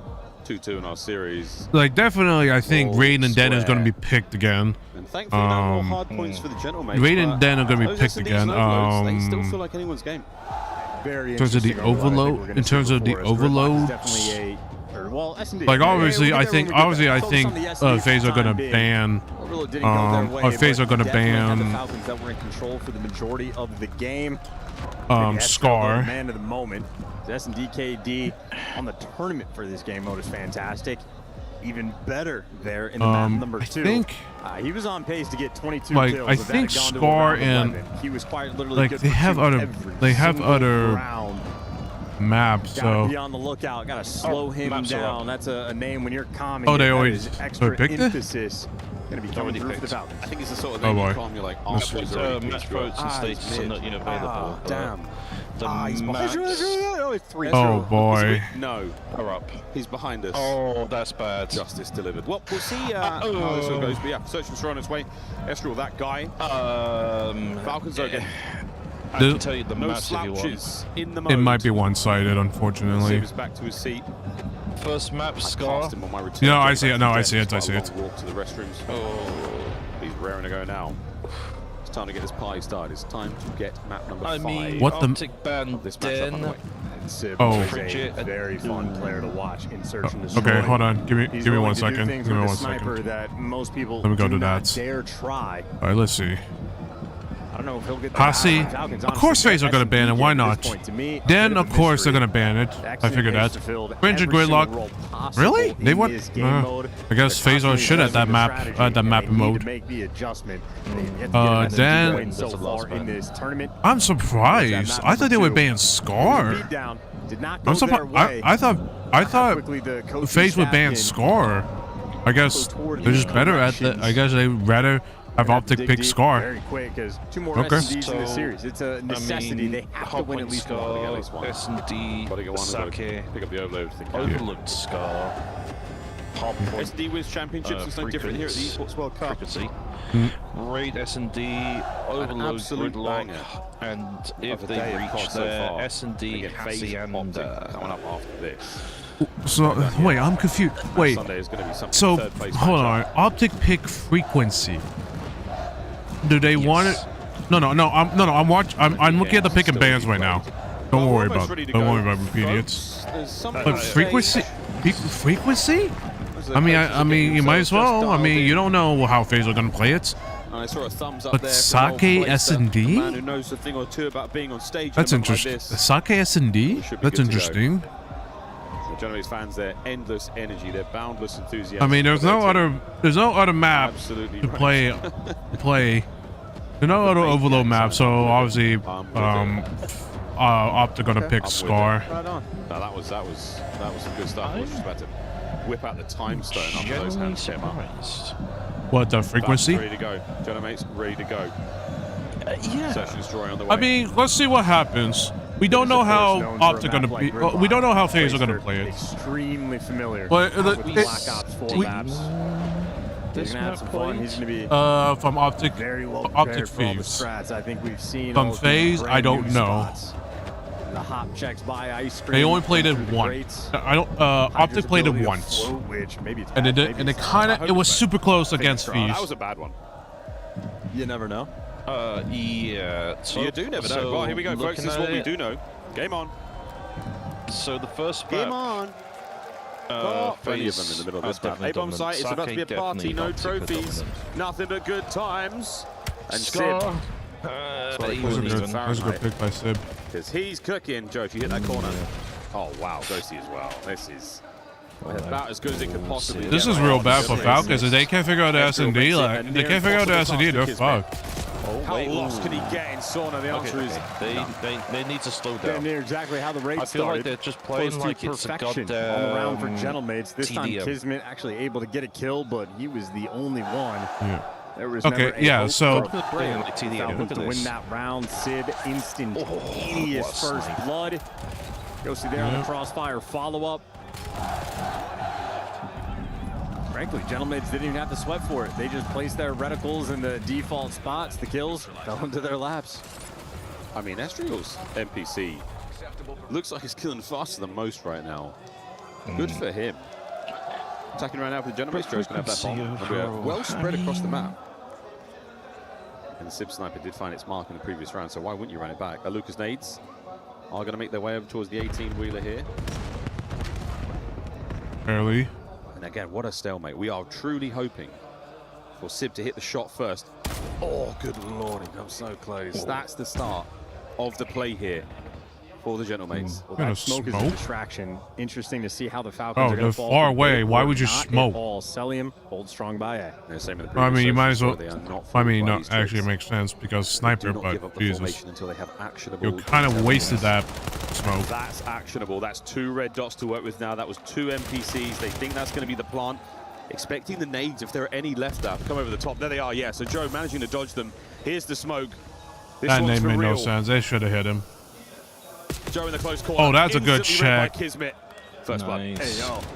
That's tag. Good for Kismet. 4v3. A nice shot, though. Oh! Sig for 2. God. And the far left wing now wide open. Wait for it. A hit marker. Well, Nonchalante with the round. Don't miss, don't lose. S&D with the snipe. Seaborg has the hot hand. Here's the replay Oh. of the jump. Unbelievable. Oh my God, Exit no. Takes God. that one. The pistol work there out of Ghosty. Bro thinks she's on the team. She says we. She says I hope. Unreal. So what were the maps picks? Nearly a full box of donuts for the Falcons there. Frequency, no teams played Explosive it second round. through the CDO. In Fast plant here for this the Falcons. this team or this matchup. Still The trying to optic find versus something. phase. No, I'm looking at the and this maps. play Yeah, no. from FaZe that has not played information this is yet. outstanding. FaZe has not played frequency One kill, hard good points. enough. Optic has. You've softened the blow. Optic has. Here come the remaining mates. Wait, this I think CDO Ghosty or might last be able to see CDO? exited by the bomb. This, Question is, can any of his teammates actually play off the intel? this Well, CDO Sullen gonna get back No, no, now. no, no. This matchup, no, no. Joe Steves, though, the This trade match, is good. no, 2v2. this You're tournament, surrounded, but just like FaZe has that, not played Ghosty, frequency hard last point man yet. They haven't standing, picked it yet. And just simply no time I to think they work with. banned it. I think they Falcons banned it a found few an times. empty A bomb site. No, they get the didn't. plant, They get the round Wait, hold win. on. Frequency, And no, they they get the haven't banned it. final Optic kill. banned it Exnid twice. drops them. Falcons. No, on not board. hard One of the point. kills, that On would've been a frequency 6 hard point, spree. no. That was 6 in a They row picked for him. it twice. So for Ghosty again. Oh, they might picked it lose twice, the yeah. round. Banned it. No The one's idea of banned winning the it. war in the long run. S&D. Exciting prospect there again. Streaks No on this one- map, we've seen it a few times for Search and Destroy. Oh yeah, Frigid's not an S&D map. Falcons, great round. Yeah, Look, Optic absolutely picked on it point. Make sure twice you in get a those row. trades. FaZe never Exnid, picked nice it. 2K Or even round and the banned bomb it. plant. Yeah, Optic. Really I just figured they about were gonna making ban that Fringe quick decision. anyways. Bomb site seems open. Go for the quick That's their plant, auto don't waste veto. any time. Gentleman's looking for the Well, response. This well, is Falcons 3 gotta win. towards A. Two Falcons guys gotta here win. on defense for See how the this. Falcons have to win this. Yeah, they First have to mid win shot, this I one. think. This is like next is Overload and next is Overload and Respawn is their Falcons best don't wanna be mode. part of that. But again, it's Joe Deceives with the bomb back over towards that side. Problem And is, Sib's position again, okay, this is a the thing dangerous is, spot to be in. He does have a little bit of cover for that side. Who's Joe two? here Who's now, two? that's certainly going to help out. Kismet. Kismet's in a good spot to see the see if they cross through mid. Thing is, Stadium's back. Like, you can't see it. Can simplify the entry. Oh, that's a good kill. Oh, that's a good kill. Finds a brace of kills and Ezreal Don't scam, don't scam. A lovely patient moment here for the Falcons. Remember, you got bomb. Information as to where Ezreal is, yes, and where the bomb has fallen. But Ezreal also, he was originally an off-season grinder in Black Ops 4. He has more repetitions on this map, maybe than anyone in the world. Too late. Now he's tagged up. No, never mind. They got a guy there. Still has a nade to play with. There's one. Another man on the bomb immediately when he's going to check this one. Ezreal. What a play. You choked that. Why are we individual? They had so much time. They had so much time. Just chow together. Chow. Don't individually try to think that, oh, we could just let me kill this one guy. Oh, you don't need to do that. So damn good. That's really impressive work. Like, okay, that was a scam. This one, I don't know what you do. Like, bro, you had the guy was weak. Just kill him. Just finish him. You had a lot of time. Elation. Yeah. You had a lot of time. You had like, what, the bomb went down for like, you had like 30 seconds. That's a lot of time. He will go relatively silently through towards the A bomb site. And look at this from the telling me you got to push up. taking the forward position. They're taking the forward corners. This might be, yeah. Question is, this is a man to be feared. Oh my goodness, Sib. Another miss. This one. This is it. No. Enough to cause some noise. Enough to cause some problems. The connection there with the stun again. He needs to Passing out stay. intel. Here come the rest of the mates. He needs to stay there. And Sib from this position can cause serious damage. X-Nit. Another miss. But X-Nit. Oh. He flies forward. now. Meets a whole world of trouble 3v3. Good trade. This is the delicate position. Okay, Good tags. hit. 2 on the outer lane. Going for the chow. He's left weak. Staying alive. Down on the side up. Clock starting to tick. Sib's got to make something happen. Joe pushes forward. Last It's too man late. kiss. It's too And late. it might be happening. We're defusing this bomb and it's over. Gentle That's 2 rounds they threw away. What an onslaught. That's 2 rounds they threw away. That they could have went 3-3. They don't start the trades well, but they finish it. Like, what the Well, that could have been 3-2. It could have been 3-2. It could have been 2-2 actually if they didn't throw that one round. What do you? Stands tall. I don't know what the fuck would you chow that straight away. You could hold that position. They didn't know you were there. For that final kill to sort of swing that outer lane. Kismet going to be forced to slide out and chow the guy on bomb. Well, let's see how Falcons is going to pull it. Cell is really. Cell, you gotta do something right now. They're on point. So don't know if it's no kills. We're looking at a very serious adaptation. Falcons? It's not happening yet. The B-bomb still looking to be the target, and a sole defender in the form of Kismet is not going to do anyone any favors. So the Falcons, good shoulder check. outmanned and he got outgunned the here. info out. He called it a B rush. Problem is, not everyone's here. The problem is, not everyone's there. We're looking at kills here. What are we doing? 1, 2, easy for Ezreal. My word, the Yeah, man that's upstairs it. dead as well. Go next map. Go next map. What kind of rounds are these? Gentlemates have just done a lap. Battered the Falcons down like recruit bots. I did not think they were going to do that, but here we are. Sheer and utter dominance. Every play call. That's a play I don't think I've seen yet. Clean. No. Once you see that Like, sniper making I'm that like, move, what? yeah, you're ready for the aggression. I didn't think they would push, but I guess he took was from a might as well teammate. have that delusional confidence. By the way, I've just pure got down gold messages from that Ezreal. was posted in the for this lineup on. What a pickup here on these 2 players down low. Well, map point for the Gentlemates. That will put them on match point. And it's a throwdown on the A-bomb site. Hold on to your britches, we're going in. What? Ezreal with a smoke, and it's hideous. Oh. Sib on the flank. Sib has gone the flank. Down He got the a cell. kill, but And he is stuck between a rock and a hard place. And yeah, he's got. he got a kill, but it ain't gonna do shit. When he has the clutches, he can do it like no other. Oh, he fucked himself. Black Ops 7, he doesn't have the sauce. Fuck it. Just fuck off. Just fuck off the stage right now. Like, What are we And doing, another man? devastating search and destroy for the Falcons. Let's see. Gentlemates, match point with an overload and an S&D to go. Well, this next map, they have to win. Next map, they have to really win this. For that game 7, there is no fear for the Gentlemates. Someone's done something. The overload's coming up has next. done something nasty. And it has been very, very. Well, the thing is, Clayster's also telling him to oh no, he can't. Lovely Estriel's creative not fake. signage here. Watch this. Let's see this. Ghosty again, wonderful work there. Everything seriously working out here for the Gentlemates. Their search and destroy has gone from strength to strength to strength. Ample evidence here in this matchup. They have taken the Falcons to the cleaners every time. God, yeah, you see Sid pull up the scoreboard with the EKIA 9-3, and he's at the bottom.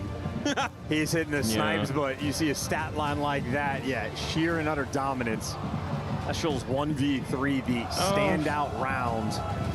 What a wild thing for him to be the Black Ops 4 off-season grinder for an extra few years. And well, I mean, maps to the pool, just rubs his hands together and say, I've seen this 1,000 times. Phase optic. Let's be in the sort of extra emphasis, that dagger into the Falcons' heart. Phase are 46%. Optic 54% to win. Well, excitement across the entire room as Gentlemates fans, they can sort of taste the victory now. Overload goes well in the first go. Well, not to the CDL Intel's polymarket predictions. Lose. Well, we'll see. It's different. Those chickens before they have hatched. I just, right now, I feel like.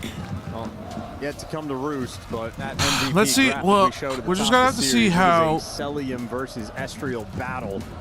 This series is proven. This is why it has not been close. You fucking teams. Not at all. Estriel has leveled up in an incredible way. What a career he has had. Always a player that signs a great. Well, the thing, to be fair, there's a lot of EU players that can't. They were alluring for so are many. not as well. There are a couple. Well, I mean, except for Hydra and Abuza, there's quite a few EU players that are not that great at the moment. He was on, one of those guys, sort of in the, the lower rung type roster. That's why it's like dominated on the North America side. Top 8, but a standout player for the team.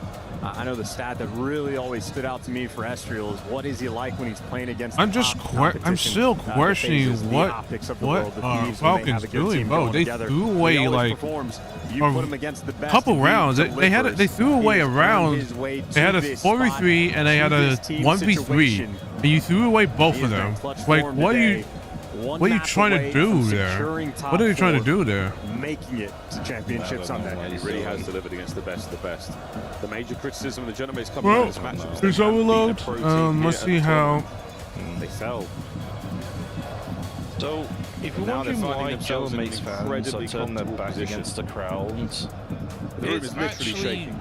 Crazy. The fucking camera is shaking. Got this fucking camera.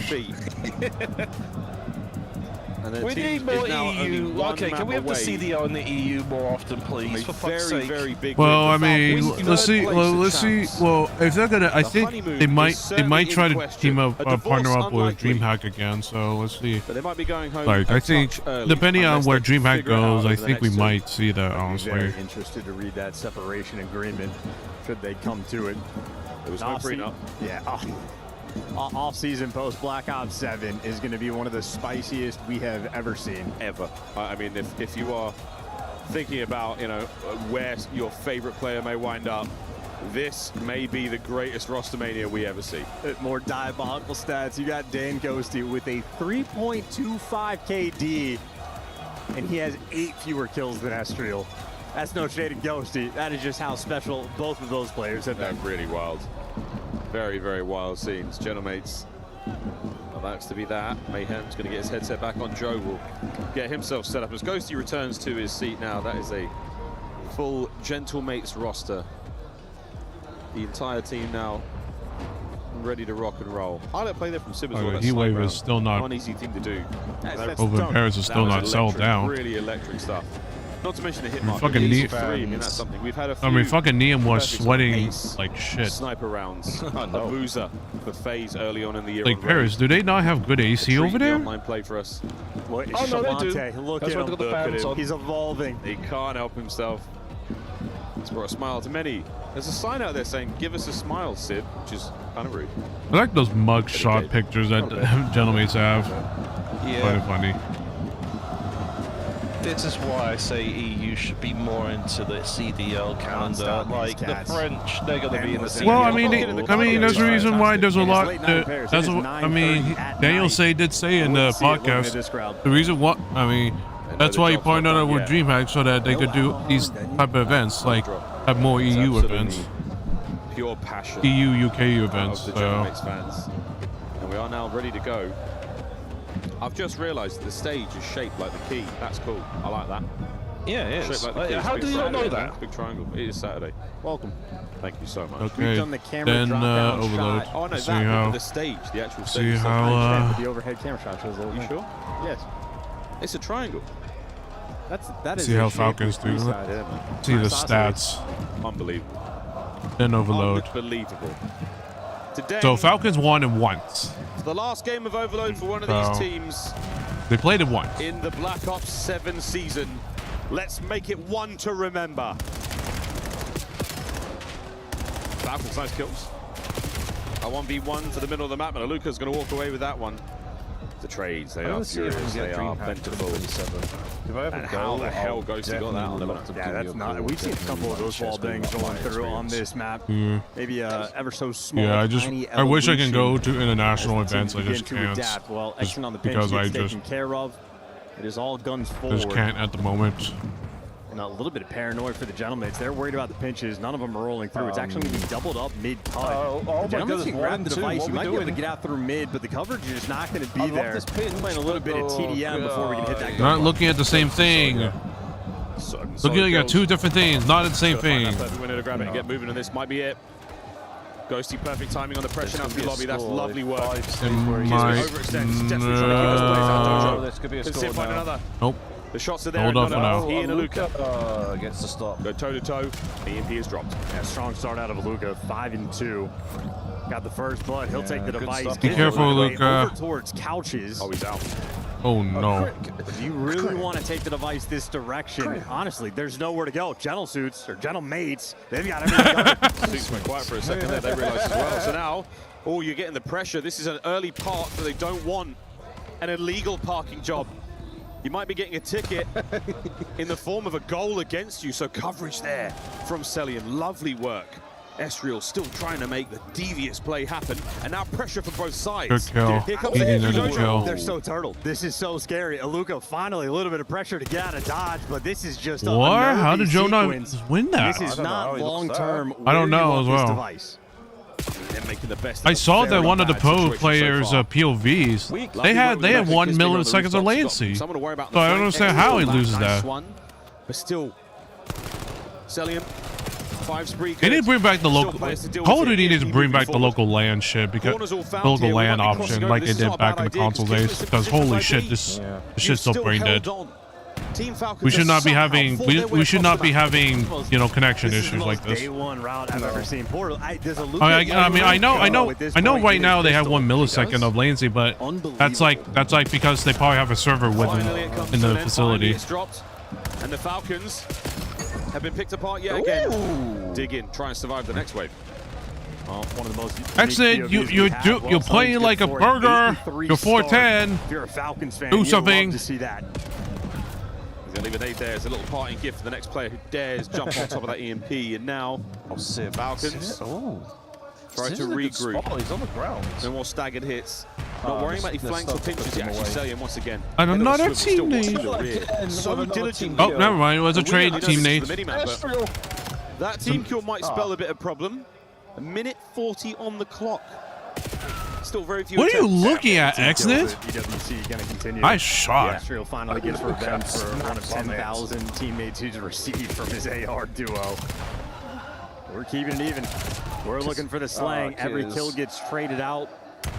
in a mere moment. Yeah, Xnid gets one, Jodeceivs gets the trade, Jodeceivs gets the kill. No. And he's able to slip the net. He's gotten underneath. So a little bit of pressure, a little bit of aggression, but no, traded out. Nope. Cortez, they get 3 kills. Sid just needs to stop the device guy, and the shots are good. I mean, that's good enough to slow the whole play down. A kill there Good was shots. unbelievable. Numbers good. Oh, this is great from Aluka. Oh, this is fantastic. Oh, wow, a 3-piece. Reinforcements there on A. The spawns are close. The option to cross over to B is there, but the Falcons have read that too. Defensive shootout we're going to have in this one. Estriel just wants to play keep away. 2 players in the mid cut. One more guy in front of him. Trade it out. He's dead. It'll be the Falcons ball game. You gotta push. You don't have time. 5 on the clock, running out of time. Play smart. Oh, No trophies to be seen as of yet. got a lot of The trophy Maids aren't systems. gonna be That's a problem. affected. So that's 2 of them at this point. That's going to be less trophies than Forward you go. If they get just Sieve on the stairs. them, it's gone. No mid-map pressure. Problem is, they don't have it. Seconds. The Falcons have got to figure out a way through. 18 seconds. 1 kill to start things off. You still got the bomb. In any direction, we'll take it. What are you looking at, Caution to the Xnid? wind. Check your corners. Throws his life away. You've 3v4 now on the ball. Zion's just been living towards lockers. Yet to Here we push go. forward. He's leaving it for Aluka. Here we go, Aluka. The damage might already be dealt. The damage might already be dealt. 1 man left. Extra time. Got to check left. Level right now.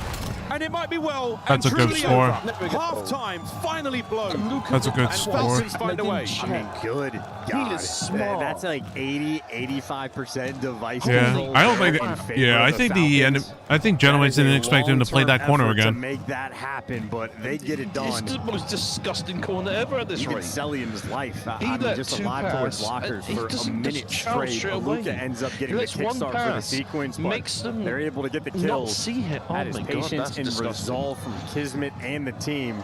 That's a 1-0 lead. The Saudi boys in front of him. Impressed by the patience of Aluka there. That final push from the Genomates. But that's so that 4-man flood. smart, man. And he was able to get the kill and the damage into the next Here we man. go. Just enough to give you the Second advantage half. where you so Are we sorely gonna have needed the another Genomates trying to stalemate take the round into their own from hands. the end of the whole Whilst that game until half-time 20 whistle, seconds but now left? second half is on. Potentially. Falcons going into Depending it on with how one Gentlemates play on this lead. side, A single it might be overload to their different. name after 5 minutes. Yep, What an there you effort. go. Trophy down. That's real good for Guys, Wade. what are we looking Stun on at? top, gonna connect. No man's in broken. He can play for the spawners. Estriel's is up Estriel's a their ghost. ass. Worrying about Estriel's up their ass. Ghost. Look at Let's go this. for a fly Saudi check-in. I'm coming, be cut kiss. He's stunned, he has tag. Yo, behind me. He's in No, zig. he's on B, bro. He's on B. You have to play Balta now. Play Balta now. Boys. I'm above, dead. Nice shots. Run,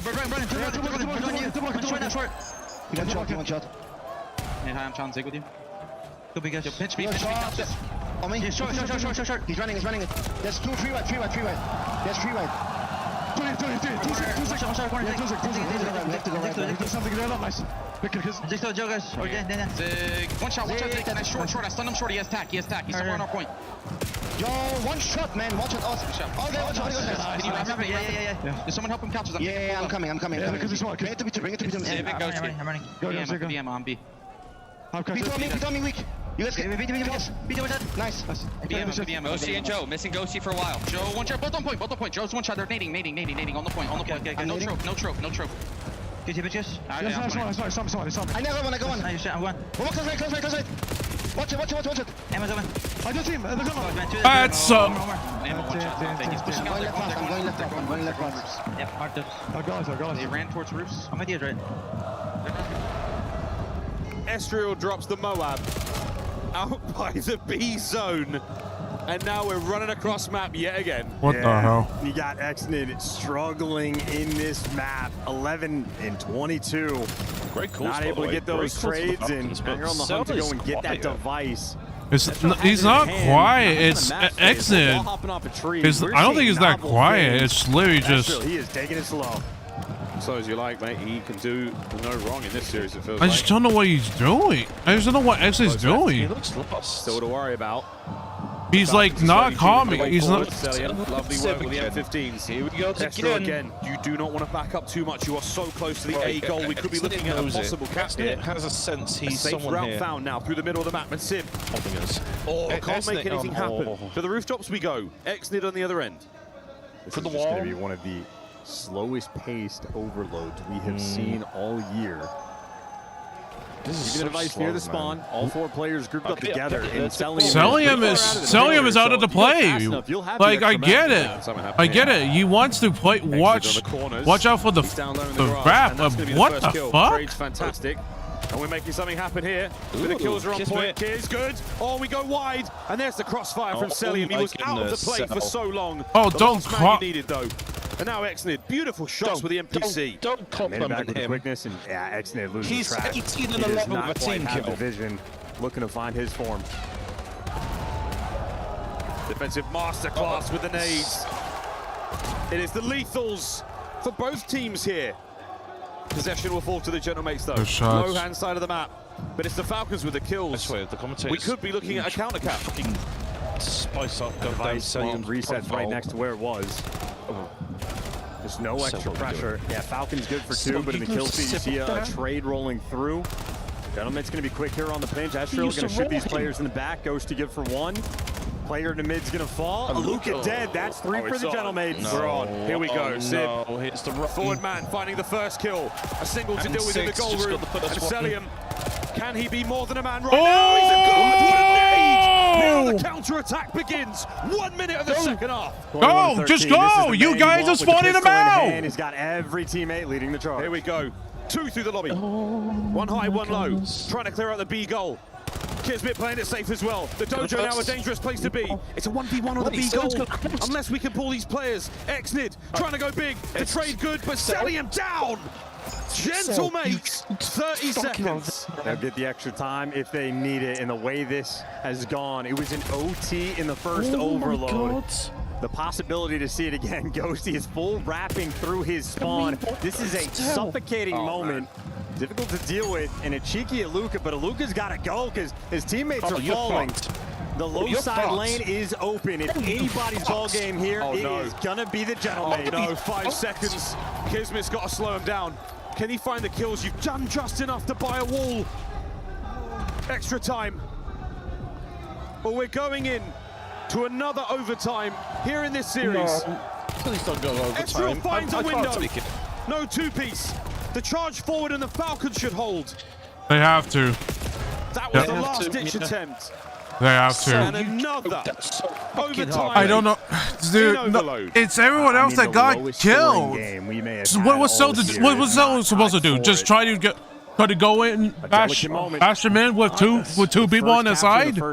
He can't. I don't know. It just felt like in 10 minutes. It's so. I mean, this. If there's any map that breaks the record for the longest overload in the game, this has the potential. I mean, right now, Exnid needs to step it up because he's getting kills right now, but he's getting kills at the end. But then at the same time, he's both SMGs are doing nothing at the moment. Doing nothing. No, can't go. Yeah, my therapist is dominating again as usual. Here we go into overtime. That's good. That's a good start. Okay, all right. Kiz is already making a play towards A. His boys have got to win the mid-map gunfights, and if they do, they have to win this.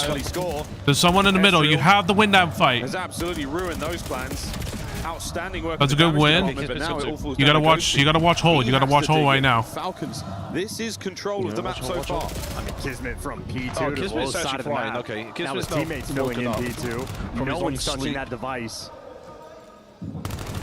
Falcons have 4 players around it. Kismet will be the guy to pick it up. Kismet has been everywhere. We're going indeed. And Estriel throws the holiest of hand grenades. And now the counter-attack is on. A goal. Joe deceives. Goes over his shoulder. One last dive. Wow. And it's in. Wow. The Gentlemates have set the time. This is for the match. That was quick. Estriel hit the 10 Hail Marys and an Our Father for that one. And the way this overload has gone, Falcons need those rosary beads to make this OT happen. So much pressure. This is your Black Ops 7 year on the line.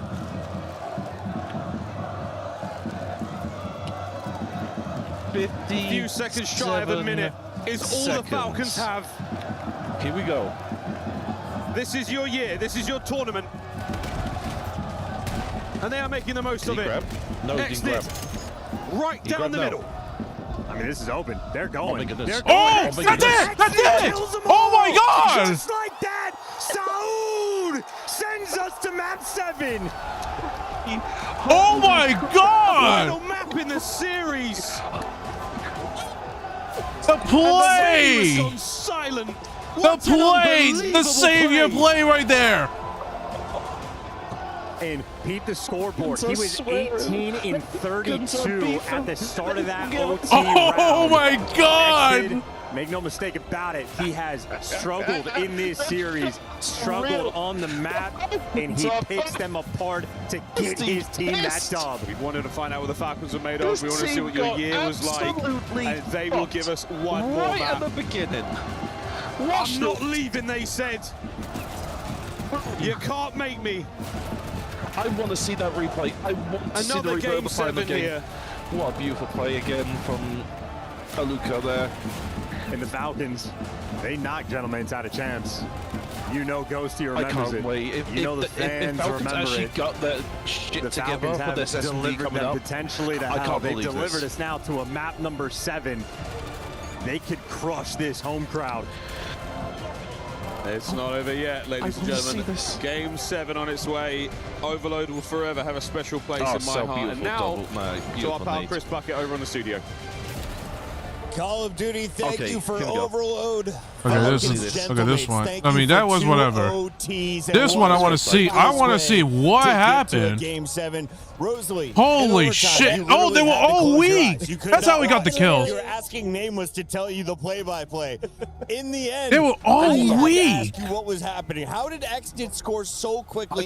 I think a nade hit. So fast, I think the fans are still nade hit the shocked here in window. the venue. Can you break it down It for us has in to slow have the motion? nade hit Please give us window. this Make replay them weak. production. They I tried mean, to we put are it back sending up. Black Ops 7 and off with a bang. dropped Look it at in the these thing, you know? reactions. Yeah, I mean, everybody inside this venue, everyone stood up at the exact same time. A lot of fans disappointed, but they just get in behind. There's a gap in bottom server. We get a flank through. That's a 2-piece. The score comes in under a minute. Like, you can't make up these types of plays. Clutch. Unbelievable OT that we're seeing in this series. We need to see It's that kind again. of awesome that we're back at EWC where we initially saw Xnid Yeah. with a breakout point. performance Absolutely. when he was on a terrible Falcon Holy squad.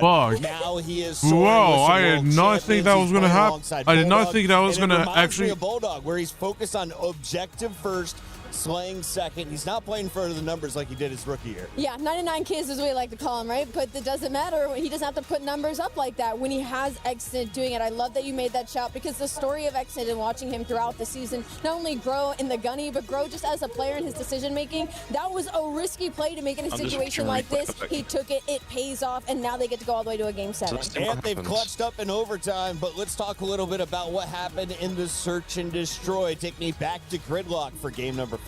Yeah, I mean, it's just a masterclass out of the Gentlemates. These guys are operating on another level in search. It starts off, Sip finding a couple of snipes. Ghosty started off 5-0, but it's just the aggression. You know, these guys are so coordinated. Whenever Falcons decided to get aggressive over towards Showers, they would converge on them almost instantaneously. Sib would be coming in from the flank, and then the retake from Joe and Estriel always there. But the key play that we're all going to remember is this 1v3 out of Estriel. So much respect given from the Falcons, Wait, what? and he just guns the first two with a clutch up on the I like when Mercules was given the opportunity 2 days ago. So Rosalie, when we get later in this Sell. tournament, I'm looking at it right now. It was Sell. A little bit. I mean, I just Sell at that challenge point, them. like, you have to go for the And third then one. And Estro boom. clearly has been feeling it all weekend long. And so I think he's feeling on top of the world as far as confidence 30 goes. And seconds. for Gentlemen, this is huge because their S&D has been so bad leading up to the last couple of weeks. I mean, you can see the absolute turnaround. I can't imagine the hours put into it. I really can't see a Amazing. world after what we've seen in these last 2 search and destroys where Falcons close the series out. I cannot. The way that Gentlemates are playing in search, it is another level. It looks just like the Paris Major when they went on that crazy streak, Chris. And I know you've got a lot of love for the Falcons. We both love watching them, especially ascending with a rookie. But don't you think the best thing for Call of Duty would be if Joe Deceives came over to the Gentlemen? Well, S&D, let's see how it goes, because this is Sunday in Paris. This is something that this is the match OGs at that creating the best you storylines better in esports, hope Chris. that they don't But I fuck think it'd up. be best if the best team wins. And right now, I do think that is Gentlemates. Their search is on another level, and they've been dominating it. They got to do it one more time in a Game 7. Kismet has been bullied. 0.38 in Search and Destroy. Who's been the bully? Well, 1.5 from Joe Deceives. It could come down to those two legends. Absolutely, it's going to come down to them. S&D's been unreal. We're going to have to see who comes on top. Who's been more clutch? Well, only time will tell. For now, let's check in on the vibe. Lou, can you hear me? Oh yes, I can barely hear you guys here as we're heading once again to Game 7. The power of the Esports World Cup trophy. All of the teams competing here want to get their hands on it, and we're going all the way once again. But Ian, we all know why everybody is here. Les gars, on sait tous pour qui vous êtes là, n'est-ce pas? Team Falcons! No. You what? You're not here for Falcons? Man, you've been waffling. Les gars, qui est là pour Gentlemen?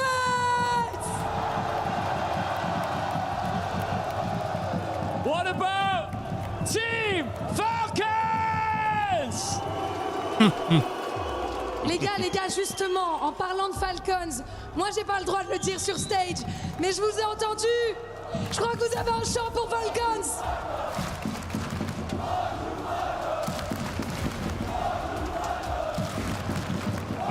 Wait. Guys, what do you want to say to them? Hey, I'm just gonna say one thing. Hey, we came here to France, not to lose. We came here to win. Falcons is on the top of the world. Let's go! Super Falcons, hey! Hey, Super Falcons, hey! Hey, it might be a small pocket. It might be a small pocket of fans, Lou, but they're loud. They're loud. They're ready for it, Ian. You're right. Right before we get to Game 7, everyone, mesdames et messieurs, tous ensemble, s'il vous plaît, Ian, faites du bruit!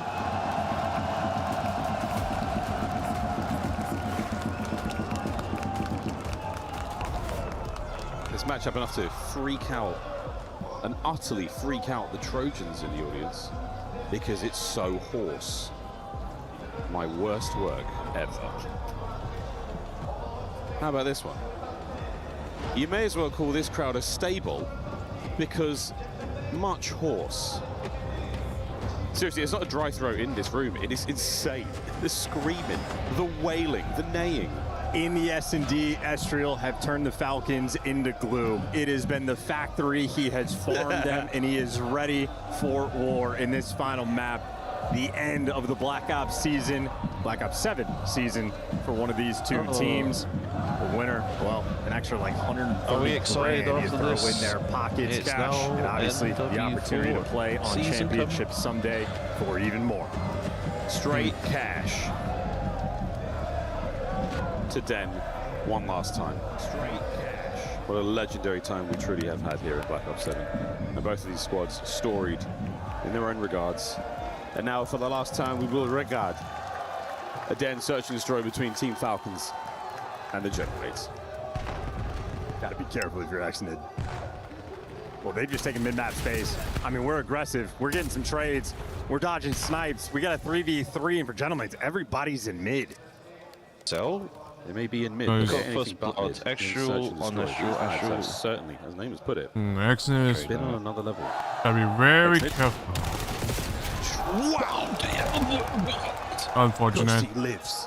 He got juked. Bomb still in hand. No, unfortunately, he got Luca and juked. Kismet could not be further apart from each other, but Kismet might have found the timing to make his way on towards his players. My good God, Kiz, you gotta get a kill there, mate. It's all gonna well be in here, but you have to get the kill. Sid punches a hole. That's unfortunate. So they're playing very aggressive. Absolutely exquisite. They're playing very teamwork aggressive. by That's the unfortunate. Gentlemates. Yeah.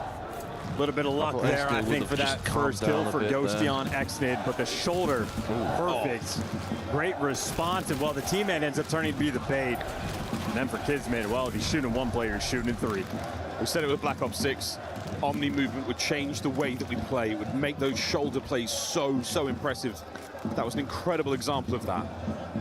And Ghosted, man, with a 3.0 KD plus in this series. Got no Omni movement. Starts off with the 3K. A small amount, I guess. And sniper shot missed from Exit. We're going back to the old tricks. We're letting it rip. We're letting it rip. SNet, you know you're going to be stuck in the sniper now. Plenty of Gentleman's players there by Dojo. But they are going to vacate. We're going to give some space up and work our way through the middle of the map. And that still is a dangerous spot to be for Exton. He can see that mid-cut from the side of 10 here. He can cause problems with that snipe still. Good stun check. This is it. No man's in Dojo. Still there. That's the problem. Woo! Problem number 1 dealt with. Here comes Sid. 4v3. Lock it down. Do not let him. Just lock it down. Don't do anything stupid. Do not make any movements. Wait for the smoke to clear. Play the goddamn ghost. Close engagement here. Striol fights his way forward. Joe goes over the top. Joe brought down 2v2. Sib now forward.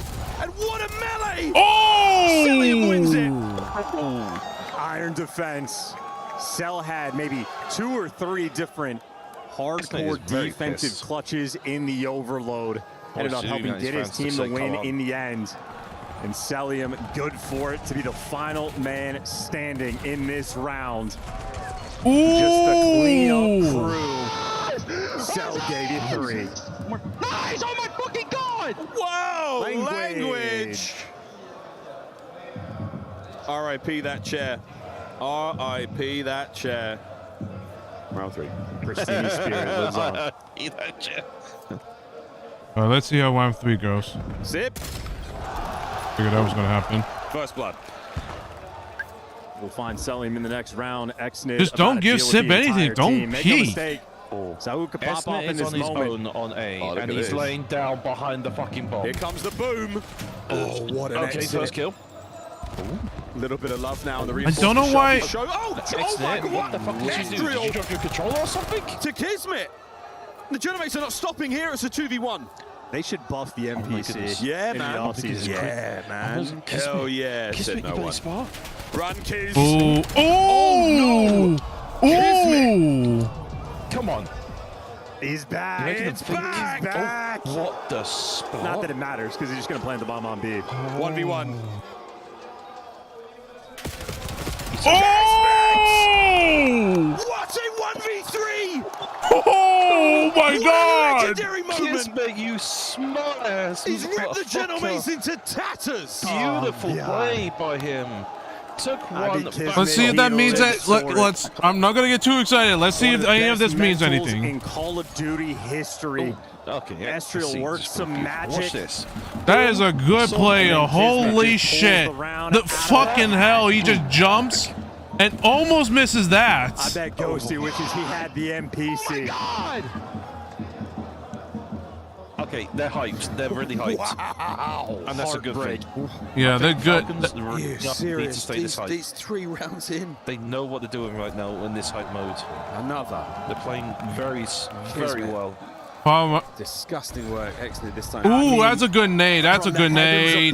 Beautiful His nade. prayers That's have what I'm been talking answered. about. And That's a good 4v2. We're tweaking. Oh, we're tweaking. It's oh dear. Oh, it's tweaking Eve on time. plant, all good.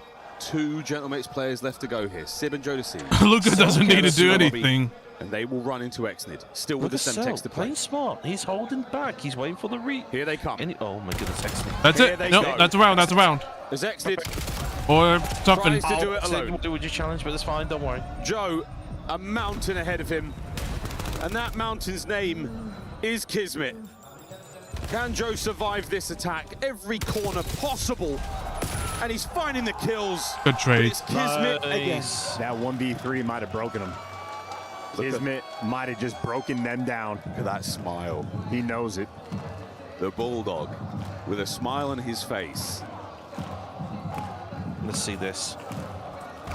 What a sensational right nade. on the feet. Just Ghosty laid on the lap. No man's land. There's no place for him. Here's on the final kill here. Freebie. Wonderful. Falcon starting to wander. Falcons need to stay towards strong. that victory They need line. to play really smart now. Keep the hype up. Keep this momentum going. Come on. Let's go. Attacking round now for the the only thing right now is they need to not scam any rounds. That's the only thing they need to not do. Plenty of presence there in the middle of the map. See you later. Switch weapons down. Thank you. Exodus Snipe's going to be denied. No, there's Wonderfully two mid. placed smoke. Yeah, no, that- B-bomb So still you don't going. know what the other Exodus two did are. swap They know out, two so he's mid. going to have a primary weapon. Kismet playing really good spots. He's got the pinch. His teammates bullets. ready He's for gonna this go B A. stack. I think Gentlemates have sniffed There's out B, the sorry. pressure. He might They're change swinging this A. around, going towards No, A. they're gonna And as soon as rotate. they They're think gonna about rotate. it, They're gonna you try to got push Falcons me. That's rotating the interesting. exact same way. Ooh, I think Exodus saw. Scoring at the wrong time. Exodus on Absolutely flattened. Beautiful work I was there. about to say, he's on the stuck first someone, blood. that'd be Kids still funny. upstairs. Are we going to double back? We are, but Kiss is going to see all of it. Kismet. Two players good spotted call, out. good call. They're going to commit to the push. Selim on the other side of it. And he lines up at least one. Oh, it's now over to clear for Aluka. him. He 2v3. No, there's not much you can do. Suppression successful. He has to retreat. 2v3. Keep in mind, he's getting close to this Hellstorm. God, I just want to die. Kids really doesn't want to drop here. It's a 1v2. Kismet, please. And they've got an eye on this. They've not given up. Kismet. Oh, that's unfortunate. Genomic's fine. Yeah, don't worry. Yeah, I thought you finished the Find kill. round when it's starting to feel a little dangerous. I love it wouldn't too. be worried Kismet about, dies and he Falcons just right has now. a They're smile still in on the his driver's face. seat. They We lost are that round, having that's fine. fun in this taken game 7. 7. Rounds, like what, 2-3 rounds from? Yeah. We'll see how it looked from the opposing them, team's yeah. perspective, but wow. It's it's going to be the jump check, surely. They bide their time here. No, Wow, it wasn't a jump he check, was it was just- so close to one of them. If they were any closer, it could have been a pair. My word. Game 7 continuing. 3-2. Genomates looking for the equalizer here. Defensive posture towards B.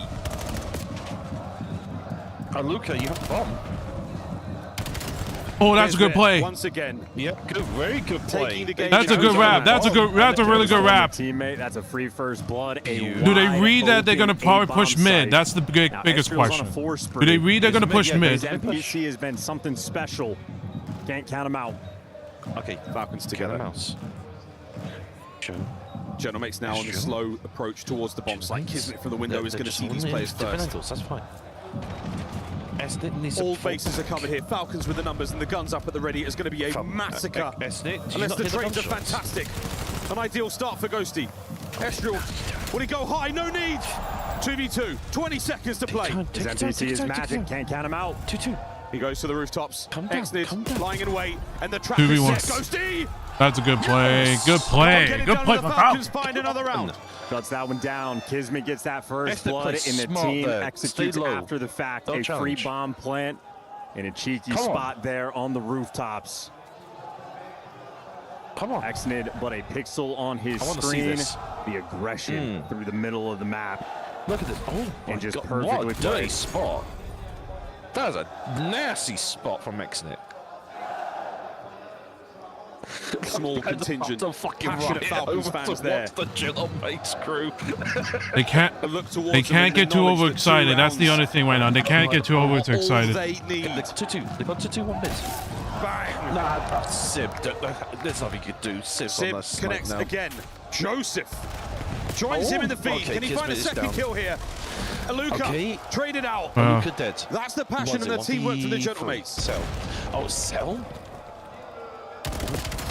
Oh my. Oh, here we go. Here we this go. is Salian, dude. Wait a minute.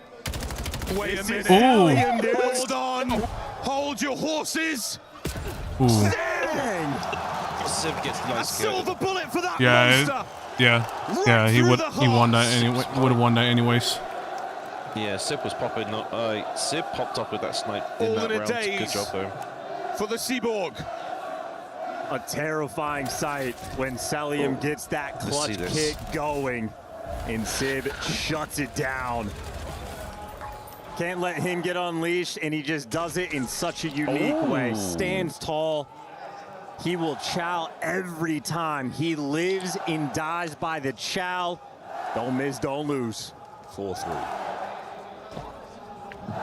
A-bomb site, Falcons. No hesitation. Falcons, do you want the push? Under the watchful eye of Kismet, they dance across the Might as well rooftops. push. Might as well push. All over the bomb site. There's the plant. Coverage immaculate so far.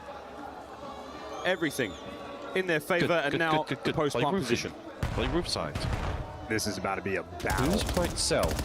Okay, Cell's just Sib called with a out. boomstick. Massive damage, heavy tags, no one there to push through. It's going to be a late flank from Kismet, but for now under the smoke, we're going to have to see the Genomates breach the site Kismet, you with better only their hurry up, weapons. mate. Trophy's gone. You better hurry the fuck up. Whoa, you a narrow missed. miss. The trades are Ew, continuing on the disgusting. site, and it's not going well for the Genomates. Oh, Joe! Devours a pair. 1v1. 2-2. Oh, 1v1. 10 seconds. Joe deceives.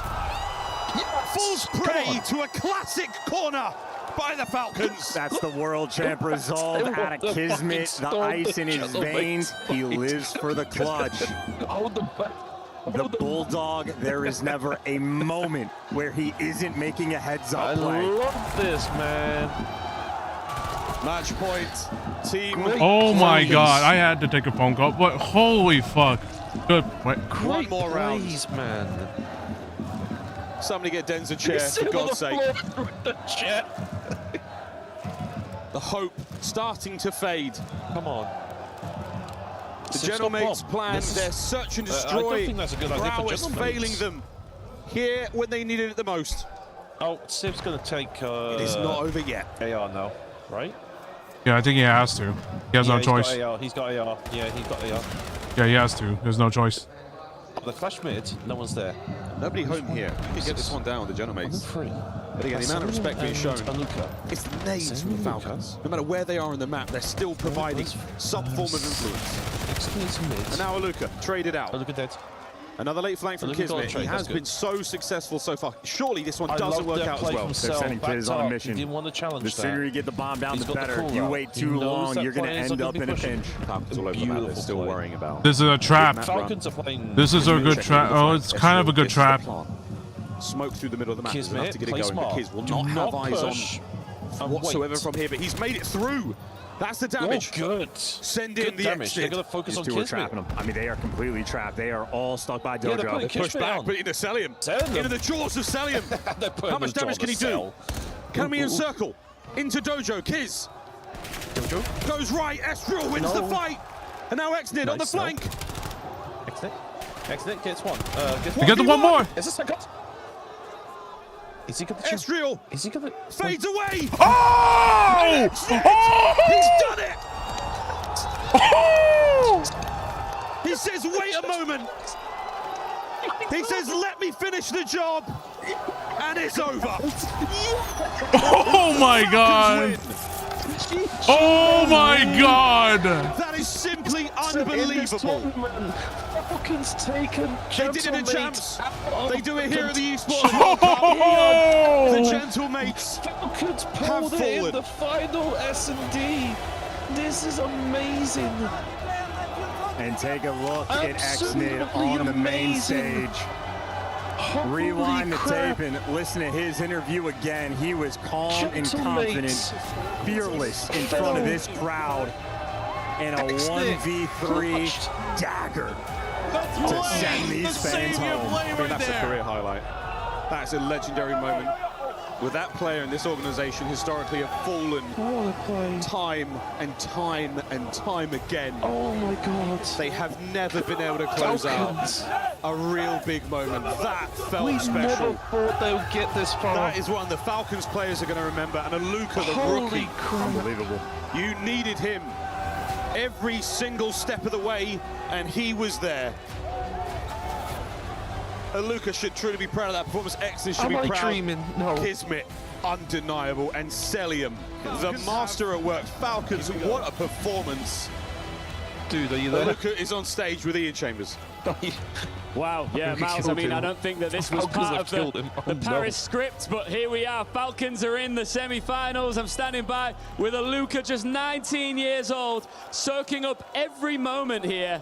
You said, just as I asked you off camera there, what does this mean? He said, I'll tell you in a second. What do you want to say? This is insane. I want to say off rip, I couldn't get a fucking kill in the S&D, bro. That shit pissed me off. I played ass. But bro, those guys are the best. Those three people are the fucking best ever, bro. GG's to Gentlemates, GG's to the crowd. You guys went insane. They just choked map 6 hard. And we just won somehow. I mean, listen, this entire arena was rumbling, right? I'm sure you could feel it under your feet. I'm sure you could hear that noise at such a, a young age. And You only literally played your first CDL match less than a month ago. How are you handling this heat? How are you handling this pressure? I'm not gonna lie, I enjoy it a lot. I just have so much fun playing. Like, even when the crowd was going insane, like those Gentlemen's people, I was just enjoying it the whole time. And yeah, and one more thing. Yo, boys, I appreciate those guys there so fucking much, bro. Like, bro, they are going insane against this crowd. Like, this is, bro. And you know what? Once we do some business over here, I'll take you over to those Falcons fans, and I'll let you show them some love. But first, listen, you want to crush a key? Can I? Yeah, man. You ready? Fuck yeah. That's the answer that I was waiting for is we reveal our key crusher, Luca, man. You're just coming out here cooking on gas, and you've booked yourself Falcons, a spot in the semi-finals. Follow our key crusher and our key master to talk you through it. Scared the living crap out. A lot of broken hearts here the in whole Paris, game right now. Like, this is crazy. As a Luca pulls the lever every roar, every chant, every moment this week. Paris believed Gentlemates. I mean, shit. You didn't. Nobody expected Exnid to get to just go in the back and just double hit and just hit him in the back. No team on stage tomorrow. I have to admit, that was disgusting from. Should we go see your fans? What do you think? Oh my Should we go and see your fans? Yeah, please. All right, let's get over here. Falcons! Falcons fans, come down here. They're be with the Gentlemen. You wanted to say something to these guys? Yeah, yo. Yo, 1 second. 1 second.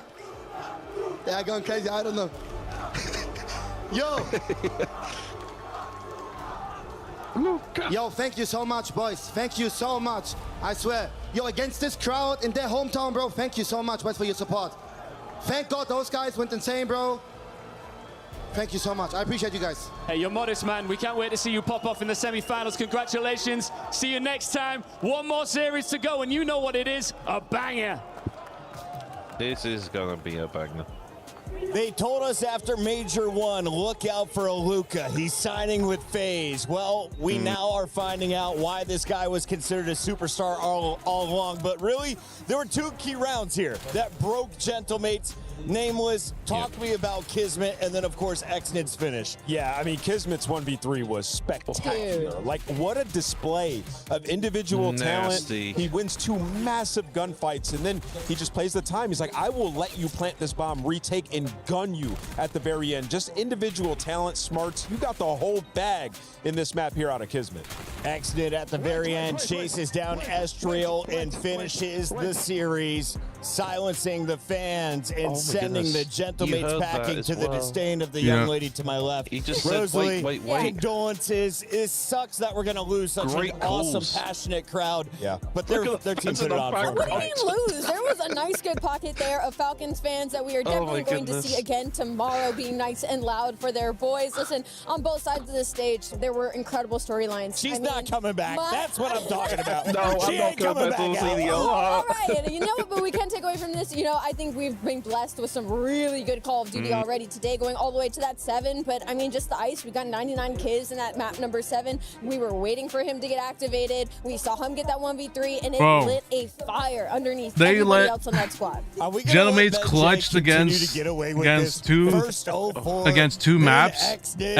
Falcons did it against the last map. You know what? Facts, man. Holy Listen, Ben, he was against the Falcons. I feel like, you know, the last 2 SMDs. But I'll be honest, man, this Falcons team picking up a Luca. You see him walking slow post right there.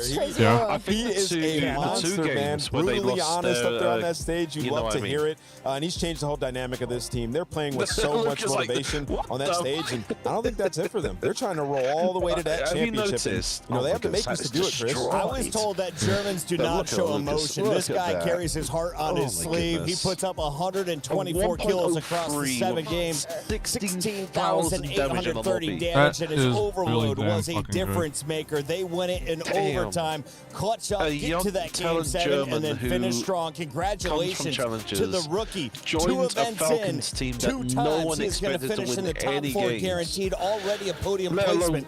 He Can he get the Falcons there once again? And I think it's possible, man. Like, you look at their respawn. Their respawn is unbelievable. And then they put it together in that search and destroy. And remember, they already beat the Heretics, right? So they're confident in this matchup. Probably the best draw you can get here in the semifinals. Ali, talk to me a little bit about the Falcons as a whole. It is such an impressive finish after such a lackluster season of Black Ops 7. And I think they have a grand opportunity right now because, like Ant said, their respawn looks so good, but you get a lot of opportunities of S&Ds in these series, and there's some stars on that team. I mean, we're talking about Celium like he's not a world champ, Kismet like he's not a world champ. They have the veteran leadership to do it.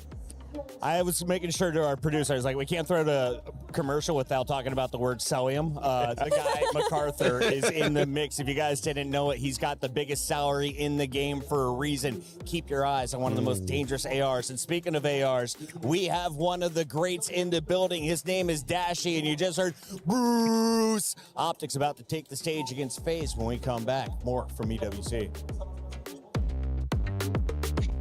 I got a call real quick. No worries, mate.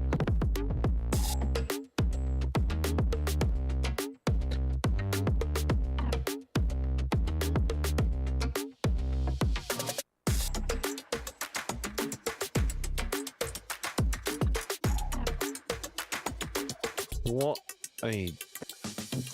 We're trying to grab and go like bottom mid to left. Here we go. Yeah. I want to hear this. I need one left Ivy. One left Ivy. Yo, top blue. Ivy. Top blue, go. Okay, on to you. One side. Nice. I see PM. I got it. Nice! Nice! Come on! Let's fucking go, man! Good shit. The human body was built to move. Not trapped at a desk in one singular posture for 12 hours a day. It's time your chair evolved. This is Secret Lab Titan Evo. Ergonomically engineered for you. Gamers, hybrid workers, artists. Backing your every move. I'm back. Welcome back. You missed it. They played the audio when they did that massive clutch on. No, I saw. No, I heard. Wonderful comms, by the way. Yeah. I know that. Are your Esports World Cup 2025 champions? They lost to Optic, so didn't bad. they? They're not as consistent. I feel like some teams kind of get antsy and they overplay the way that they think about the game and all that stuff. So good luck. We've been in the majority of every grand finals this year, so I'd say just good luck and hope to see you guys there. I'm not a big trash talker, but I let the guns do the talking. Dotty pushing forward, a big kill. That might have decided it. I think the thing right now is with Optic that they need to not do what they did against Thieves. But obviously, again, this is a. I know that they're going against FaZe, but Last time like. we were in Paris, I know the Geno suits was going crazy, but honestly, you couldn't really hear him. I think Play the problem is in our DNA. I hope. I'm not going. Whenever we let it out, shit, what's that? It becomes our superpower. I'm joking. Now imagine an entire city being built to supercharge If Optic wants to win this, Kadir City, they powered can't by do Play. what they did in the CDL. They can't. No. Especially. They played absolutely shit in the CDL. Yeah. Against What's up, a everybody? FaZe It's time team. to do our last They pick'ems need of to the learn day, from and this. it's a banger of a match. It's the Classico. I mean, my issue, the only thing right now I'm worried about is the way that the respawns were. FaZe, man, FaZe. In the same way of the champs, FaZe all day, bro. FaZe. Okay, what about you, Noah? Mate, it's got to be Thieves. Me and Scrap go way back. I know the other tournament didn't go well, but this one, they're getting the dub. Trust me. No, we're talking about Optic and FaZe. Who's going to win? I said Optic and FaZe. No, who's going to win? Out of them two. Oh, I'm not going to lie. I'm a little Optic fan. Optic all the way. Come on, the boys. Come on. What about you, Aziz? I mean, Green Wall, right? What's the score count? It's going to be a 4-3. It's going to be a close game because FaZe are unbelievable, but Optic is better. Back to back. All right, back to back, Sam. Oh, it has to be FaZe. We've already done Optic in. FaZe are going to do it again. It's just an easy one. It's so easy. All right, lastly, Palm, what's it going to be? What's the score count? I got FaZe winning last map, round 11 again. FaZe winning last map, round 11. Hey, it's going to be an insane series. We saw it at Champs. We're going to see it again at EWC. Only one can make it to the finals. I'm kind of surprised they have Crunchyroll as a one of the partners sponsorships. Yeah. I don't expect like anime to be like in an esports, but then again, I don't mind it. I just find it interesting. True. You got every anime, including gaming animes. Noddy. Yeah, I mean, there's definitely some good animes there. Just one chance, but you guys trash talk. Oh my god. Okay, I'm not. Okay, I'm not gonna. I'm not trying to hear that. I'm not trying to hear that. I'm not gonna listen. No, that's just stupid. Go back to your bedroom. I want to hear you guys say it. No, go. Nah. FaZe needs it. I like how they're really. They're trying. I like they're trying to do a skit, but like, you're awful. No. They ain't awful. You want no trash talk? Go back to the fucking Fortnite slant, you fucking twats. That's what I'm talking about. That's how you guys speak. Oh, man. Oh, you want to play that? I like how they. Relax, FaZe. Love you, Draza. That's what you're about to hear live from Paris. Welcome. Can Puckett shut the fuck up with that shit? Like trying to like knock Purse. Like I get it. More anime in the background, which means we love it. I mean, I get it. He's trying not to because, well, I don't know what the rules are in terms of being the main caster, but like, Jesus. Against the Bulldog. How did it feel in the 1v3? Oh, it's awful. Thank you for that one. Yeah, no, honestly, it just can't happen, right? The overtime is heartbreaking enough, but multiple 1v3s, 1v2s, I think the phrase you used is we're watching blackouts happen. Yes, and my God, you were not wrong. That was tough. That was so heartbreaking. We do not expect that same thing to happen against the next two teams because they are world championship caliber. Optic going up against FaZe, and this is a battle that we have seen for a decade. Let's start here with the Optic squad because they were our #1 seed since day one of the Black Ops 7 season. They won the Monster Invitational to kick off before we even had official competition. And then from there, Ant, they were basically flawless every match online. The question is, what would they do on LAN? Well, every time in a winner's bracket, they steamrolled everybody in best of fives. It was 3-0, 3-0, 3-0. When we got to best of sevens, though, that's where they started to show weakness. Are you concerned knowing that they have to play best of sevens here on out? Yeah, absolutely. And, you know, you bring up a good point, but it was up until we were in Paris where that changed around, Chris. And it was Dashy, you know, he was the MVP going off for them. But the thing that I'm most concerned about, Chris, is the 3 search and destroys. They have been on a free fall in that game mode. And in particular, in the Champs Grand Final, lost all the search and destroys in a round 11. So as we get to the championship rounds, has been where Optic has faltered since the start of the season, really. Yeah, there's an air to them that's been lost. It's this aura in clutch moments to be able to see them out, to get over the line. Championship teams have that in spades. And there's just been something through this year where it seems that they get into those moments and suddenly, I mean, we've watched it ourselves, 1v2s, 1v3s, and same plays that come on through. And in history, we're watching Optic pull that off. They're on the wrong side of it right now.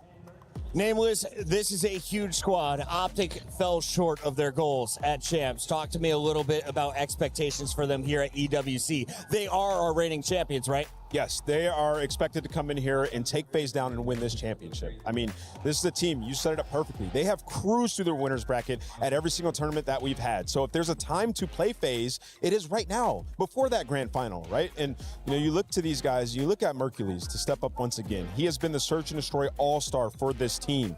And he's got a few 1v3s already. Exactly. And you see what it takes, Chris, on the stage. When we get in front of this crowd and you're at a big event like this, it takes the spectacular at times. And those are the teams that are pulling through in our bracket. Let's take a look at their opponents on the other side of the stage. They have a super loud fan club, especially online. They go by the name of the Flank. FaZe Clan has been dominant, and they featured the GOAT. We welcome in, do we call him the GOAT right now? Who, Simp? Ben J. Oh, here we go. No, he's not the GOAT yet. Not the GOAT yet. Ben J, welcome back to the show for the 3rd time already. 2nd time here on day number 4. Ben, we wanted to bring you on, though, because you're sitting next to Zuma. Can you tell me a little bit about how excited the flank is to be watching your team, FaZe Clan? I mean, we always are excited when these two teams play online, LAN, whatever, and it's really delivered the last couple of years. And the Champs Grand Final we saw a few weeks ago was awesome. Obviously, to Ant's point, the S&Ds were a difference in that one. I would have to think Optic put in a little bit more work in the S&Ds, so let's see if they can match up here in this best of 7. Yeah, Tom, I want to ask you this. Yeah, I watched the round 11s. You better over and hope, over yeah. again. How do you reason, like, what's going on with Optic in the round 11s? Is it just poise? Like, from your perspective, what do you think? I don't know. When you look at those players, it's like, I don't think poise is a problem, right? I don't think that should never be a problem with those guys. Those guys are multi-world champions, I just think it just came down to the day, right? It's how COD can be sometimes, right? You just got to ice up, make the plays in those most moments. But I think the biggest thing is preparation. You saw the clip of Crowder on Reddit, and just seeing how they talk about what players like to do, where they like to go, how they like to play, and just picking up on those habits. I think that's the biggest thing. I think FaZe really prepared for Optic, and they knew what they were going to do, and I think that was just the biggest thing in those round 11s, to be honest with you. Boys, considering this is happening so soon after Champs, and we talk so often about download series and studying VOD and everything else, is there an element of concern to you that Optic are going to now know exactly what FaZe are going to be bringing to the party, and they're going to counter that? Oh, yeah, for sure. I definitely think Optic's definitely preparing. I mean, they got DB5 over there as a coach. They got JP, too. I mean, JP coached me when I was on the New York Subliners, and I know he's definitely preparing those guys. He's bringing the statistics, definitely watching some film. So they're definitely studying the FaZe boys, and I think the FaZe boys are studying them. So it's a mind game, right? It really just comes down to a mental game on what they're going to do, and we'll see who ends up icing up. This is a coin flip series, right? Anybody can win. They're trying to get out of the venue by midnight. So, guys, before I let you go, final map count before this one ends. I can see it going all the way down to a 7th map. I can see it going all the way. I'll go map 7 FaZe. Obviously a little biased, but I'll go map 7 FaZe. I think Benjay's got Optic. Yeah, Optic in 6. Dirty dog Benjay causing chaos over on the I flank. mean, I want them to win the whole thing before, Gentlemen, right? we got to let I you mean, go. we'll see. I mean, we'll have to see within the more of first drama. map. In the meantime, I mean, we gotta Scar, take a look at two Hardpoint. of the rock stars. It's going to be It's Sip been so versus leaning Shotzi, against a battle FaZe. That's of the the problem. herd. A lot of people here Like they talking beat about they the beat FaZe. They beat Optic's ass and Scar on. Sip and Shotzi definitely at the top of that active They players beat list. Optic's ass and Scar Hardpoint doing champs grand finals. So I don't know what. Well, obviously it's FaZe's pick, but like we'll see. But it's just I don't know. It's just there's way better maps to play to pick instead of frequency. General manager. My name is Fancy. But maybe Optic has something in their sleeves that they just don't that FaZe don't have. You only got one bag to build around. One player. Man, you can't go wrong. I got to put that out there. And I love, Ant's game. But I'm going to go with Sim. I think he can just do it all, and I think he proved it by having a brand new team, the trio splitting up and winning champs that year. I think that is an incredible feat. So, yeah, if I had to pick one player, it's Simp for sure. Speaking of Simp, we had the GOAT backstage. We also have his nemesis. Blaze is talking with everybody. Blaze, where are you right now? How you feeling today? Feeling great. I mean, shit, let me switch sides. But, I'm feeling great. Nice little finals rematch here. Excited to take this one, too. Hey, man, you guys look good in the last chance rematch. You guys were looking good all weekend. You know those boys about to give everything which they got to take y'all down. But I know none of that matters to you, right? Nah, I mean, we're just here to play some COD and have some fun, honestly. Hey, man, have some fun, yo. Good luck to you. Yo, Coach Crowder, all right? I mean, you guys just came off one of the biggest wins that we've seen in FaZe in a long time, but now you got to do it again. Was the preparation the same? Yeah, honestly, we just got some pretty good scrims in leading into the EWC. It's been in the back kind of vibing, doing the same thing, keeping it routine. Getting a routine. CEO. Okay, you've been checking everything over there. You've been making sure that, all the employees are doing good. HR is doing well over there. How's the business? Hey, it's just another day in the office. It's Saturday. We're here to play and lose or go home. Hey, lose or go home. Best of luck getting to Sunday right there, all right? All right? As you can see, mute Ben is what everybody wants to do, all right? But we love Ben J Field Time on the stream. I got to talk to everybody's favorite twin over here, Vaughn. How you feeling, man? Yo, it's been a while since you and the Boozer, both of y'all world champions with your duo. How would it feel to win EWC after getting second last year? Definitely amazing. Definitely starts with this win today. And, you know, just remind everyone why we're champs. Hey, man, remind everybody why you're champs. You feel cool, calm, and collected today. I ain't seen this type of energy out of you for a while. You got some good sleep tonight? I got great sleep, you know, listening to Coach Fish and just controlling my breathing before the match and just staying calm. Hey, I heard that, man. Stay focused, all right? Good luck to you, B. Thank you. Yo, I could have used Coach Fish on opening day. First, it was stressful in here. Taking a look at a man who causes heartbeats to go faster. Simp has been a monster in every lobby he enters. It's just interesting that they just couldn't figure it. It's just interesting they were only able to get one major win, but then for some reason turn up in champs. I mean, I think right now he's obviously like backed up that claim I would that expect he is him, with and the that way feels like, if anything, it the is FaZe were playing, I was expecting them to play. On the map, he's I was expecting them to be like Cold War phase, an but insane system through this year. I think one of the things to note as well is there will be people that asterisk that a little bit. Oh, you beat the Pit to kick things off. They took down a very strong-looking Koi as well. He's still delivering numbers like that. So yeah, this man looking to do insane things and continue to add to his list of accolades. Now, did Simp win an EWC title in the past, Nameless? Yeah.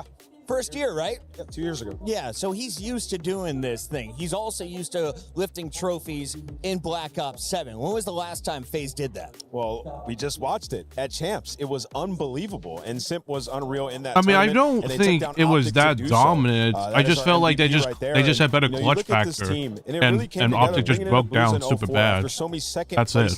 They just had better clutch factor and took advantage of Optic breaking down. Like it started off where they weren't a well-rounded team. They started off just search and destroy, and then their hard point over the course of the last 2 months really became peak. And at Champs, it culminated into this team that is just dominant across the board. So, bro, can they get a better stream quality? Like, holy shit! On the back end with their coaching staff. That was the first time they beat Optic. Hussey, and then obviously from Optic. Look at your maps and modes this time around in the best of 7. 65% of the fans Optic is going to take this series with frequency hard. I think they switched it. Right there in the middle. Big shout out I don't to think everyone FaZe over at banned Treyarch. Fringe. The top 2 teams in the world want to play this game mode to decide But who then, is moving but on then, to but the banning Dan semifinals. So Overload let's get on into FaZe's it side with makes our sense. experts, starting with you, Nameless. You've been on fire. Finish strong. Yeah, I got FaZe taking this one. I think it goes all the way Yeah, to no, the game. no, I know they did. It's just the graphic they made it.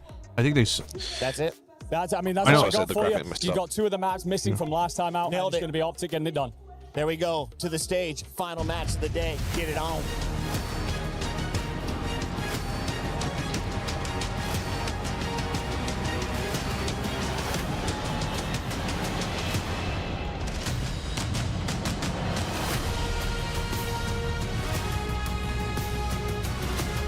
See how this first map goes. If the first map doesn't go the way of Optic.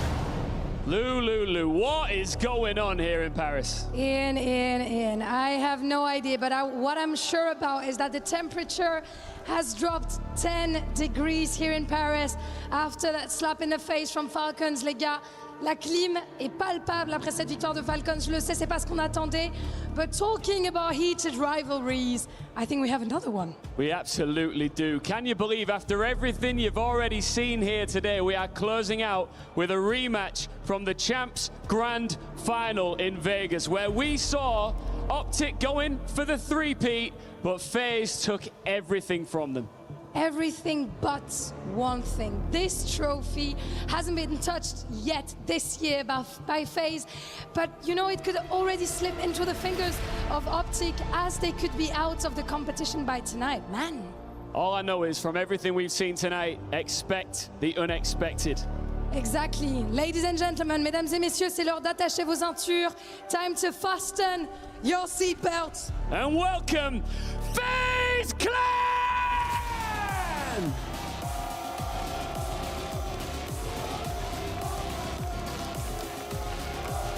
Just weeks ago, Optic were chasing history. 3 straight world titles.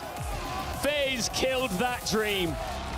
5 maps to 2, world champions. Simp, the MVP. And if that wasn't painful enough, tonight they get the chance to take another piece of iconic silverware from the green wall. But this isn't Champs anymore. Optic Gaming!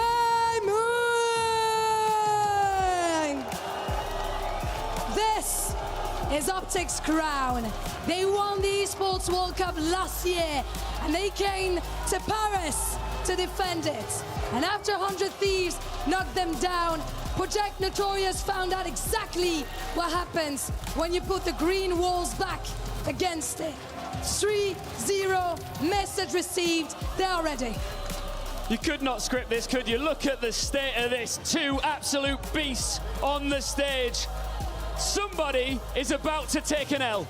Here in Paris, we always save the best till last. Actually.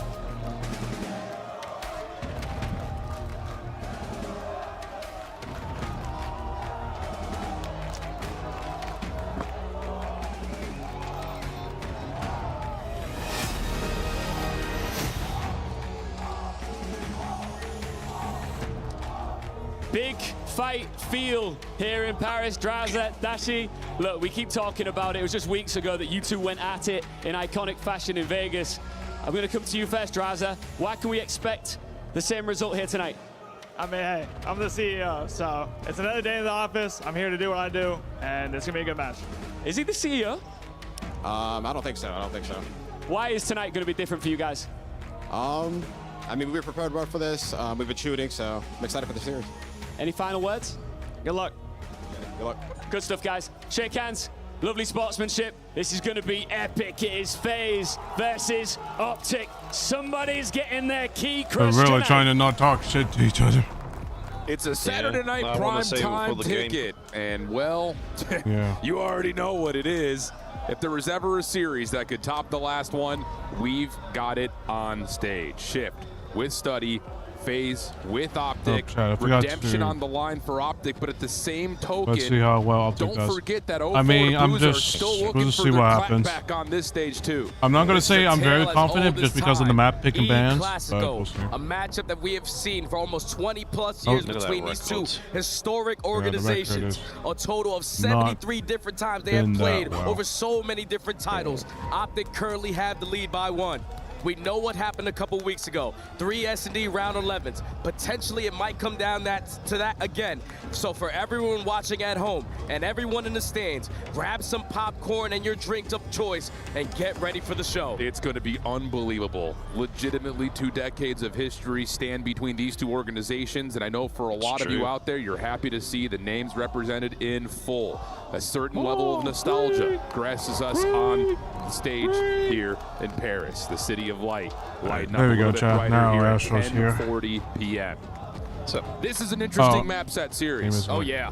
Oh, did It's I a only lot of answer? runbacks that are in the mix from the grand finals. The Wraith Search comes back, the Scar Overload comes back, the Hacienda Search comes back, and we kick it off with a Scar Hardpoint There we that go. existed both in the upper No, final I as just well as the grand forgot final. to add How your do you image evaluate to this my- map set, the Jay? PNG to Well, my the stream. map set is heavily in favor of FaZe because you have 3 other maps or 4 of the maps that you beat them in that grand finals not too long ago. But the other 3 are something that's going to be that you have to prepare for, the unexpected. The frequency hardpoint. Optic put it as that map number 4 because Colossus is no longer in the building. But you saw when they played it earlier this weekend, if Hook the Nuke just gets 2 more kills, it's probably victorious there. But the fact that they are forced to be Team B in this scenario, they don't get their bread and butter overload in Den. You give that pick now to FaZe to make both decisions, so you gotta play Scar, and you gotta unfortunately play Gridlock, so hopefully Optic haven't put in that work. I hear that, I hear that. I hope so Just as well. for all those Optic fans that are out there, I mean, you 17-9 better. on Scar, 3 of those losses I handed mean, to them if they by did,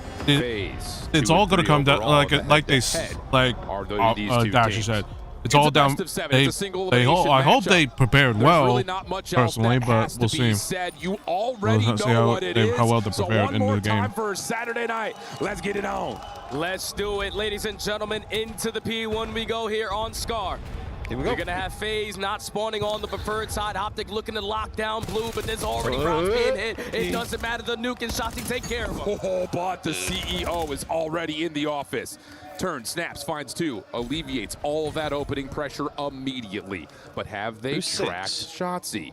Oh, they're looking, Shotzi. but you No, they wouldn't haven't necessarily tracked Shotzi. anticipate this style of a route. Takes a shot, though. Red dot's going to go across the radar as Optic are still trying to search for a way to get back into the middle of the map. Smart. And even though Shotzzy does flip the spawns around, it's all ball clearing out mid-map, and Duke will handle it. Yeah, Shotzi's just so annoying. Drosso was wasting about 20 seconds trying to locate where he was. Oh, that's a choke. That's a gunfight you wouldn't need to win. Final 10 seconds here at the P1. The race over towards P2. Shotzi sitting at 2-0, make it 3-0. He's got one more underneath him. Yeah, sure does. Kill comes through, looking for it, trying to find it. Can't tally it. Nice help out of the way immediately from Simp. So you've got FaZe in the hard point, plus an early cutoff for both 4. How does he get there that quickly? But Dashy shuts it down.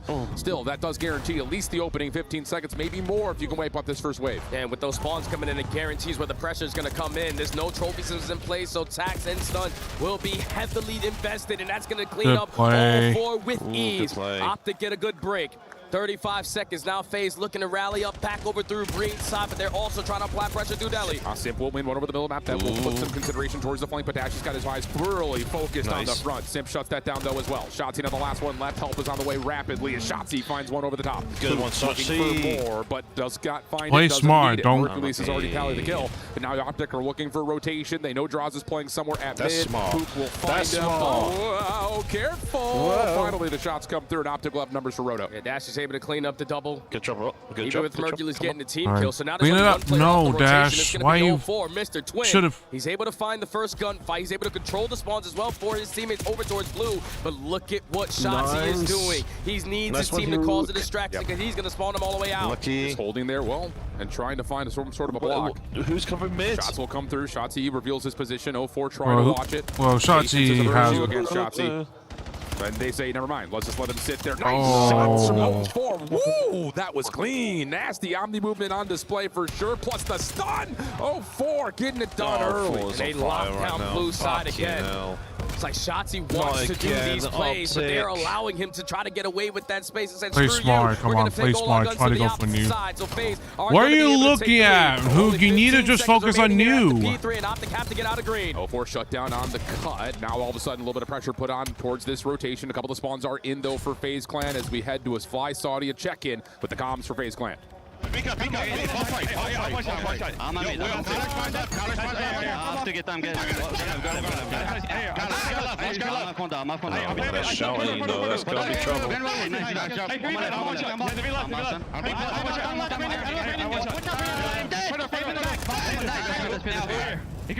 Yeah, that's fine. I'm up on those. I'm blocking on time. I'm blocking on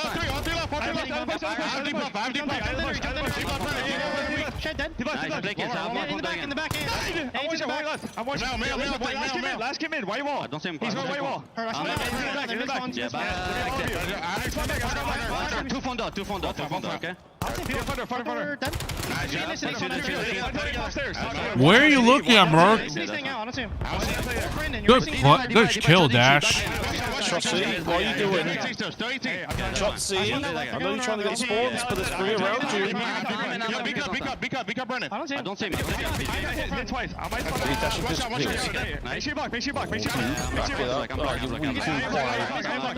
He can't do much. He's gonna. 0-4 was gonna chase him down anyways. There's not much you could do. No. Good cut. Well, watch your fight. Watch your fight. Nice. Come on. But not too far. Watch the fight. Keep watching fight. Keep watching mid as well. Watch mid. Nice. Go team wipe. Team wipe. Come on. Watch it. You gotta have people spawning in front of you. As we do a comms check with Optic Gaming. That's fine. He got 2.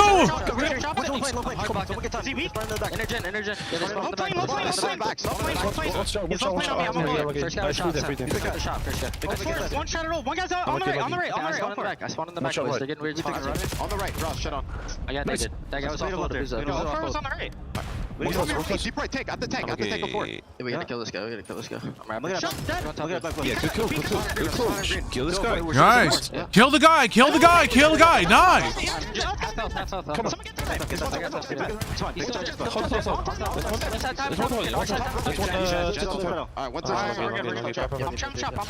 He's chopping off time, Tim.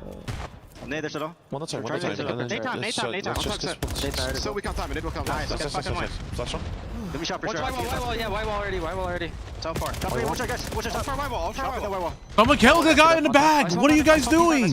Shop, I think. He's in shop. Okay, shop. Two shots. I got another one shot. Watch your two. Watch your two. Nice. I'm blocking. Top wood. Absolute top wood. He's on you. I'm looking at him. Third shot. They're showing goal.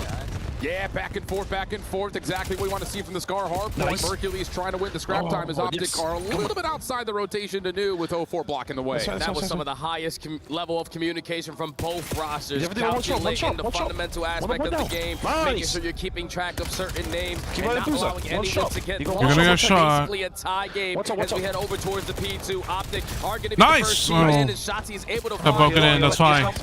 Get their push back in. The ARs are just lighting things up right now for FaZe. Even though BO7 may have had a slow start, he is cooking over the top of P2 at the moment. Bashy just trying to litter some shots up top while Shotzi hits a pitch, but a shut down by 0-4. Massive play there as Hoop really just has to sit and Can't do much. Can't even do that as 0-4 finds that shutdown and FaZe are getting the time.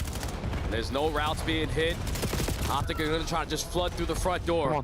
So far, it's 2-for-1 in the trade fights. You technically have the numbers advantage, but you have the nuke working on a pinch through the middle of the map. He's going to lose that gunfight to 0-4. The rest of the ARs still locking down the front side of the motel, and it's looking like this final 15 is going to fade. That's a really good angle for 0-4 to push up and pull Dashy off and allow Zip to play through mid. Oh, gosh. Here we go. A moment here, but Abuza has a read on it. Able to find the kill into Dashy. Opportunity here for FaZe to run away. It's crazy how next level they are in their hard point game. Even when you think Optic are getting blessed with an opportunity with a pinch spawn, no, it's a perfect read. Now Flawless off the rotation over towards P3, trying to get your trophy system down to potentially lock this one down. But Optic fly in, they saw it, 0-4 dead. Optic you have 0-4 in your ass. You have 0-4 in mid cut. You gotta kill him. Nice. Find 0-4 to stagger the respawns here just a touch, and Shotzi's now all of a sudden hitting things up. Nice for team wipe. Nice team wipe. Get points. And Hook is cutting him off. Hook has to play this timing game. Is able to get the first. You can already see on your mini map. Watch it. You're gonna have someone behind your spawn. He already got past you over through the motel. He is now blocking the spawn. Your teammates are forced to turn around, and thankfully Dashy shoots the way that he does. Optic have been able to basically lock down this P3 all throughout this side and keep it a tie game. Amazing bounce back for Optic. FaZe now late to rotate over towards Noob, but they're finding kills through the exit. Bad time to die. To move some of the spawners around. Oh fuck! There's two spawned out. One from the front that will limit this hit, but he's going to get found out over towards the top. Hercules has to play his life. How much can he create from back here? Simp is right around the corner, able to miss, and now on opportunity to get more potentially as he's got Abuza online, but Draza will put him down, but Dashy's spawning close. Good break, good break. Got the assist. Watch it, you need to kill Draza. Nice, good kill. And now you can allow the Batman to get loose. 2 in a row. Bro, you're shooting. You're standing in the middle of nowhere. Every single round. Sip finds one. 0-4 finds another, but it's Dashy and Hoop in response. He had no ammo. To stay alive is on a hard point, so now off the respawn, you've got to get it done. If you're Hercules, he's able to line up too. Simp in from the front door, though. Critical. Back 20 seconds to play for here. Simp's able to turn that into a second. Dashy still holding. Good pre-fire onto Draza, and he's going to have maybe one more to deal with. Almost gets the beat down, but not quite. Look at the spawns. Hercules is going to spawn out. He needs to spawn. Oh, he got spotted. He got spotted, I think. He got spotted. Just made the play at P3. Now he makes the play at P4. Okay. He has a chance to do it again. No, here he at might. P5. No, the timing just doesn't work. The timing is not going to go his way, but he at least stalled out enough time for Shotzi to be in a position to block the spawns and now take the spawns. Opportunity to bring right back in. Simp gets the beat down, but no shot with it. Shotzi's still alive and kicking. Hoop's able to clear out the backside of the plane. That is massive for trying to hold this P5 because now FaZe don't really have a route to hit at the moment. Oh, look at this little back and forth from Shotzi. 4 in a row from him. Simp down low, and Shotzi wants to take the battle. Both players happy to have that superstar conversation right here. Top green, but Dashy for 2. Hercules with damage onto the hard point, and FaZe will get cleared out. Shotzi is in a flow state right now. 29 and 22, almost 2 minutes in the hard point, and he's also streaking. If you haven't seen, they breached the 200-point mark. Final 15 seconds, and this is where you have to step up with the aggression, because every single kill from this point on is going to spawn behind you at green, and you already have pressure at white wall. Just play your life, Shotzi. No. Very wisely chases that down. FaZe able to find a handful of eliminations to give them early time at 1. They know Hook is somewhere behind them, but they don't know exactly where. Now he will make his move. Able to help Hercules out by trying to get some pressure to the middle of the map. Shotzzy on the pinch with the one more. Just now to can phase hold from inside the hard point, but Hook is right there with the AR hip fire. Stuns. All of it coming through, but Optic are in the hill for now. Just continuously keep on flooding Doom and coming. They do not have deli control. So Hercules is not going to be able to stay alive. 0-4 with the double, but it's Shotzzy with another route. He continuously is getting lost. He's continuously making big time plays, and FaZe no longer have blue side. That's that leader's advantage, allowing Shotzzy to do whatever he wants. Mercules pelting through mid-market. Simp in the corner trying to cook up a nade. 0-4 able to get some play through mid. Goodness gracious, so almost able to do it all himself. 195-223. 12 seconds left here on T1 before nice, just get rest of time, get rest of time, get rest of time right now. And it's all on Simp. What can he do? Him no, that's fine. The GOAT of the CDL. Are they going to be able to have a one-on-one that could potentially be the difference maker here? And Shotzzy gets the better of him. That's 3 dead off the rotation. Your Piz player who gets shut down, but you know where the pressure's coming in. All that green. Bashy with getting a coach on FaZe, trying to flood from the front. Draza, the one on the bench. Bashy runs out of ammunition here. Oh, wait a second. That's going to be 3 dead. Hercules by himself over through Slam. Bashy's nade. Oh! Just get time, get time, get time! Get your trophies down, get your trophies down. You know FaZe are going to be fresh off the respawn with every single tag. Optic gonna need 10 seconds. Here comes Shotzzy. Shotzzy! Nice! Last 5 seconds. Watch the back now! Off the hard point, but it's Dash who has the first and the last word. Too late. They can't do it. They can't do it. Nice! Optic take the first. This one, let's go. Let's go. What a game one between both of these first teams. map, come on. It looked extremely similar to what they did on Scar just a couple weeks ago. The final score back then was 250 to 194. In favor of FaZe, but this time it's 250-197 in favor of Optic. I have never seen Shotzzy that loose on a map like Scar. The fact that you were playing for those routes and you were never able to keep track of them. Shotzzy did it all there for the green wall. And it just is one of those situations, it's like live and die by the sword type of gameplay. How many times over the last couple of months now have people gone back and evaluated his gameplay with a microscope? But when he's at the opportunity to catch some flow and get a lot of assistance from the ARs to make the numbers in favor of Optic, it's a game changer. And Optic reaped the reward for map number 1. It's just crazy to see how much trust this team has within each other. Shotzzy is putting his team in disadvantages, but the fact that they are bailing themselves out with kills and he's influencing spawns a certain way, he's always thinking about the next play. 0-4 was doing his best to try to match him with that energy, try to hit those routes, but he just couldn't catch Shotzzy in the time. Unreal start. Optic 1-0 up. We've got Lou hanging out with Tommy Zuma. What's going on, Lou? Thank you very much, boys. We have Zuma in the building here in Paris, France. Zuma, bienvenue. It's a pleasure welcoming you here in my city. Man, you're a real COD OG. When you started your career, I was literally 10 years old. So can you tell me about that passion that you have for the game and why is COD so big in the US? Yeah, I mean, I love Call of Duty, right? I've been playing since I was a kid. So to be able to see where it came now, I mean, we were playing in hotel ballrooms years ago, and now they're filling out venues, so it's incredible to see where it's at. Yeah, also on the other side of the world here in Europe is absolutely amazing. Première question, d'où te vient cette passion de Call of Duty? Pourquoi c'est aussi énorme aux États-Unis? Je jouais déjà quand j'étais un petit, on jouait comme ça, un peu comme on pouvait dans les hôtels, dans les cafés, etc. Et là, voir des arénas pleines comme ça, c'est incroyable. And man, I heard earlier some Optic fans making fun of you. This is Trash Talk Day here at the EWC Call of Duty, so I want to know if you want to say something back, maybe. Yeah, you know, they like to talk their shit, you know. There's nothing wrong with that. You know, they can yap all they want.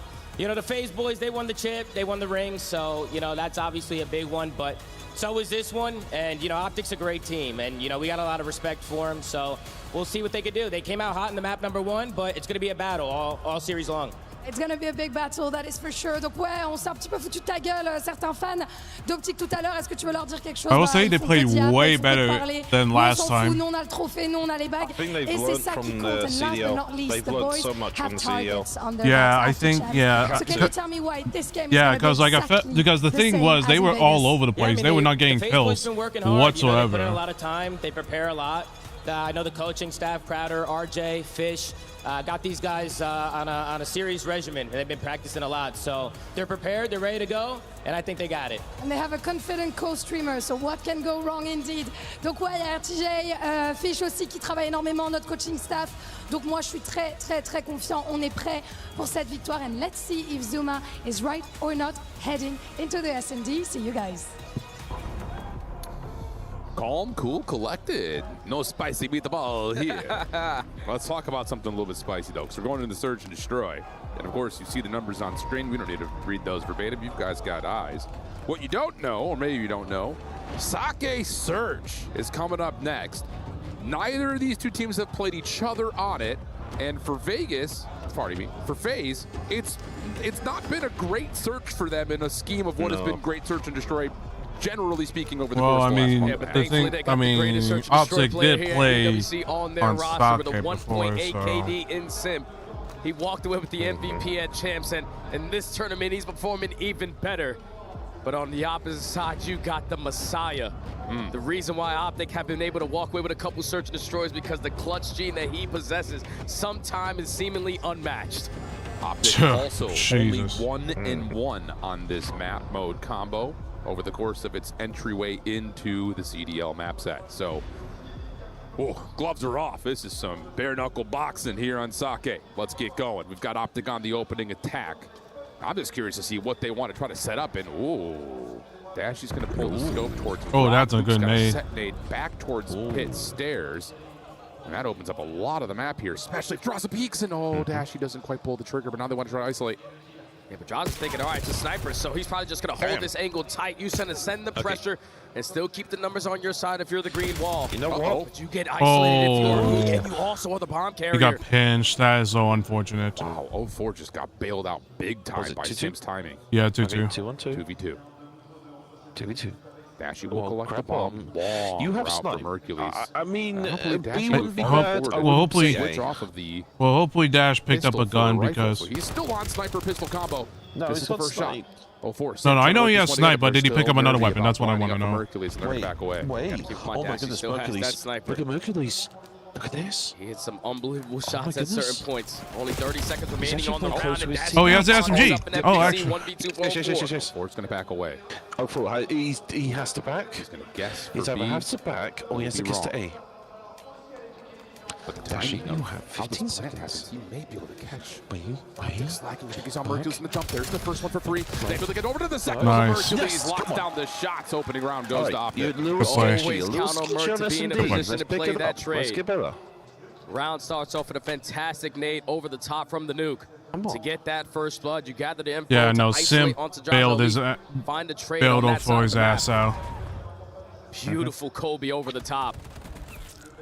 And I thought once Hook put that bomb in such a bad position, it was going to be an extremely difficult round there for Optic. But Dashy finds himself a weapon, puts it into 1v2, and 0-4 almost got the timing to go his way. Optic start the game off right. FaZe's turn. Yeah, they do. Oh, it's a double nade. Oh, boy. Nades to get us kicked off. No hit. Doesn't look like it deters Optic from slowing down all that much on this little play through A and into the pit. Shotzzy just slides out. Crazy behavior, but it sets up Hoop for the double. That was bold. Didn't look like they were really set up to hit that together, but it works out nicely, and Optic will have the numbers. Yeah, if Shotzzy's going to make plays like that, just have someone follow him up. The nuke finds a double, so numbers again in favor of Optic, and look at how fast they are working in sync. They have no info that that bomb is going to be down, but they said 3v2, let's continue to run together. Yeah, why not?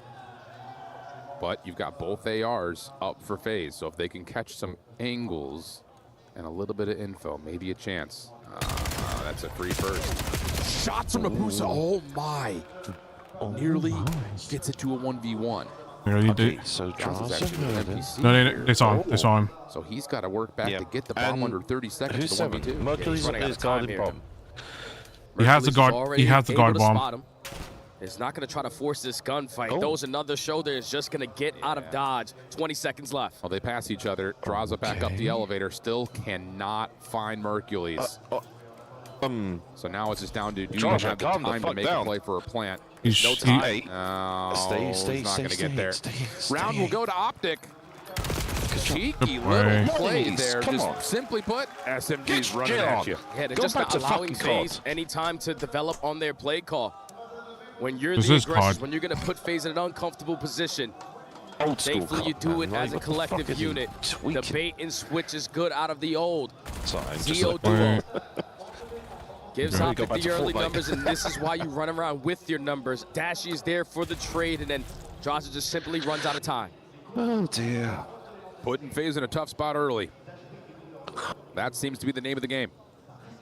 Dashy 4-1 through 2 rounds. Optic back onto the attack. Doesn't look like Bruce will have the scope this time around. Another one? It's another nade. This time it's over to A, though. Hook's got one cooked up for the side door. But Optic will have their numbers, and they're going to keep them. Oh, Dashy's just going to take the one-on-one there versus Simp. Now in a 4v2, info already gained onto Draza. Yeah. You should just not give them a chance. Spot them again before you make the objective play. Oh, but he may have caught timing on a 1. Shotzzy. No way! He's out of there. Not fully. No trade comes back over to help. Apuz almost gets another, but Mercules is right there to follow up. It's just down to Draza. This would be an ace and a 1v3. 2 more to grab. Shots are nearly there, but not quite. Optic cruising through 2. 3 straight first blood, 3 straight rounds here for Optic. Maybe put on flag if you are FaZe. For real. Because they did their homework. They understand what you like to do, what your setups are like on your defensive side. And this is a different angle. This is team nades over the top at that A-bomb. 0-4 gets taken down, and as soon as that first blood goes down in the first 10 seconds, it forces the 3 remaining players to try to make up for it very quickly. Optic must have Optic been are just not looking at giving you a their chance, staying Vtos flawless here in this just S&D. For what we do in S&D, we need to improve, and they've gotten better. Okay. We'll see what happens. Fades are out. Dashy sniping backside staircase. Hold on a second. Does FaZe try to collapse on this? Do they know how many Optic players are here? Good shots. Bounce off the nade from Simp. Quick route, like you mentioned, from number 6 in red. That But they Shotzzy read from us. behind the smoke is They read causing this to be an Shotzzy. absolute Well, they kind of read mess. Shotzzy. Finally, Oh, nice Mercules nade. able to Nice find pick. Draza, but Shotzzy responds. Trade. One onto That was a Shotzzy. trade, but- Stabilize 3v3. Minute left to go Fine. on the round. Right, so it's First time FaZe have 3v3. gotten the first blood. Yeah. A lot of time to work with. 0-4 I has think they're going to be Ooh, playing I for don't this think retake they over do at Plan bar, but B. FaZe are going to come in on this bomb play. Yeah, they sure are. Let's do it, Here bro. comes the first slide. Simp able to get the opener. Immediately traded by Mercules. They got so 4 off the bomb play. Yes, they Did do. you get off here? Pistol for Did you get Dashy. off? But now to the 1v1. What's this, Booza 1v1? going to give a little bit of space to Merc. Sees the shoulder, sees the Ooh. Nice pick. Nice pick. Nice peek. Just something How the- about that clutch G, How the man. hell? That's 4 so far on the weekend. Not going to shy I wanna away see from the this kill moment. cam. I thought once Simp found I that wanna see first this kill, it was kill going to be cam. GG, but he quickly falls, and the guy who just got the bomb planted could barely put his gun out here already. I want to see this. So Oh Abuza my think this one God, the potentially is gonna be angle. free, but Mercules really does shoot like Bro, that. I don't. Optic, I'm not 4-0. gonna expect that if I From saw Abuza's that. POV, it doesn't even look like Mercules has more than a knee showing. Yeah. Yeah. Oh, goodness. 5 in a row for Merc. Well, let's see what happens. Optic are Can they keep all it up? That's over the biggest this series question. right now. Or do FaZe find something? Desperately need a response from FaZe.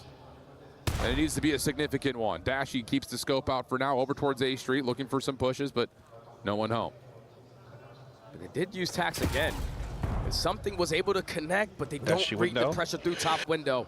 So Simp finds the first blood. Shotzzy on the pinch trying to make up for it, but he's going to have to back down. Nice trade. Hercules wins his one-on-one 3v3. Yeah, that's just one of those moments where you think FaZe are Looks just going to actually kind of get picked up. together He's- and just he's guard the different bar, from but the instead, 0-4 now thinks than he's the got CDL. timing to push through, and he gets caught. Yeah. And now Mercules is going to catch another one out. Ooh. No man's land, Oh, but that's his Draza wins the first gunfight. death You in the shut down game. there, 2v2. Pardon me, 2v3. And I think Shotzzy was able to spot out Simp. But Hook on the other side was able to locate Draza. He's thinking it's a 1v1 gunfight. No, the teammates are there to assist them. And finally, FaZe are able to get one on the board. Okay. Yeah, unlucky there was Merc. He nearly a had the moment of shots. I don't know how he cataclysmic loses that though. mistake right there, but making up for it nicely. I'm surprised he lost that. There's no way he FaZe on the board. lost that. So much I more mean, needs to Dashy happen is here, like, and that's a there's free still this pick. That's a free pick interesting for him. kind of dynamic But I'm of, confused is right Dashy here. sniping, Is he not? Like, it's just changing What how the FaZe fuck have to is this roll, game? Especially when they're on the defense. And just the way that Optic are playing right now, you're thinking that you could potentially catch one of these guys by themselves, but when you're trying to press your advantage. No, someone is keeping them safe. 0-4 working that pinch, even though he does get picked. Mercury's is in the right spot, so Optic's game plan right now in Search and Destroy is on point. Don't get too antsy. And on the defensive side, they switched up the tempo. Oh, but look at this. Yeah. Look at the quick hit around the back. Who's will find one before being shut down. Dashy in some trouble here, but the quick hit from Dashy still being matched. Pinstripe goes to kill feed 2v2. Fine. Hook wants blood. He's gonna find timing, but 0-4 cuts it off. Leaving Merc for the 1v2. He's guessed this correctly. Just comes down to does he get an angle? First shots are into both. Oh, he's can't find the first kill. He also has a stun and a nade. He knows where they are. Time working on his side. He knows where they are in a way. 0-4 is able to throw a couple of shoulders. Keep gaining that He's info. gonna That's do only that. going to allow Droza to take more space up through the middle of the map. Look at 2. Mercury's just going to wait. Now he takes his moment, seeing if he can catch 0-4 still throwing those shoulders. And that game of cat and mouse. Cool, Merc. Back off. So Mercury's will rotate over. 0-4 with the plant. Work from top window. I know it's not the best ideal. Nice angle from Droza, pushes him off. No. Reset again, 40 seconds. Yeah, you know it's going to be a double stack in towards the warehouse, especially with that plant position. Oh yeah, he's got flash and a nade. Still has all that. He has to take the window. Same exact setup it was before the bomb was planted. Yeah, he's just going to have to peel 0-4. Droza's just going to peek over through arches when he needs to. This should be unbreakable. And it is. Good. Well played by FaZe. Too clean. Way too clean there in that scenario. Optic go back to that previous defensive round where it's the nuke and Shotzi trying to work through bottom pit. You get a trade on that side of the map, but you don't have any map control over towards that A site. So by the time Dashy rats back, he falls. Mercules gets one. And I thought the nuke thought that he had a timing there, but 0-4 is never going to leave his teammate out to dry. 2 rounds in a row for FaZe. Yep. Can they stop Dashy from having some manipulation of the map here? By way of this scope that he's been fiddling with. Is he playing with the sniper 15 again? this round. Nope, he's not. From Optic trying to fight for pit. Droza, nades in hand. Shotzi gets what he wants though. Boost is sniping. This is a little bit of a monkey wrench. Is on the Oh, he's 0-4. Whoa, a little peek. 0-4. Still able to find the first, and all of a sudden Optic feel a little bit trapped here. Bottom side pit. Optic, can we Kills are not gonna come through fucking FaZe choke this now? with the numbers. Now it's Mercules in a 1v3. Bomb is going to be down over at that A-bomb site. And all of FaZe running as a core 3 around the map, and he's not going to stand a chance. FaZe have made those mid-round adjustments. They have been fantastic all year long. Once they start to get a read of what you are throwing at them. They're just reading certain corners. Just allowing 0-4 that lane to be open by whipping out the boomstick. You throw a shoulder at the top side of P3. Wow, what? And you see it Like, clear. there was no one one's gonna watching contest his that side of the back. map. That creates the opening for 0-4 to get another first blood and keep the numbers going their way. Yeah, it's kind of like you get to manage Optic's aggression while still establishing some of your own, especially when you read that, okay, no one's outside, so they have to be inside. So that route that hits around the back works out beautifully. Now, all of a sudden, the game of chess starts to become a little bit more three-dimensional. Nades over towards the top side of the bar. Smoke is down. FaZe showing that they want to maybe play for an early plant, but 0-4 is kind of caught in the middle of a really tough gunfight. This Smoke is just pulling all the auto wave around. Shotzi able to get most of it. Trying to finish it off as the rest Optic, and they will. Chaos ensues. Yeah, he's the master of chaos. Shotzi loves those kind of plays. Hit a couple hip fires, maybe a pre-aim here and there. He locates 3 through the smoke. That's one of FaZe's go-to play calls there. Smoke out their side of the mid lobby and just flooded with the NPCs. But Shotzi in the perfect spot for the first blood. Perfect spot for the trade. Oh, that's and a the good snap shot. Good enough for kill number 3. Optic now at game point. Huge. Going up 2-0 would be unbelievably massive for Optic. Nades over towards the top side at A for Optic's offense. Defense is there, but not going to be largely affected by that. They're playing more reserve this time around. Optic's playing a little bit back, which is good. Yeah, you know. Yeah, they don't need to do too much. They just gotta find info. And everyone else from Optic is waiting to see if FaZe are going to make a move. It looks like they were going to try to maybe collapse on this from pit. But do they recognize that Simp is here? No, instead they're just going to take the staircase away. Spot the cross. Yeah, and wrap over, potentially into B. Hoop's going to take a safer route with this bomb. Droza trying to challenge it with just nades, and this is going to have to be a retake for FaZe. And they're running out of a lot of attacks to use in this retake scenario. They're going to send it through bottom pitch. Shotzi's playing tight in the corner, doesn't look to his right, and got the timing for first blood. That's big. Yes. Abuza still a little bit further outside the play. Shotzi in trouble. Will be Okay, so isolated. they know that's Here comes too far. Abuza on his router on the backside at Rocks. Hook is not prepared for this. He doesn't get Oh. spotted. Up the ladder. Shots are there, but they're not clean enough for the kill. Simp able to see the trade out of Hercules. Only 20 seconds. They know where Hook is, but they don't know where Dashy's repositioned to. The answer is he hasn't really repositioned. Now he shows up. Dashy able to find the kill. Simp, 1v2, finds the first one cleanly. Oh, no. Gonna have to go quick to find the second kill. Does he get around the corner in time? He's got the knife, but he's not gonna get back for the defuse. Oh, thank God. Optic are gonna go up 2-0. Optic, you lucky son of a bitches. So much better in their S&D game plan.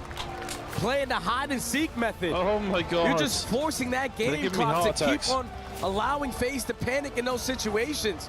The fact that the nuke gets lost when you're thinking Abuza's got a freebie in front of him. No, he continues to run all around the damn map. And the entire time you were not able to spot out Dashy. 2-0. They get that kill with only 14 seconds. Let's see how but this it's the mind overload games goes.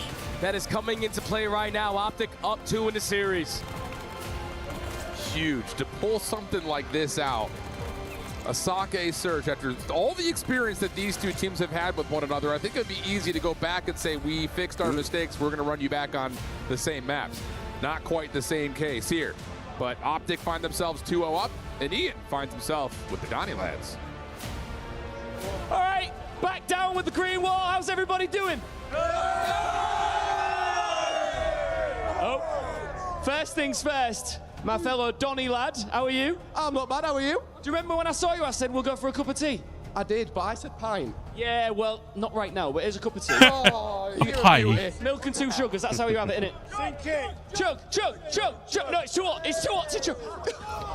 Oh, it's just put it in your mouth. It's ready, that was hot, that. Someone's giving him a hot...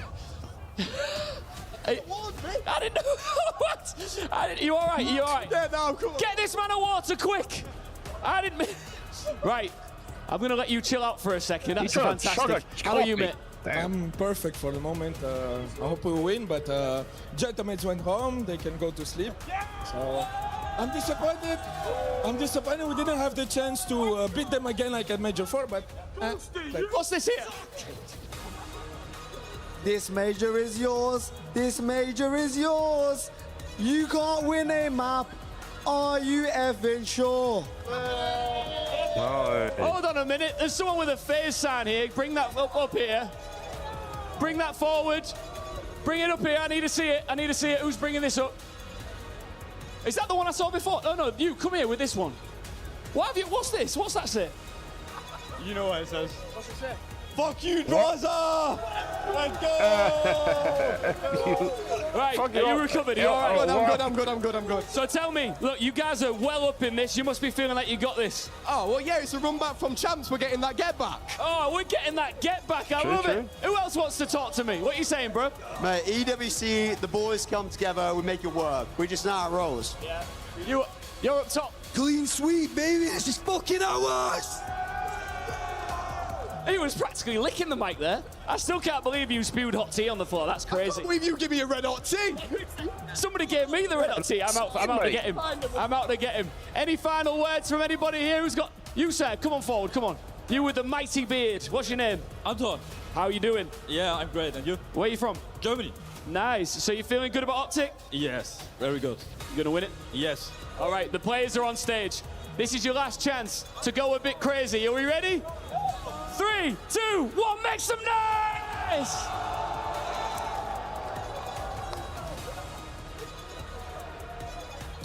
What I just learned is never accept a beverage from Ian Chambers. Absolutely not. He almost just put that guy in the ER. Chug, chug, chug, a hot tea? No way in hell. Chug, chug. Chug, chug. Last 2 birds. I'm telling you, that kettle in the green room gets hot, too. Oh, yeah, it gets hot. I've been afraid to spill tea on myself, but you know, I am 31 years old. I'm no longer a child, so I gotta be able to take care of those things. Stove hot, don't touch. That's insane. Optic up 2-0, also a little bit insane. That last map, just as convincing as ever. And that leads us now to a Scar overload, which was seen in the grand finals. It was a 1-score game, 4-3. really all the overloads could not have been any closer between these two guys. I mean, none of the overloads, none of the searches, all the maps could have been either way. So what am I talking about? Yeah, every single search, every single overload was a 1-point game. Both of the hard points at Champs were within 50 points. It could have went either way for both of these high-powered squads on that main stage. But just the way that Optic are playing right now, the teamwork aspect of the game, the fundamental aspect of the game, the efficiency that they are playing with as a collective four. It's outclassing FaZe so far in this series, but we know that there's a Titan on that other side. They're not just going to roll over and die. Scar Overload is one of their bread and butters. How important is it in your mind to get Shotzzy out of rhythm if you're FaZe right now? Massively important, because you saw how free he was in that hard point to just hit route after route after route. You had 0-4 and also sometimes Draza trying to sniff out what this guy was doing, but he was hitting rotations with 30 seconds still remaining at that old time. You can't read that, but Overload is going to be a little bit more easy to understand what he's doing. That's totally fair. And it's just like, I think especially when you look back at some of the other grand finals that Optic have not been able to secure, talking about the first 3 majors in particular. I know there's a lot of talk about the Scar Overload that went awry in the middle of the season. And it just felt like a lot of the conversation was trying to inspect Shotzi's decision making. Yeah. Here's the thing. When all the other 3 guys are shooting shots and getting kills, there is no other decision for Shotzi besides to run long routes. So it becomes very easy in that way in terms of the decision and potentially the manipulation that comes out. So yeah, I set you up for a little softball to hit out of the park right there, and I think it really is onto the ARs to get good opening wins and force Shotzi to make decisions and see if the SMGs for FaZe can step up and do the same thing. Yeah, you're going to expect to see Mercules and Dashy just playing the cover fire angles, holding the top windows, guarding the goals, and just putting themselves in the position with those M15s. But the guy that I'm really going to be focused on is the Nuke. This is the guy that's the flex player on a map and mode combo like this. Running that pogo stick M15, he's going to be playing with pace. He hasn't really had a respawn that he can be proud of this weekend. But if he can dominate, he will create lanes for Shotzzy to get lost. I like that call. All right, fist bumps are out. What do you mean? Time to get locked and loaded for Scar Overload. Keep in mind, we still have a frequency hard point for map number 4. Yeah. Now that's old school. That's what's at stake. Optic trying to defend. FaZe trying to pull off what Optic had done last year and win back-to-back events between Champs and EWC. And it has to start, you would think, by finding a win here on Scar Overload. You cannot go into the back half of this series down 0-3. No, you can't, man. Not with the firepower that Optic possess and the delusional confidence they will gain if they're up 3-0 in the series. Overload. So FaZe need to answer the call right here, right now. But it's an opening nade there from Draza over the top. Oh, that's a nade. FaZe not spawning on the preferred side, so all they want to do is try to manage as much as they possibly can. But Abuza and Draza are just going to control the EMP for now. Shotzzy comes back to the play, though, able to help out Mercules to clear out the middle of the map and also potentially, collect the EMP. Oh my goodness. The device in hand, Mercules is going to take this to field. Book was working on a long route over towards Red. That gets shut down. Coming back to play now is Simp. He's actually taking a super long route. You have a lot of trust that FaZe is going to win these gunfights out.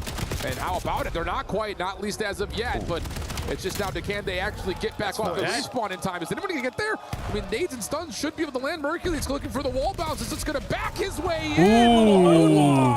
How about that for an opening score? And Simp just had way too much trust in his teammates. If he ran back towards the mid-court or at least towards top green, that leads to a stop. Optic press their advantage. They get that first score. And then second one. Get the second one. Get the second one. These guys are shooting lights out right now. Another 3 dead and Optic are already up to. Oh, man. FaZe need to load in right now. 4 dead. Not the start you're looking for if you're FaZe. Lucky. Here comes the play forward now, though, as the AR's able to find a couple of kills. Long-range shots from Simp not going to land. Optic nice shot. Once again. Nice respawns. Nice defense respawns. He's just going to take the space. Why not? He's thinking that he potentially is going to spawn him over towards boat, but FaZe going to be bombarding this blue area. Shotzzy's playing all of this timings. Finds a kill. No, they didn't know. They didn't know. That teammate in Dash is going to take care of Simp. He's going to get the last guy. That's going to be all 4 dead, and Optic are trying to juke him. I don't know if they recognize, though, that all of FaZe had spawned up over towards B, but it doesn't make a difference. Dash is going to bounce it back. Let's just go A every this time. is so good from Optic. And at the same rate, it's also just not at all what we saw at Champs from FaZe. Nice hook. There's just no breathing room for them to do anything. One's tank. SMGs are continuously getting lost when you're coming off the respawn. We're not winning these. Oh! Dashy lines up another double. That's going to be all 4 dead again. And there's still 3 minutes in this half. Optic have a chance to end it early. Oh my God. Oh my goodness. The juke moves. Going back over to B. Oh my goodness. Oh my God. Come on. Is this thing been on 4-0 in 2 minutes? They have to be watching I don't know if videos. anything's on in the They have to watch the main stage. They were watching so many. They must have watched. They must have guessed. They must have predicted the vetoes and practiced on those maps and also watched so much VOD. We keep on going one by one. They had to watch was them only able to lose in that get 1 kill that entire first half. This. Extremely They uncomfortable. have to watch this championship. They and have the to watch green them wall losing ain't messing around today. I mean, it's a little late to do that, but you know what? It's better late than never. Jesus Cristo, I know it. mean, meanwhile, 04 is playing Shotzi's like 10-4. He's having dog water score right now. Oh, it just 1 gets 9. that much worse off the get-go here. Like, Shotzi looking for more. Yep, why not? Where was this in the CDL does not championship feel final? fair right I don't now. know. This does not feel fair. It's not going to matter much in terms of the EMP as of now, but it's just one of those head game things of like, we can't kill Shotzi. Oh my God. Seems like they can't kill anything What back. the fuck Another is 2 dead in the happening? feed. Abuza quickly going to fall. That's already 3 Dashy dead in the with the feed. That's going to be freaking all kill. 4. Dashy's Someone from retrieve behind. the EMP because Shotzi's working on the Shotzi's- pinch. You're going to approach it over Do we towards even B. wanna continue Heads on a this? swivel if you are FaZe. You take care of Shotzi, but here comes the pressure through the front. Hooks able to find one. Dashy helping out. Good damage coming through. Couple of FaZe members able to still survive. He's got an NPC in his back pocket. Hold on, he can still do this himself. Oh my God, get the win. But there's just too much space here. Defense will be able to spawn back up, but can they get back into the play fully? It's just a booze up top. He's pushed off by Mercules. That's going to be an opportunity to scrap this if you're Hook, and he's able to score. Apparently, this is late night sessions in the PPAs and optic. just going through ranked in Europe is the way to get good at COD. Another Shotzi was doing whatever he wanted last night in ranked, and now he's doing whatever he wants on the main stage. He must have played. Optic up 5. He must have been Every on single ranked kill is and going their just- way. Yeah, I heard that. I heard from the flank that Shotzi was on ranked throughout the night last night or today. I'm happy he's played ranked all I don't know. Shotzi is in the back line again. Holy moly. Maybe a FaZe chance has here to get nothing. something going if you're FaZe, but the kills They, just I don't know if they aren't played there. ranked together or Shotzi was the only one to play ranked. They are. I don't even give a damn. Our side, One more, on the right. One to right, our side, our white wall. Yeah, he's somewhere on top Birkin, top Birkin. Top Birkin. What's it? Top to our shop. Okay, get mid, boys, get mid, remember. I chop mid. Drop the top. Yo, ball's weak. Running a boat. You got some top mid. I'm buff. It's fine. Get pressure on the left. Keep putting pressure on him. Let's make now, guys. Where's he going? Yeah, pick up left. Let's get a good P2 set up there. There's one got their shop. No, P1 simp, guys. Yo, top blue. P1 simp. Alright, they're just killing our spawn. They're just killing our spawn. What's like Yeah, I'm dead. Set. They're shaping. 2 in our spawn. 1 front set, 1 ball. Oh, guys, watch out! Yeah, they're gonna get it. It goes mid. Everyone's playing. Get in a good spot. One top blue. Get up there. Top blue. Yo, he knows you there. One's our white wall. Play mate. One's our back right. Grab it. I'm trying to. Well, don't let your foot off the gas right now if you're Optic. FaZe is not going to just roll over and die, and they've gotten 2 great scores. Still 3 more to go, though. Yeah, you need to make sure you bring your slaying presence, but also continue up with your aggression. So in this second half, FaZe have stepped it up to a different level. Still have 2 minutes to make something out of nothing. Down by 3 scores, reset dead center of the map, but finally Optic clear out their spawn, and they have mid-map in their favor. Yeah, Hook just taking the air up top towards Hook red. is just good. Nice damage from That Dashy. listening, Fight echoing I over love towards the the way they backside just of said, field. Nice shots stop, from Dashy. let's just This might be reset. out. Yeah, very You well know what I maybe. mean? There's no one in Yeah, position. pretty That much. battle from Draza was Good over call, towards the middle of the reset. map. He's able to find the EMP carrier. Good. Dashy gonna grab it. Kill Nades the are kill. coming through, Let's kill but the they Nice. cannot stop Carrier. Bruce. 6-2. That's gonna be likely nail the coffin on this map 3. It actually picks up a Hellstorm, so... Play your life, play your life, Burke. Play your life, Burke. Don't die, don't die. 2 captures, let's just call it before they even get the first. The nuke should be able to win this gunfight to slow him down. Now this Hellstorm is only going to push FaZe back. Oh, that's a great wipe. That's a great wipe. Can he get the last one? That's a team wipe. That's a team wipe. Just get the next one. Yeah. Unless you get these kills, Hercules. No cover. Back up. No way. No. This is insult to injury at the moment. 45 seconds of what will just be essentially a victory lap here for Optic. Just don't let this score go in the next 10 seconds, and then it's going to be mathematically impossible. But FaZe still trying to stay alive. Reset over through Motel, but they don't have no have a time. single player in a position to immediately grab that EMP. Hercules is keeping it safe. Gonna value his life, but this NPC finds a double, and that should be good enough for game. Wow. I don't even have the words, Jay. Me either, brother. We were looking at words. the results, obviously, thinking that based on the winners final from Champs, It doesn't matter. the grand final, of course, from Champs, this was going to be another one in a long string of gauntlet matchups between these two teams. And right now, Optic have pulled out Daddy's belt. Go, guys. Come on. Come on. Let's go. So far, Frequency. The green wall ain't messing Come around. on, let's finish it off on frequency. 3 weeks ago. It's not going to happen here at EWC. Your EWC 2024 champions on the brink of elimination in a top 8 finish. Optic just need to get one more. I'm stunned. Absolutely stunned. Well, Oh, wow. some sort of a regain needs to come through here for FaZe, because I wonder what that was trying, what that would have done, but you know, some sort of a story. hey, prevents the, And the I guess only one prevents that the comes to the mind headshot. Was this really what was underneath the top layer of skin for Optic? Because it sure felt like that as we got through Major 4. This has. Oh, sure watch felt this. like that I in the wanna opening watch this. portions. I mean, that one was of the is an Grand easy. Championship playoff. Like, But then that all was of a sudden, quick. it looked like the mistakes were going to compound and things were starting to spiral, especially after how the Search and Destroys went in the Grands. But Optic looked like they're in that Major 4 form all over again. It looks even better than that Major 4 Yeah, I hear form, you. brother. Everything that they're doing is in sync. I think sometimes it comes down to individuals just simply winning a one-on-one gunfight. But when you're winning that one-on-one gunfight and where you're winning that one-on-one gunfight is all about. It's all around that team play that you already tried to make the play. Well, and also, well, I mean, they also apparently had PC issues, so that's you got to factor in that as well. But the thing is, the PC issue should be an issue. But the problem is, if the PC issues is making you mentally break, then that's a problem. And I think whatever happened during that Champs Grand Finals with the PC issues, it made them break a little bit. Exactly, I was about to say. Because you got Hook swappy PC, which obviously was an issue, was obviously they fixed, which obviously they did. And then second PC was by Dashi, so that mentally probably broke him. But this time, no PC issues so far. No PC issues. Sleeve back on. See if you can manifest that here, because boy, do they need it. Can't count these guys out, though. They are world champions for a reason, but they have never been in a position like this. Backs against the wall. It needs to be 4 straight maps if you even want to think about moving on to Championship Sunday.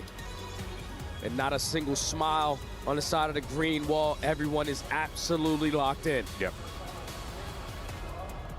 Apparently all you need to do is go load up to the EU ranked servers. And have them make Twitter clips about you. Yeah, unbelievable. I mean, I was watching for a while last night. He was just jamming out to Drake and vibing.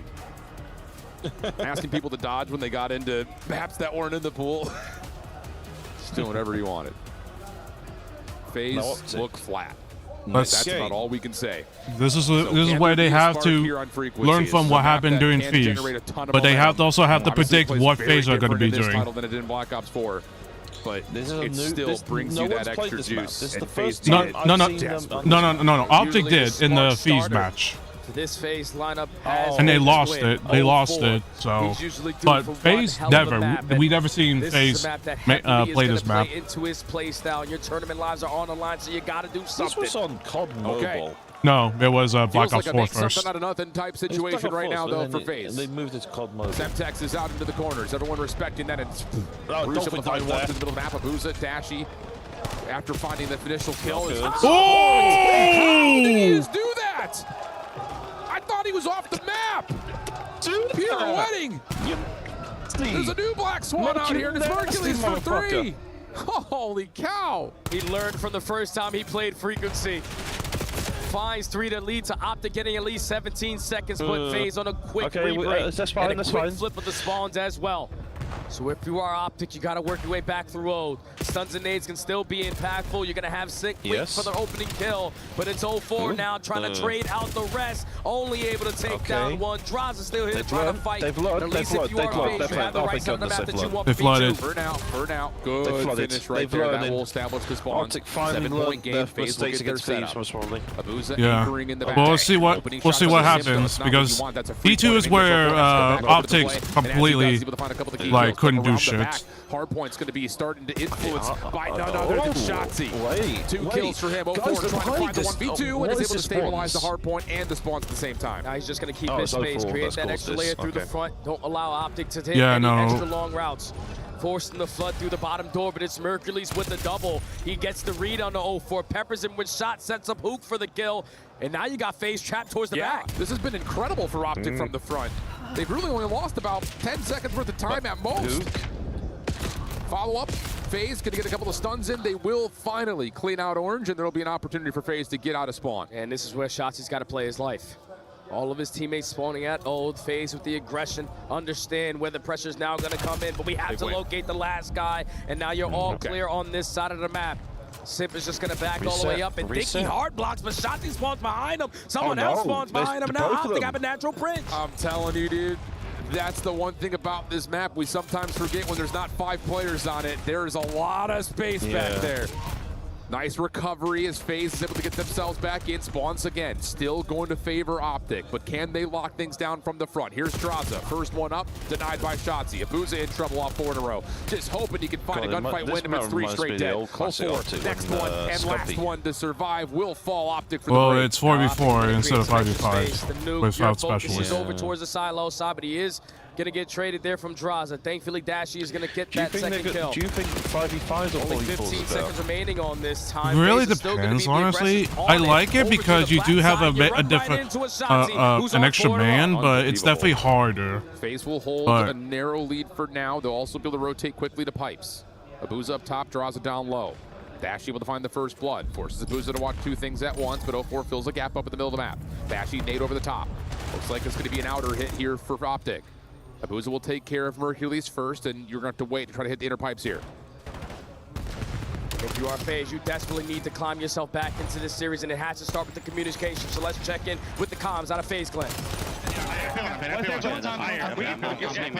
come on, start with me. Yeah, could be on mid. I'm jumping. Probably here. Yeah, he's on Eddie. Merc. They so absolutely I don't see my range. they've lost hope a little bit. I push. Low mid. Tell him. Go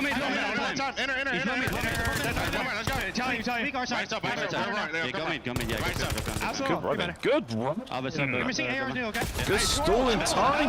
Nice! It wasn't funny, there'd be 2 minutes. Wait, it's like, nice! Yeah, put up in there.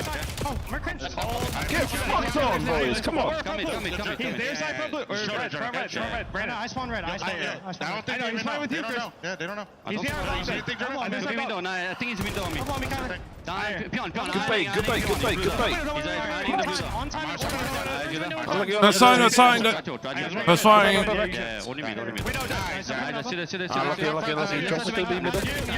Nice. Nice trade. Back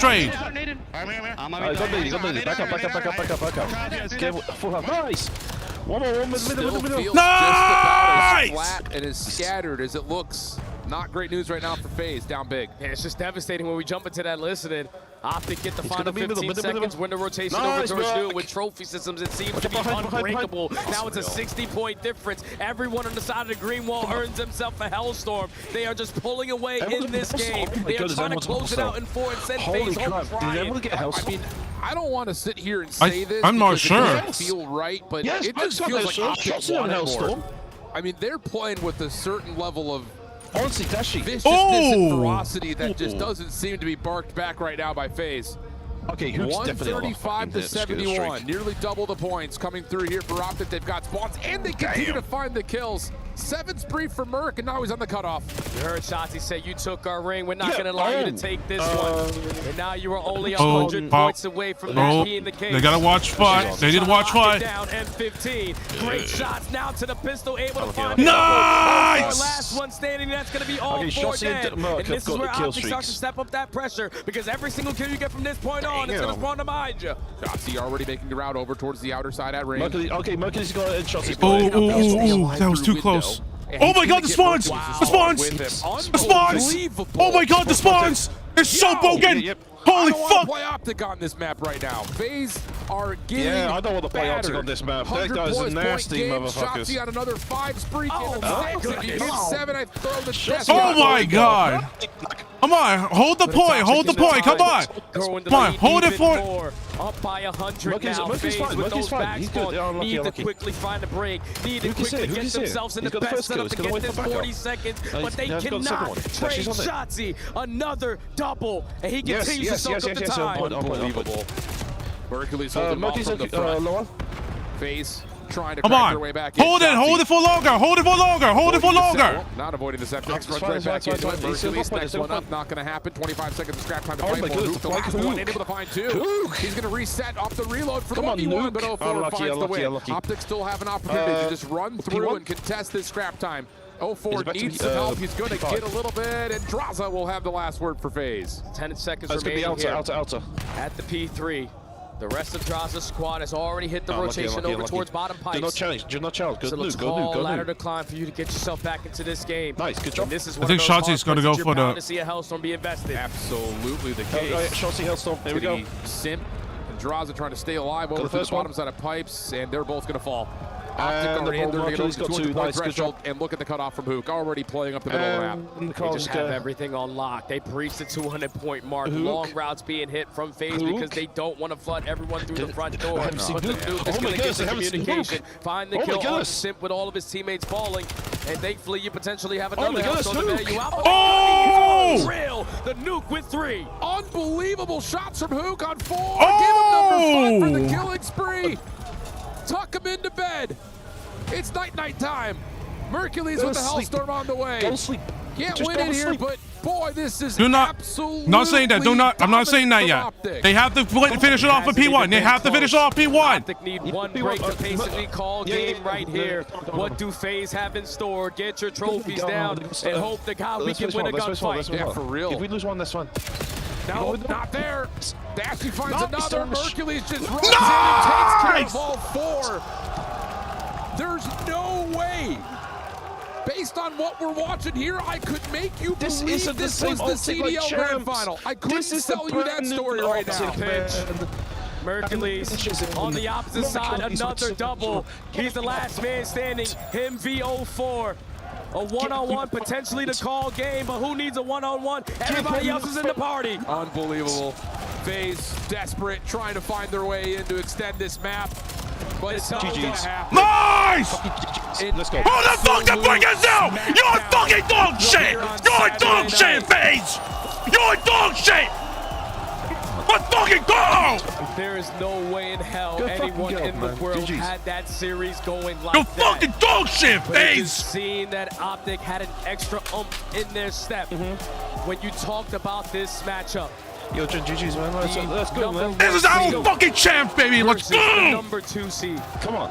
A match that you were expected to see in the grand finals here at EWC. Who the fuck's the breakers now? Who's the breakers now, bitch? Optic clean up Who's the house, breakers? and there's nothing. What happened, FaZe? What happened? What happened? You know what I'm saying. I got here. What a series out of Optic. Fuck you. I am This is our champs, baby. This is our World Cup, baby. This is a FaZe team that have lost 3 hard points until You think you deserve that fucking CDL champs? I don't think so. I don't think so. They just got That crowd was absolutely against them destroyed. anyway. On the, let's go. I won't say in 100 both point of them, club, but baby. kind of in both of them. They did. That was. Wait, was that They 100 got point destroyed club? in every single match. I don't think. I have never I'm seen not sure. Optic play that high of a level. Everything that they were doing was working. Every gunfight that they were taking was working. Every route that they were working on was working out. That was some perfect Call of Duty. Oh yeah, that was. Yeah, that was the. That was the. That was the 100 break. The 100 point club. That was the 100 point club. Watch your favorite watch party at the end to see if they have any better takes than we do, because I don't have a clue. Unbelievable series from Optic. Oh my goodness. Absolute dominance. Man. All 4 players blocked. I mean, can I just say this? was NW4, perfection. me and Eugene are going to be popping off, my guy. We're going to be popping off, my guy. I don't give a shit. I'm calling That it wasn't now. even We're close. We're popping talking the about a map fuck that they off, barely man. played for Search and Destroy. They dominated. Overload, you lost for them. They dominated. The map that just got added, you dominated. Optic, unreal. Unbelievable, but Optic get into the semifinals, That and was Lou just has added as got the well. Wonder Like, Child Optic merch just who's on the learned main from their stage, the fucking post-game mistake, reaction. man. I'm so Thank proud you of the very boys. much, guys. Can the Oh, Messiah yeah. for Optic do it all again? They're So getting proud one of the step boys. closer here in Paris. Mercules, congratulations for that big win. And I know that everyone keeps bragging about your rivalry with FaZe. Do you feel like there's actually one as a player, and how does it feel beating them after champs? Yeah, there's definitely a rivalry. You know, they're a great team. So obviously they beat us at champs, so it definitely feels good to, you know, get our revenge here.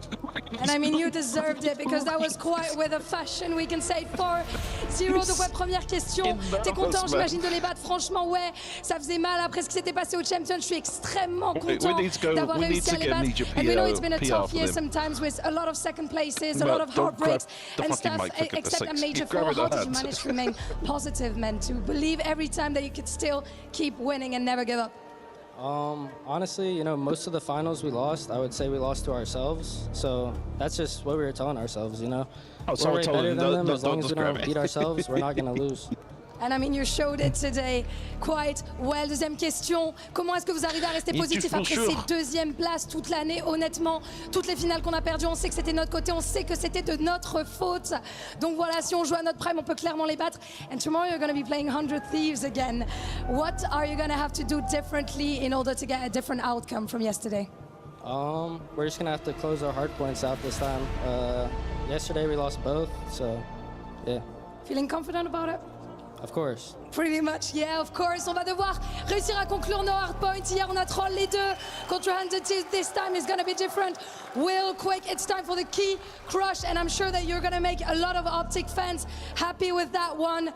You're going to get to crush the key of a legendary org, aka FaZe. How are we feeling about this one? Feeling good. Feeling good like you should, man. I'll let you, the Keymaster, explain Let's crush you. that fucking Mesdames et thing. messieurs, They du don't bruit, deserve that s'il vous fucking plaît. thing. Let's go. Pour Mercules qui élimine FaZe. Break by break, step by step, Mercules is smashing the champs key here in Paris. Optic move on to the semi-final. Come on. Beautiful. Wonderful. And real quick before I let you go, do you have any words to the fans here or at home? I'm sure you made everyone proud with that win. I'll welcome you back here, of course. How do you feel about this one? What do you want to tell the fans at home and here in Paris? I just want to say thank you guys for coming out and supporting, and yeah, keep it up. And keep it up, because there's going to be more. Thank you so much, Mercules. Appreciate that. Mercules sounds such a young kid, Thank you so much for following that. Well, I legacy mean, of Call of Duty. I mean, he is like, he is not that he's not, well, he is energetic, but like, he is in a way. Sunday at the Esports World Cup. See you tomorrow. I know, I'm joking with it. I know. But he's such a youngster, man. I mean, but watch this. I want to see this again. One, Mercules doesn't any more words than we do. Oh, beautiful. Yeah, it was fun. I played COD. I'll come back tomorrow. Thanks, Lou. Yeah, that's simple, man. If you're gonna come out and put this display of Call of Duty for the entire world to see, That's the reaction that's deserved for something like this, because he didn't have to do anything extra. This was walking to the office, take care of business with ease. Optic just they had computer shut up changes. the haters, This. shut up the doubters. Why can't we Team have is back. these computers for the CDL, man? These are beautiful. Blinding display. Running out of synonyms. That was World Cup It was ones. just perfect. That's all it was. And now Optic have a chance, like you heard from Lou in the question, to get more revenge. They're going to have 100 Thieves tomorrow. And if I'm 100 Thieves, I'm sitting here like, damn. Oh, shit. What did they just do to FaZe? Oh, I'm thinking if I'm Thieves, these first 4 maps that were Well, just I late mean, in that series, I mean, the thing is, I just felt like they just didn't learn from what happened. Dude, I just felt like they just, I don't know if they didn't have enough preparation or something. But because, like, I'm questioning what happened to Optic doing. Did they just did not have preparation against the vetoes and shit? On the other side. We take a look at the bracket going into tomorrow. You got the Heretics going up against Falcons. 2 teams who went all the way to a Game 7 and Well, were able to ice up today. it's the Heretics versus But the bottom Falcons. side, Thieves v Optic. We have seen it so many times throughout this year, and we're going to be blessed to see it one more time. Yeah, it's... I hope it's going to give us the series we all think it would be, but I'm not sleeping on Heretics Falcons, man. Not only is that going to be an insane matchup because both teams are playing by far at their pinnacle right now, you got to keep in mind, for those that are EWC fanatics, that Team Falcons need some points. They are out of the first place position right now. They're going to get a pretty hefty margin by getting into the top 4 at least, but getting a championship or getting to the final at least would get them into a position to go back to back in the club championship. Other things to keep in mind, best of 7s all the way until that grand final, best of 9. But here is a look at that current standings list. I like how they bring up club Falcons championship, but you know, get the points I that mean, they earn from this team. Also keep in mind in 10th, if these were to But I finally mean, win this thing, it would boost them to 20 I mean, it would be. points. I mean, honestly, the 100 Thieves versus Optic, anyone's game, honestly. It's just how much Optic is Optic going to preparations are they going to do? Eyes open for what comes next. But until we do, I need all of you to be right back here, same time, same place, tomorrow for one day in Paris. Should be a story. We'll see you there. Bye-bye. Mate, EWC, the boys come together, we make it work. Like, this is... Oh yeah, this is the first match. This one game 7. This one game 7. Beans. A UK powerhouse, man.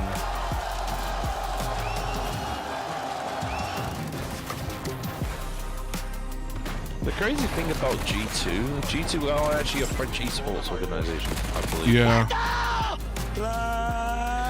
I was so upset that they lost to Heretics.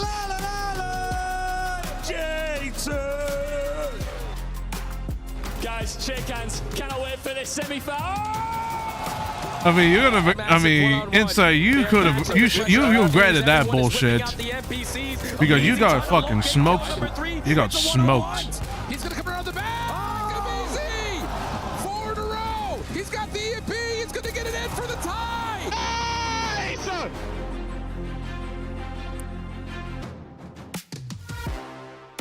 It's still respectful, but this crowd is beautiful. But oh my god! Oh my goodness! Yeah, this one I was like, holy shit! I saw this. I'm like, holy shit! Well, if Falcons want to win, they got to work on their S&Ds. Joe comes up, and it's not over yet. Oh, Clayster, I missed him. I miss his plays, man. I really want coaches to be back on stage in CDL. I really want. I want that too, man. Because like I just like I get well, the bullshit thing is that. Wait.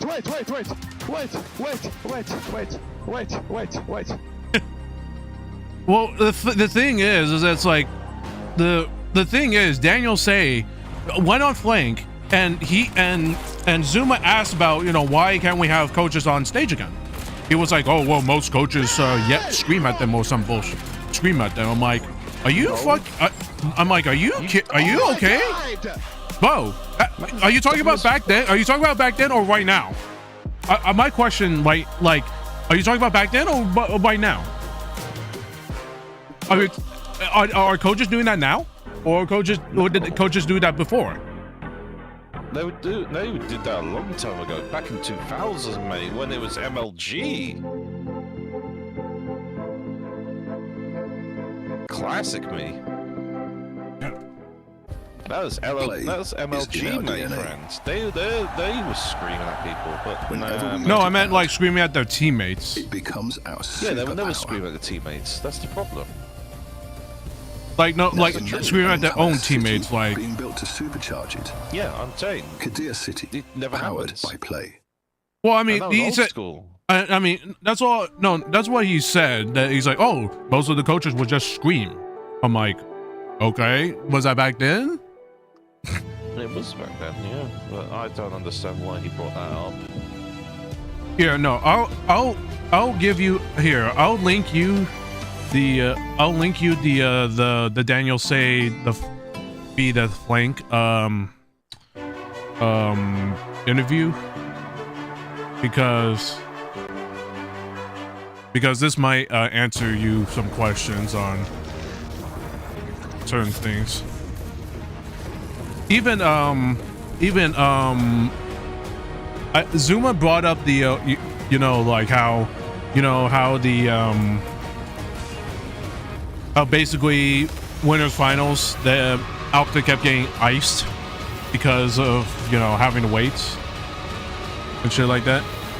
He asked the Daniel Say about it, and he was like, oh, we're actually gonna if the squads in Champ Sunday want to play with get warmed up by another squad, he's gonna try to facilitate that. This was back in Major 3. I don't know if he did it throughout the majors, after Major 3. Here, I'll send you. Here, I'll send. I think you. I don't know if you saw the interview, but.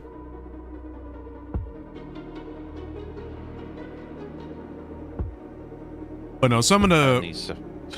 Yeah, I'm not sure if you saw that interview.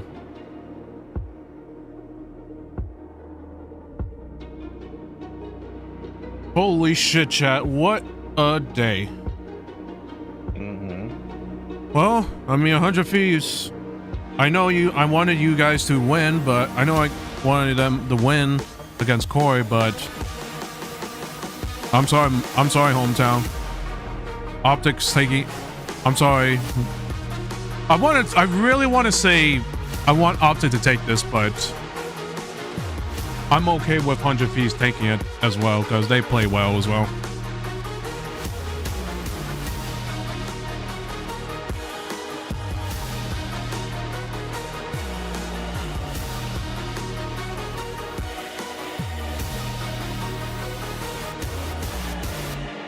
Well, Fees are now known to not play on frequency. Yeah.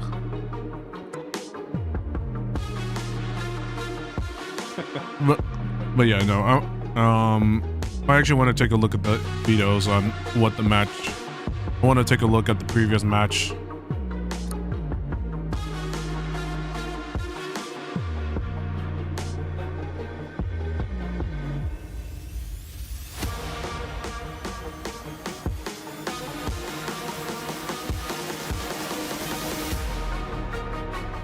Okay. Oh no. Okay, so yeah, I forgot. Fees did play on Optic against on frequency, so but Fees won that, so when are they gonna square up on it again?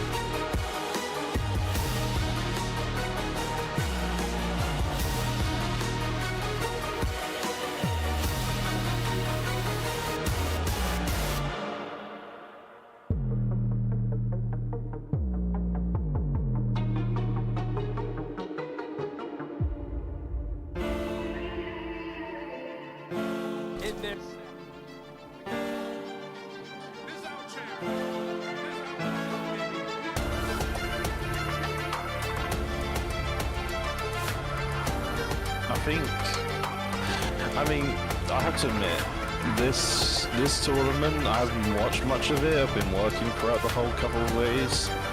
I've got my own personal tournament to head into tomorrow. Oh, no. Which is a Fortnite tournament for Pop-Up Box.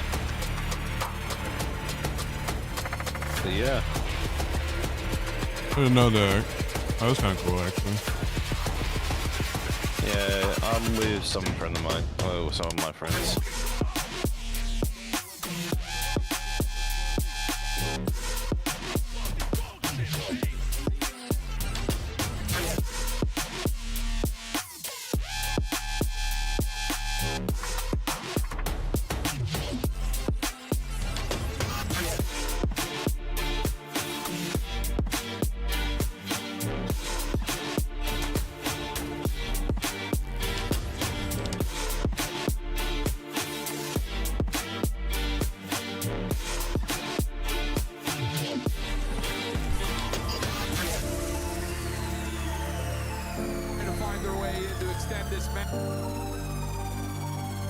Just.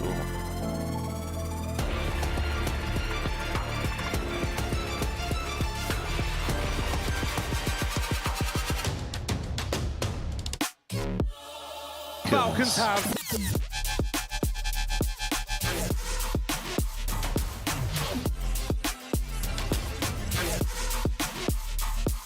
All right, chat. I want to kind of put one more clip.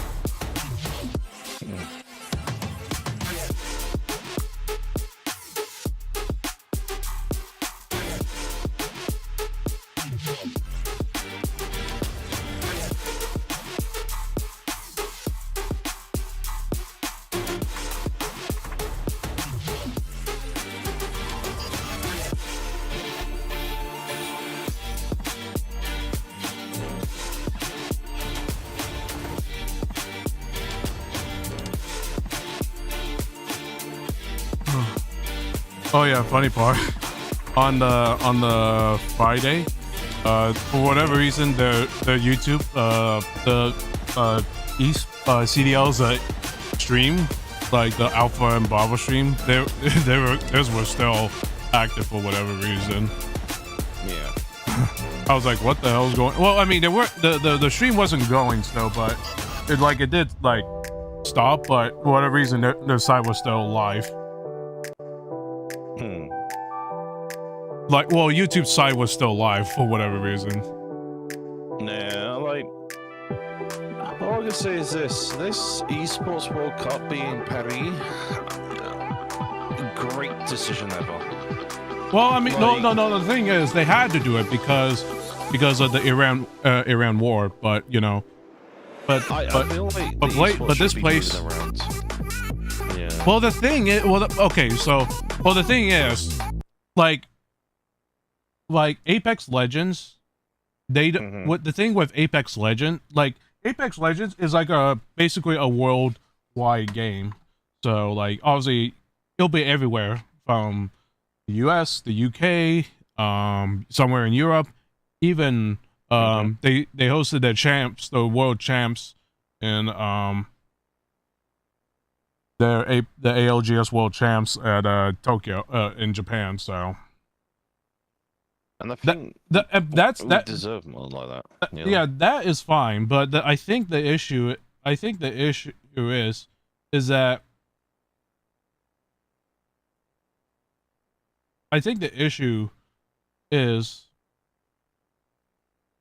the how do I say it?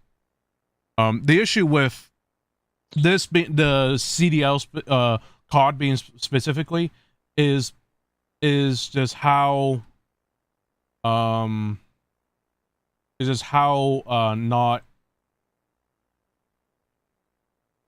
like how it's not worldwide. It's mostly dominated in US, UK, Europe, and and in Latin America, somewhat. Like that's the problem with Call of Duty, is that it's not. It's North American, just like Halo and Gears of War. It's mostly dominated with US, European, UK, and Latin American players. Yeah. It's not like CS:GO, Dota 2, League of Legends. Like yeah, you could say some of those esports are dominated by one region, like for example, the League of Legends being dominated by Asia, is Asia dominated. But you could probably say with CS2, it's European dominated with a bit of UK and Middle Eastern.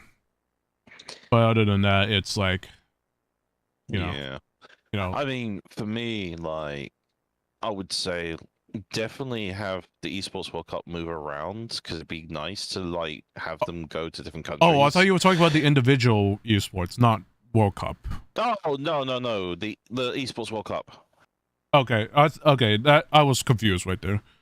Oh, my apologies. No. I would like it to move different locations.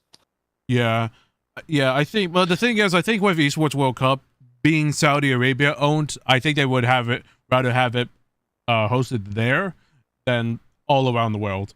I think the thing is, you need a big ass place. I don't know how big that Paris place is, but it needs to be so big that you need like different venues and such for different or like different venues and different for games and such. But I think if you find like big spaces like what DreamHack does and such, maybe. But other than that, it's I know one. It's a bit hard. Massive. I know one massive one. And what would that be? The XL Arena. I'm not sure what that one is. The SL Arena is massive, mate. So, I'll show you, I can get you an image of it real quick. Yeah, and then I gotta get going. Gotta get ready. Yeah, man, sorry. Yep. I'll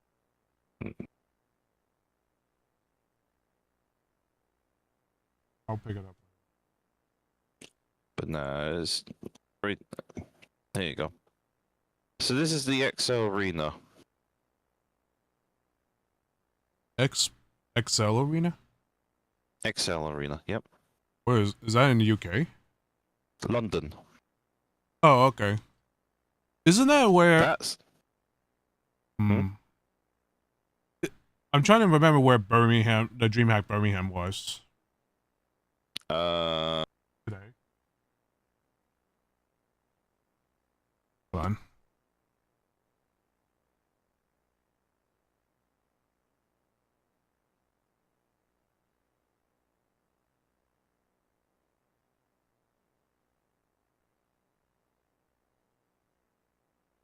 But look how massive that place is. Sorry, say it again.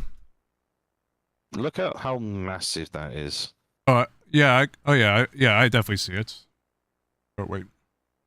Would you say that could be DreamHack material? Well, it depends on where DreamHack can host or schedule it, because you need the whole venue for about they usually do 3 days. This was the Birmingham one. This is their location. This was the building from the site. Oh, okay. I was wondering.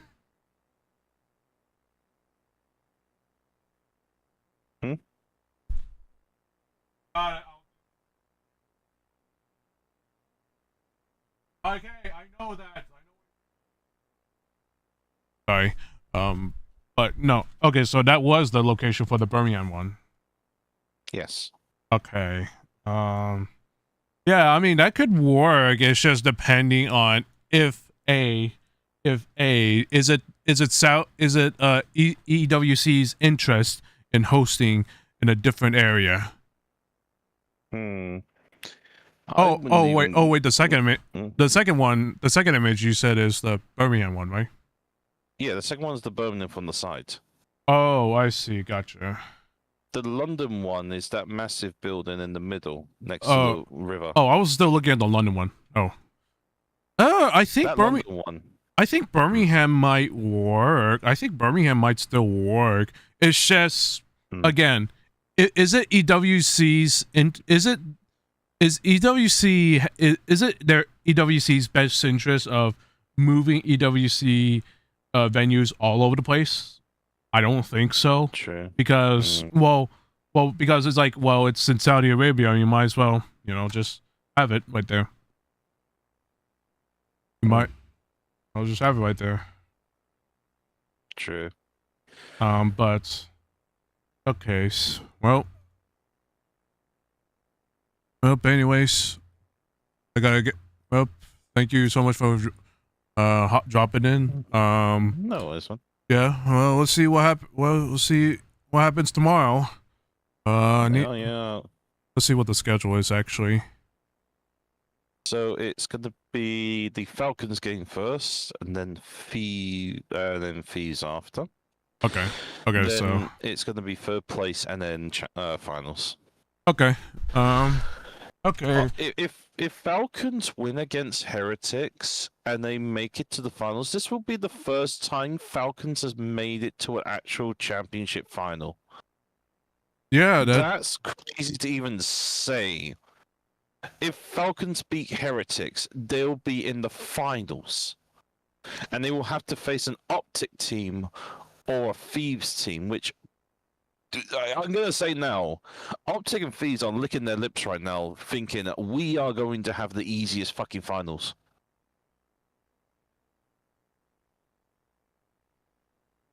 Would you agree, though, truthfully? Oh, say again? I was saying, so Heretics Falcons first. Whoever wins that game goes to the final, and one goes to third. Thieves and Optic must be absolutely licking their goddamn lips right now, knowing whoever is in that final is an easy final. I would probably say so as well. I mean, I'd probably say so as and well. It's 9 maps. Well, I mean, that's going to be the biggest. That's going to be the biggest challenge for Falcons. Can they do it in the 9 maps? I'm not 100% sure, but we'll see. Well, they have 7 maps. The final's 9 maps. So it's best of 5. Yeah, that's what I'm saying. Oh, it's best of 5. That's what I'm saying. They don't have that pressure when it comes to best of 7. Because I mean, look at what happened against Gentlemates. They just got they like if this wasn't like a game 7, then if this was a game 9 or game 7, then it would be very hard for Falcons to potentially be able to do they have enough? I'm pretty sure they have enough energy to do it. No problem. Will the mentality? It's this. How well can the mentality be if it goes to like a game 8 or so? Like I feel like if Falcons I feel like Falcons can put up a fight. I mean, they did do it in I mean, they still the S&D. I'm wondering how the S&D is going to look like tomorrow. But I think with Falcons, it's going to be. But I think with Falcons, it's going to be kind of hard. But they might do it. We don't know. It's just going to be.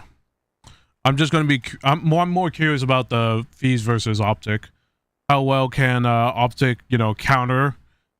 Not counter, but like how well is the preparation? And will they be able to, do what they did against FaZe tomorrow? That's what I want to know.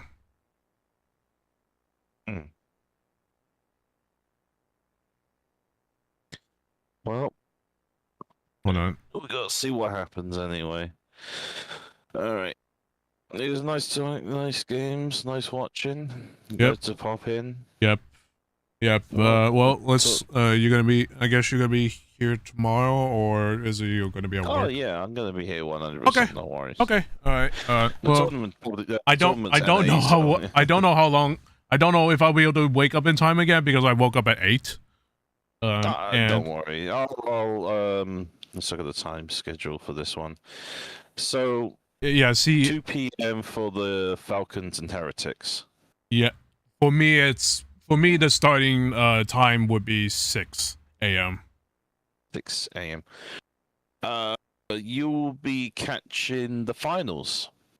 What? Well, the thing is, I'm gonna see. Because I have alarms set for, I think, to wake up at 3. Unfortunately, I mean, I have I had one, but then I usually have it set up. I have it like if I didn't wake up on that one, I have caught different times, different alarms for it, but it seems like my other alarms didn't wake up except for the 8 o'clock one. So hey man, look, don't worry about it.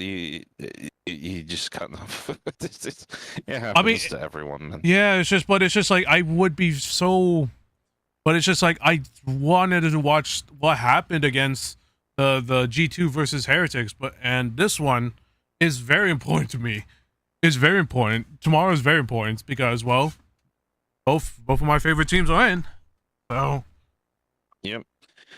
Oh, by the way, the Heretics and guess who? No, that's the one. Yeah, no worries, man. Listen, you get some rest. Well, have a nice sleep or whatever. Yeah, it's still 3:10 p.m. for me, so I have a long time. It's just might have to sleep at 9 o'clock, maybe. I don't know. It's probably gonna be. I'm gonna be going out with family since I'm gonna be celebrating my brother's birthday. Yeah. Yeah. So again, for those in my chat, this week is my brother's birthday, so happy birthday to him, and it's gonna be tomorrow's gonna be interesting. I'll say that. I'm not gonna say it's dominant because I want to see what the maps and vetoes are gonna be, but we'll see. It'd probably be great vetoes, I have to admit. Falcons are definitely going to be shocking the world. Well, it's not. Yeah, I would be interested on how Falcons are what vetoes are gonna happen with that first match. The second one, it might be back and forth. I'm gonna be completely honest. I real quick chat. I just want to. I looked at what the vetoes were doing the best of 5. First, Optic banned Sake, and then Hasi HB was banned by Thieves, which I think both of those might be banned again. And then Frequency is picked by Optic, then is picked by Thieves, and then Hasi and Fridge S&D. Hasi was banned by Thieves. Fringe S&D. Well, that's gonna be banned again. But this time it's Thieves' side that will be doing. I think for the Overload, I feel like, well, I mean, obviously, Optic are probably gonna. Well, I think Thieves might ban Scar, and so Optic are probably forced to play either Gridlock or I can't say Den because they did ban it in the best of 5. Optic did ban it in the best of 5, so they're probably gonna ban Gridlock. Or they're gonna pick Gridlock. Optic gonna pick Gridlock, so. Oh wait, actually no, both of them are gonna be picked. It's just, do Optic want to play it right after the S&D, right on third map, or do they want to play the best one on the last map? That's what's gonna be the question. That is gonna be the question. No. Alright. Well, we hope to find something sick, and I hope that this is gonna be great. You know? Yep. It's gonna be probably one of the greatest esports things I've ever seen. I hope so too, man. It's gonna be one of the greatest COD EWC moments I've ever seen so far. So we'll see what happens. All right, GG's, man. All right, GG's. Get everything. Yep. See you later, man. Yep. I'll talk to you tomorrow. All right. See you, man. Bye. See you. Bye bye. All right, chats. I was gonna.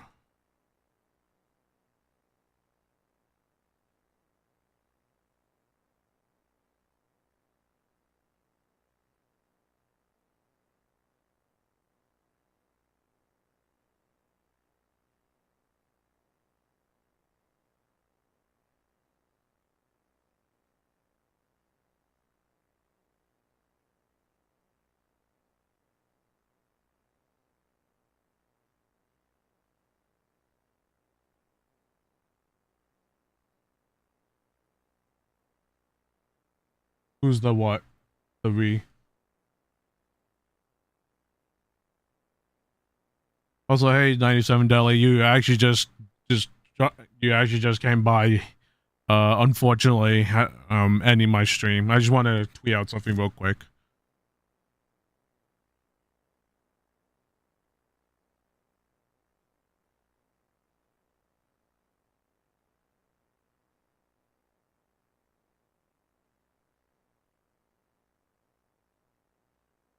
What is this saying?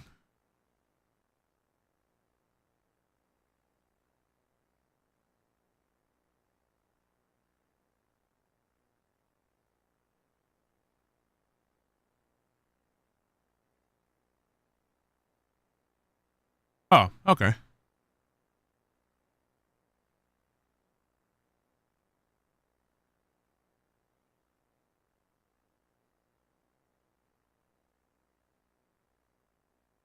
Well, you take care, 97. Show some a little more respect, please. Anyways.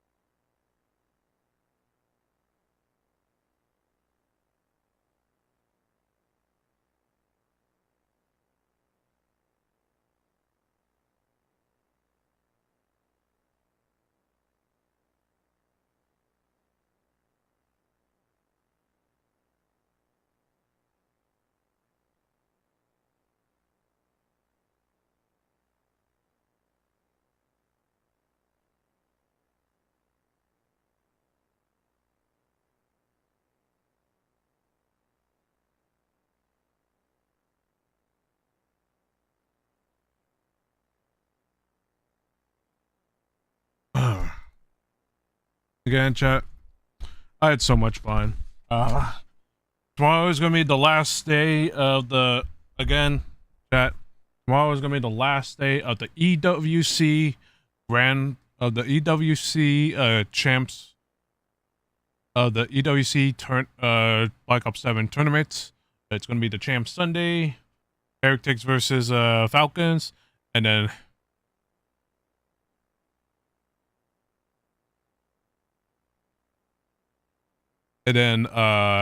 Optic versus my hometown team, 100 Thieves.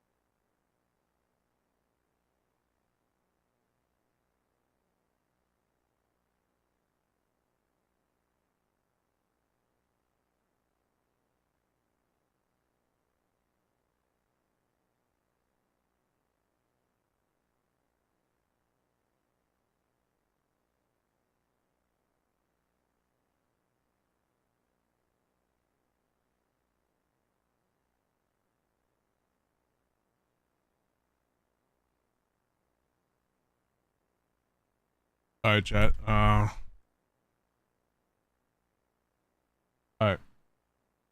Thank you all so much. Again, thank you all so much for watching. Tomorrow, again, thank you all so much for watching.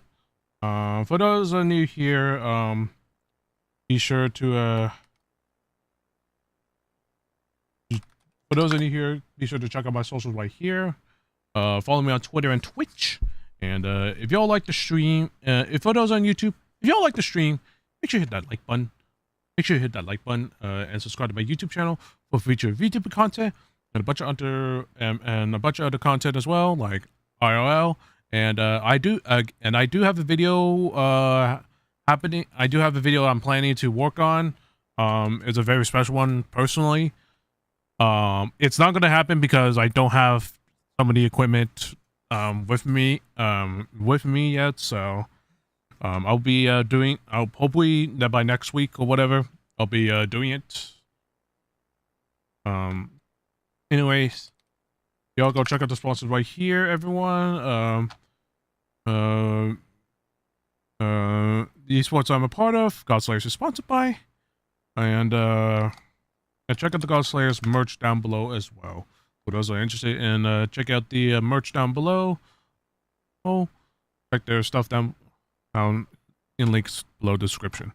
If you all want to support the esports org that I represent, Godslayers, check their stuff down below. Check their stuff down below. And if any of you want to have some sort of discount code or want to save a bit of money, use our discount codes, Godslayers, all capitalized. And yeah, what a day, y'all. And I can't wait for tomorrow. It's gonna be a super fucking banger, and I am really waiting to see if Optic can be able to go back to back EWC champs. We unfortunately didn't get the three-peats. But hey, they did it to us. They took our ring this year. We take their ring. We destroy their chip. We destroy their piece. Or we destroy their key. So we'll see what happens tomorrow. It's gonna, like I said, it's gonna be a bit of a banger. Hopefully, I see Optic bang out today, bang out tomorrow. They gotta get a lot of rest. Do a lot of preparation and watch a lot of VOD. And hopefully the videos go. Hopefully some videos go the way Optic, but we'll see. Anyways, y'all have a good rest of your Saturday, everyone. And y'all stay safe, stay frosty. Have a good night. Have a good rest of your Saturday, everyone.